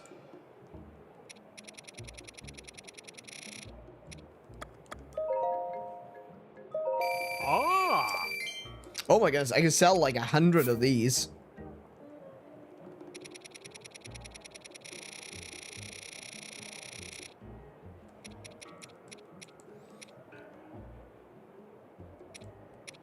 Uh, 97.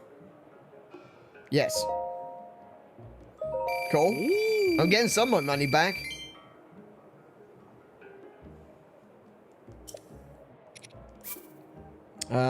Sell 8 of these.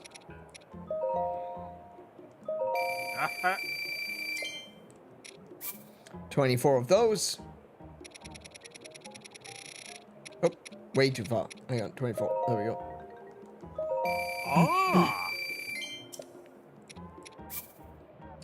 42. Some say the meaning of life. Ooh.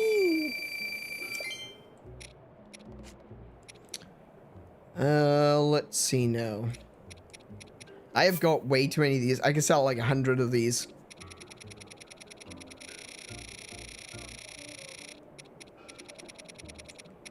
I could probably sell more than 100 of them, but, you know. I might need them for something. They're actually kind of useful.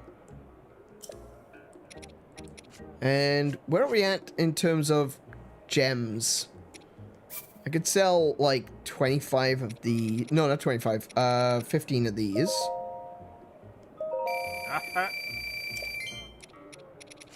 Could sell... 5 topaz.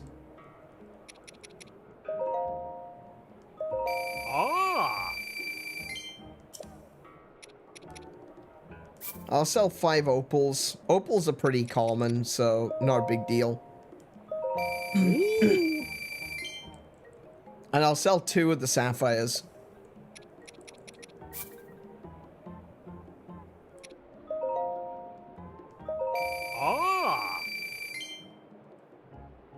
Oh, I've also got 50 moblin horns, I just realized. I'll sell, actually... I'll sell another 20 of those. There we go. My wallet is feeling much better. Ah. Rivali's gale is now ready. Thank you, Ravioli. Could you please stop calling me that? I may be dead, but I can still hear you. No. No, I think I'm gonna keep calling you that, Ravioli. Gosh darn it, Link.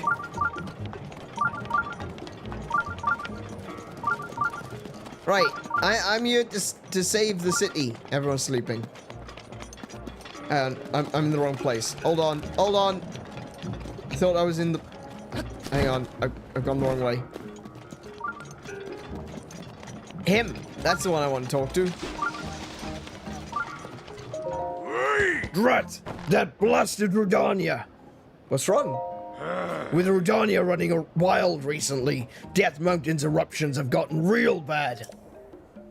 Do you see Rudania stomping around up there on the mountain? They say that 100 years ago, it actually used to protect our people from harm. But that was then, and this is now. Now all it does is mess up our mining operations.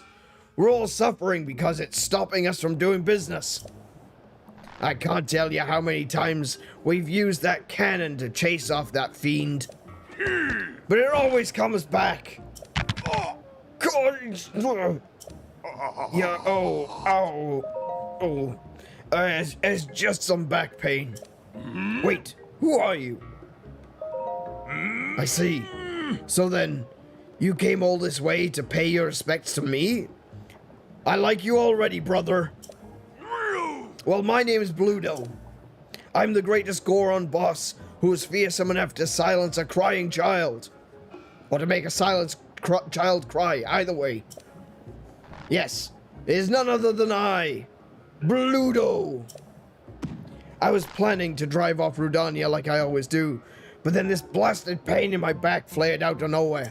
I blasted Yunobo. When will he return? Who's Yunobo?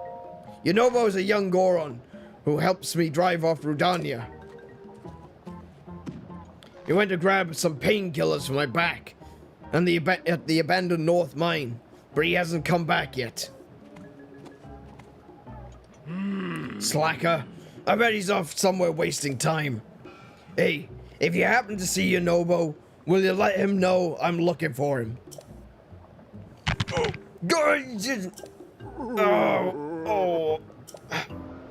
Yeah, that sounds really bad. That crunch when he stands up, that kind of goes through me. Because, my back does something similar. Alright, we're gonna go with stamina vessels.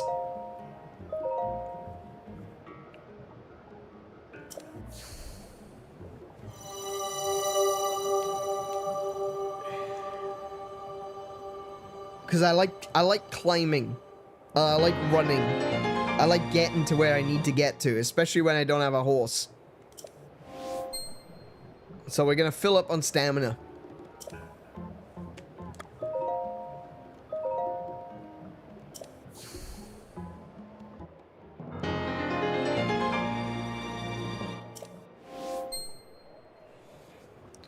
Cool.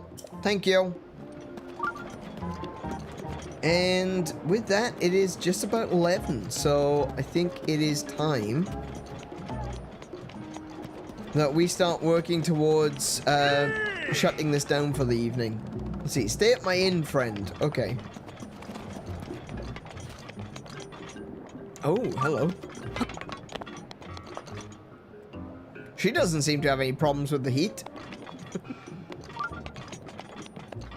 So, actually, before we do finish off, Kiko said there was someone up here that shouldn't be able to be up here.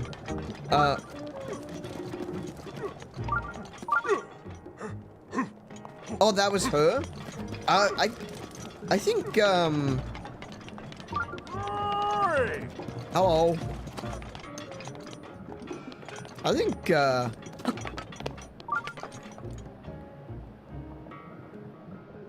I don't know. Gerudo's skin seems to be pretty tough, not gonna lie. Work. Pamela, her name is. Alright, I'm not gonna bother with staying at the inn. I'm just gonna save it right here.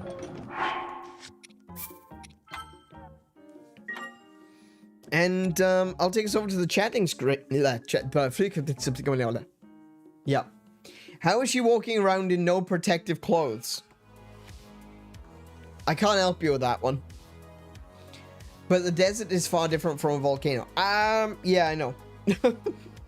I don't know, maybe they are naturally fire resistant. Maybe the reason that they live in the desert is because literally everywhere else feels like it's frozen to them. I don't know. I don't know. Maybe they got skin as strong as a Goron.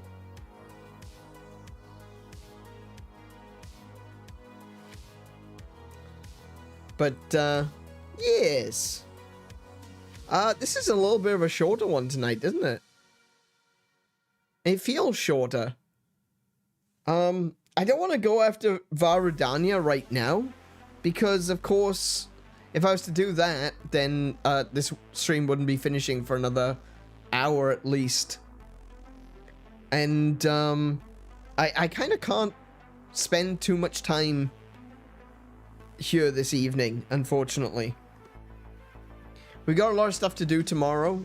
We've got a birthday to go to. We're going to the birthday party of someone who is turning 100.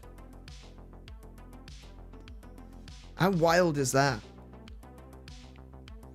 So, yeah, a centennial birthday. That's incredible. So, we want to be ready. We want to be able to go there. We want to be able to, you know, spend the time and not be tired. So, we're kind of, you know, just chilling. We're gonna relax and just have a little bit of chat as we end out tonight's stream. I hope you've enjoyed it, though. I have. I've enjoyed running around Hyrule and getting up to hijinks.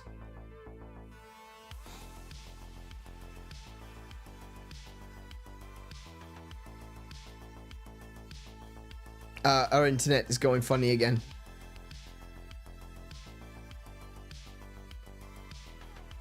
I am actually Zelda plays Minecraft. I have no idea who that is.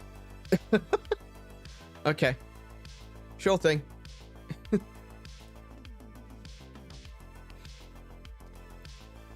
I was gonna say something. I can't remember what it was now. Let's see. What should I say? I learned where a few shrines are tonight. Oh, really? Oh, yeah. So Kiko is actually playing Breath of the Wild as well at the same time, and she's currently running around figuring things out because she started playing Breath of the Wild back in 2017 when I first played it,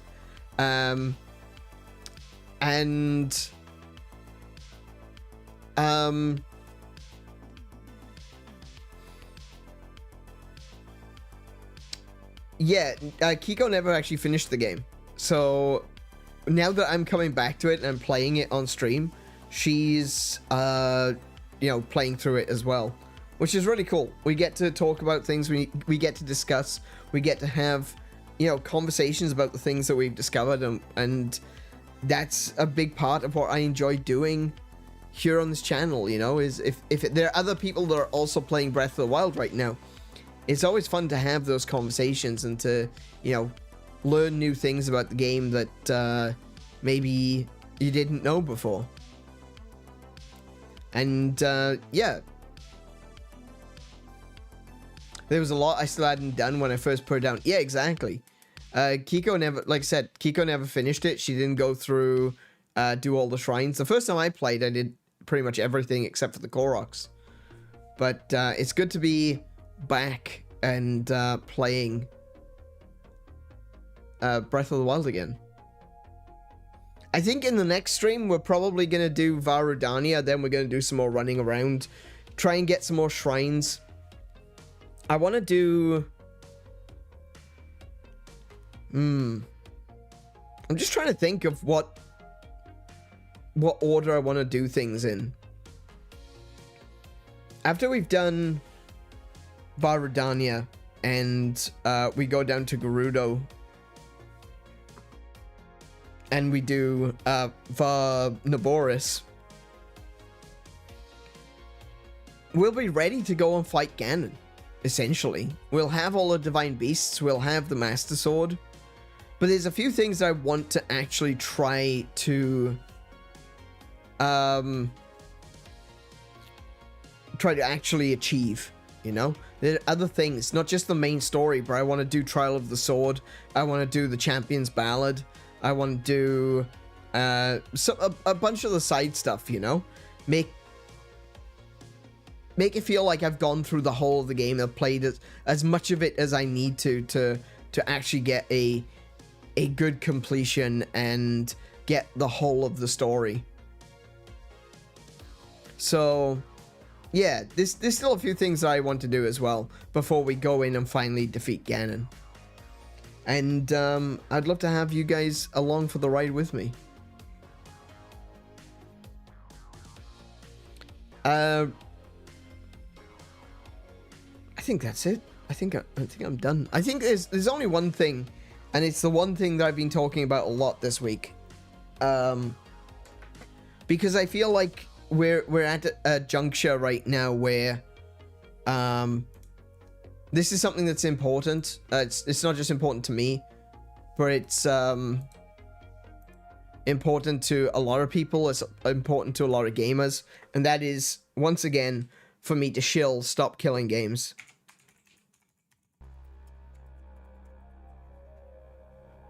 And like I said, it's important. It's important for us as gamers. It's important for the preservation of video games going forward. And it's important for consumer rights in general to make sure that we don't end up losing our rights to these corporations that would rather take games off us and force us to buy another one. You know, it's like, no, you can't play that version anymore. We just released a HD remaster. You have to buy it.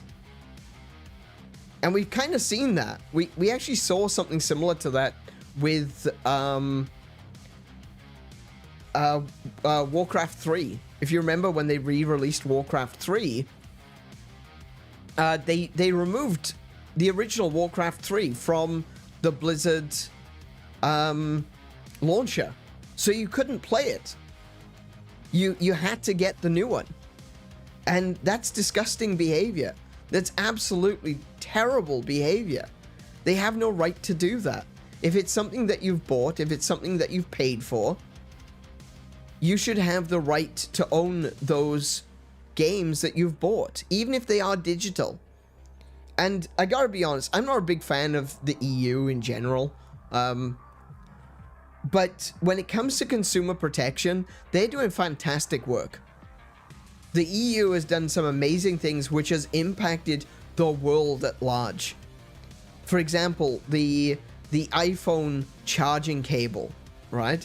The iPhone charging cable was a proprietary cable that was required for the iPhone.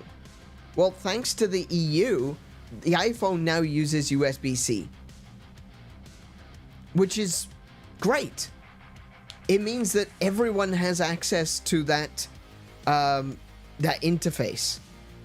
It means that you don't have to spend $100 on a sodding cable, because you can go and buy a USB-C from anywhere else. It was the EU that did that, and they did that through a petition.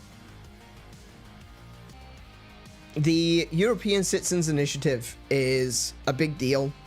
It actually gets things done. It actually is quite successful at making changes that affect the world at large. In a positive way. Not in a negative way, but in a positive way. And I think that is something that we are now seeing with Stop Killing Games. So, I'm going to take us over to the article screen just very quickly. I don't know why it does this. It's like every time I go back to the article screen, it doesn't, like, even though I've got the same website up, it just says no. As you can see right there, Stop Killing Games, the European Citizens Initiative, is currently at 1,161,476 and growing.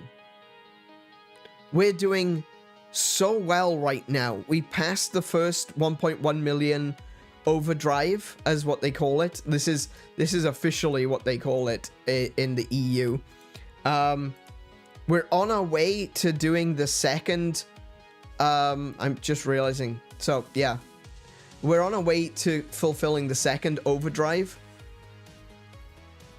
And this is just so that we can see exactly how many people are signing. And if it turns out that there are bad actors, if there are people that are signing fraudulent signatures for this, when those are eventually deducted, it does mean that we might still succeed, you know? That's the thing, is that at the end of the day, we know that there are some people that have been fraudulently signing these petitions. But the plus side is that if we continue to push forward, if we continue to do these things, I'll continue to tell people, hey, go check out Stop Killing Games. Make sure you sign it. If you're in the EU, if you're an EU citizen, go to stopkillinggames.com and sign the petition. Please. This is going to be a small thing for you to do. All you have to do is put your name in and your email address. Make sure it's your legal name and email address. And we can overturn these bad practices that are plaguing gaming. We can make sure that in the future, there won't be games taken off people that have already paid for them. In future, we might be able to secure legal backing that provisions must be put in place for an end-of-year plan that MMOs and mostly online games will have to have a we'll have to have something to offer gamers going forward. So I really do hope that you will sign this petition. If you are in the EU, please do not sign this if you are not in the EU. As for the British government petition, let me just quickly go over to that, like this. We are currently at 162,000 signatures. Now, unlike the EU signatures, where there is likely going to be a lot of people that have fraudulently signed it, this one, we are pretty convinced, is legit. At very least, the 100,000 is probably legit. They say to estimate for maybe like 5 or 10% of people that may have fraudulently signed. Even if you're counting 5 or 10%, we've surpassed it by a huge margin. And the fact that this isn't like in the millions, like if there were people from the US and Europe signing this would be in the millions, right? But it's not. It seems like a legitimate number. It seems like we have been successful, and the government is going to have to take a look at it. And the importance is that developers, they don't make video games for just like one particular region, usually. Sometimes there are games that are only released in like Europe, or maybe there's a game that's only released in the US, or maybe there's a game that's only released in Japan. You know, stuff like that does happen. However, if there is a game, a big game, a game by someone like Ubisoft or EA or Bethesda or whatever it might be, they make one game. right? And then they send it out to everyone. They send it out around the world with different licensing agreements on it. Maybe there's, if it's region locked, it'll have a different region lock on the disc.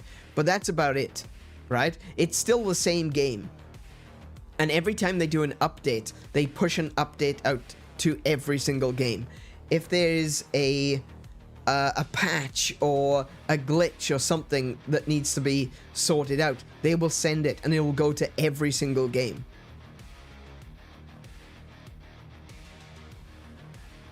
And that's important to understand because it means that companies like Ubisoft, EA, Bethesda, they're not going to make a version for Europe that has an end-of-year plan and then not roll out that end-of-year plan to Japan, Australia, the US, or the UK. It's just not going to happen. They're going to make one version of the game, and much like with the way Apple was forced to change to USB-C in Europe, Apple looked at their phones and were like, well, there's no point in us making one version for Europe with USB-C and using the fire cable for everything else. Lightning cable. That's what it was called. Lightning cable. Not a fire cable. Lightning cable. So they decided to switch to USB-C. And that's what's going to happen. Even if it was only law in Europe, Ubisoft, EA, Bethesda, Blizzard, Activision, all these big names that make these big games and have ridiculous levels of DRM will be forced to create an end-of-service plan. Some of the biggest offenders in this regard are companies like 2K and EA, you know? When it comes to EA Sports, when it comes to FIFA, or it comes to Madden, or in 2K's case, when it comes to like the basketball games, or the baseball games, or the wrestling games, what they do is they release these games and then they shut down the servers. After 2 years, a server gets shut down. So it forces you to buy the newest game because you can't play online anymore. You can't play multiplayer anymore. But what this will do is it will mean that developers will have to consider an end of service plan that may allow us to host our own servers. If we want to continue playing WWE 2K20, then we might have the right to host our own servers, to be able to provide a go-between so that people can connect to those servers and continue playing the game that they've already purchased. Now, that's just an example. I'm not promising that. I can't promise that. It's not up to me at the end of the day. All I can say is, if you are in the UK, please sign this UK petition. If you are in the EU, please sign the EU petition, because that at very least gets this problem with DRM and destroying video games in front of lawmakers. Lawmakers that do actually care about consumer rights. And maybe we can see some real change in our lifetime. Real change towards preservation of video games. Real change towards the preservation of your own library. How many games have come out recently that have been gone within a year? I'm thinking of things like, what was that game? Atlas something. Let me just quickly have a look.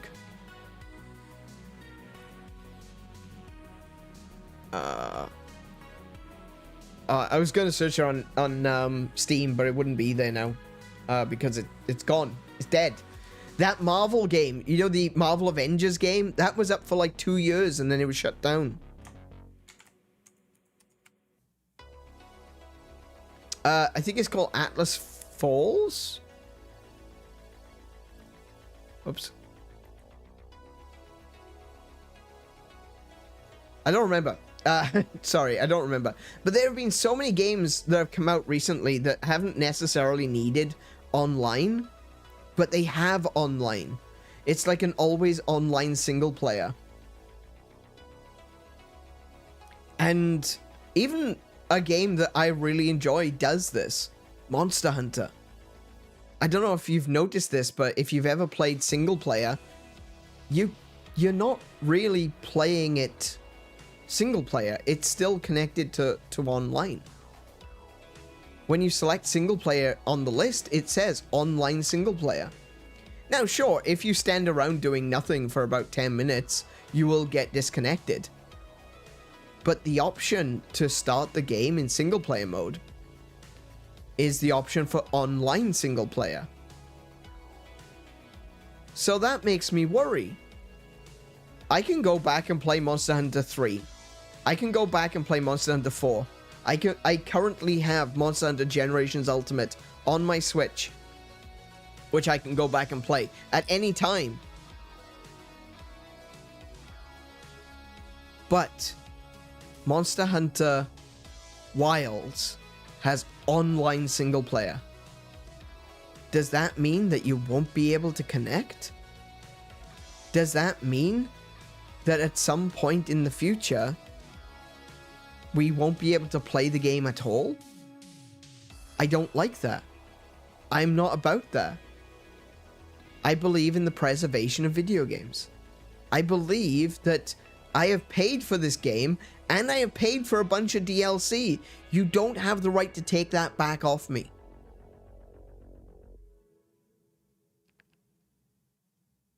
So I will stand on business when it comes to whether it be companies that I like, or I say companies that make games that I like, whether it be Capcom, Nintendo, Sega, or whether it be the absolute degenerates of the gaming industry like EA, Activision, and 2K.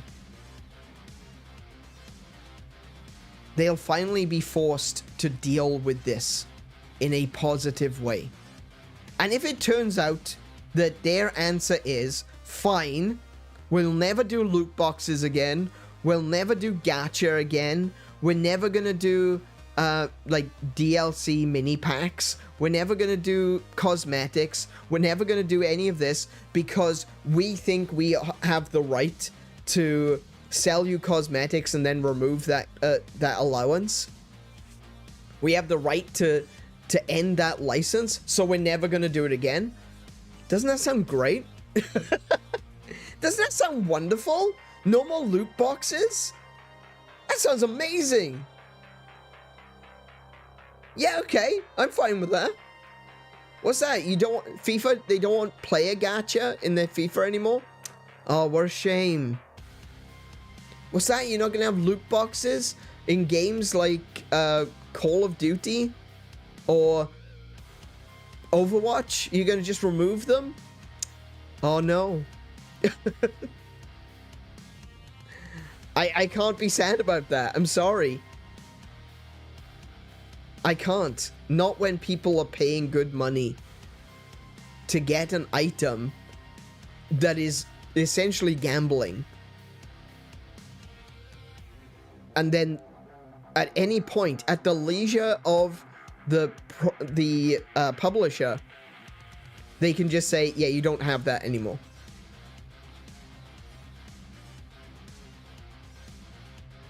So please, like I said, I ask you one last time, if you are in the UK, please sign the UK petition for Stop Killing Games. It is stopkillinggames.com to get all of the links that you may need. I will post in the chat right now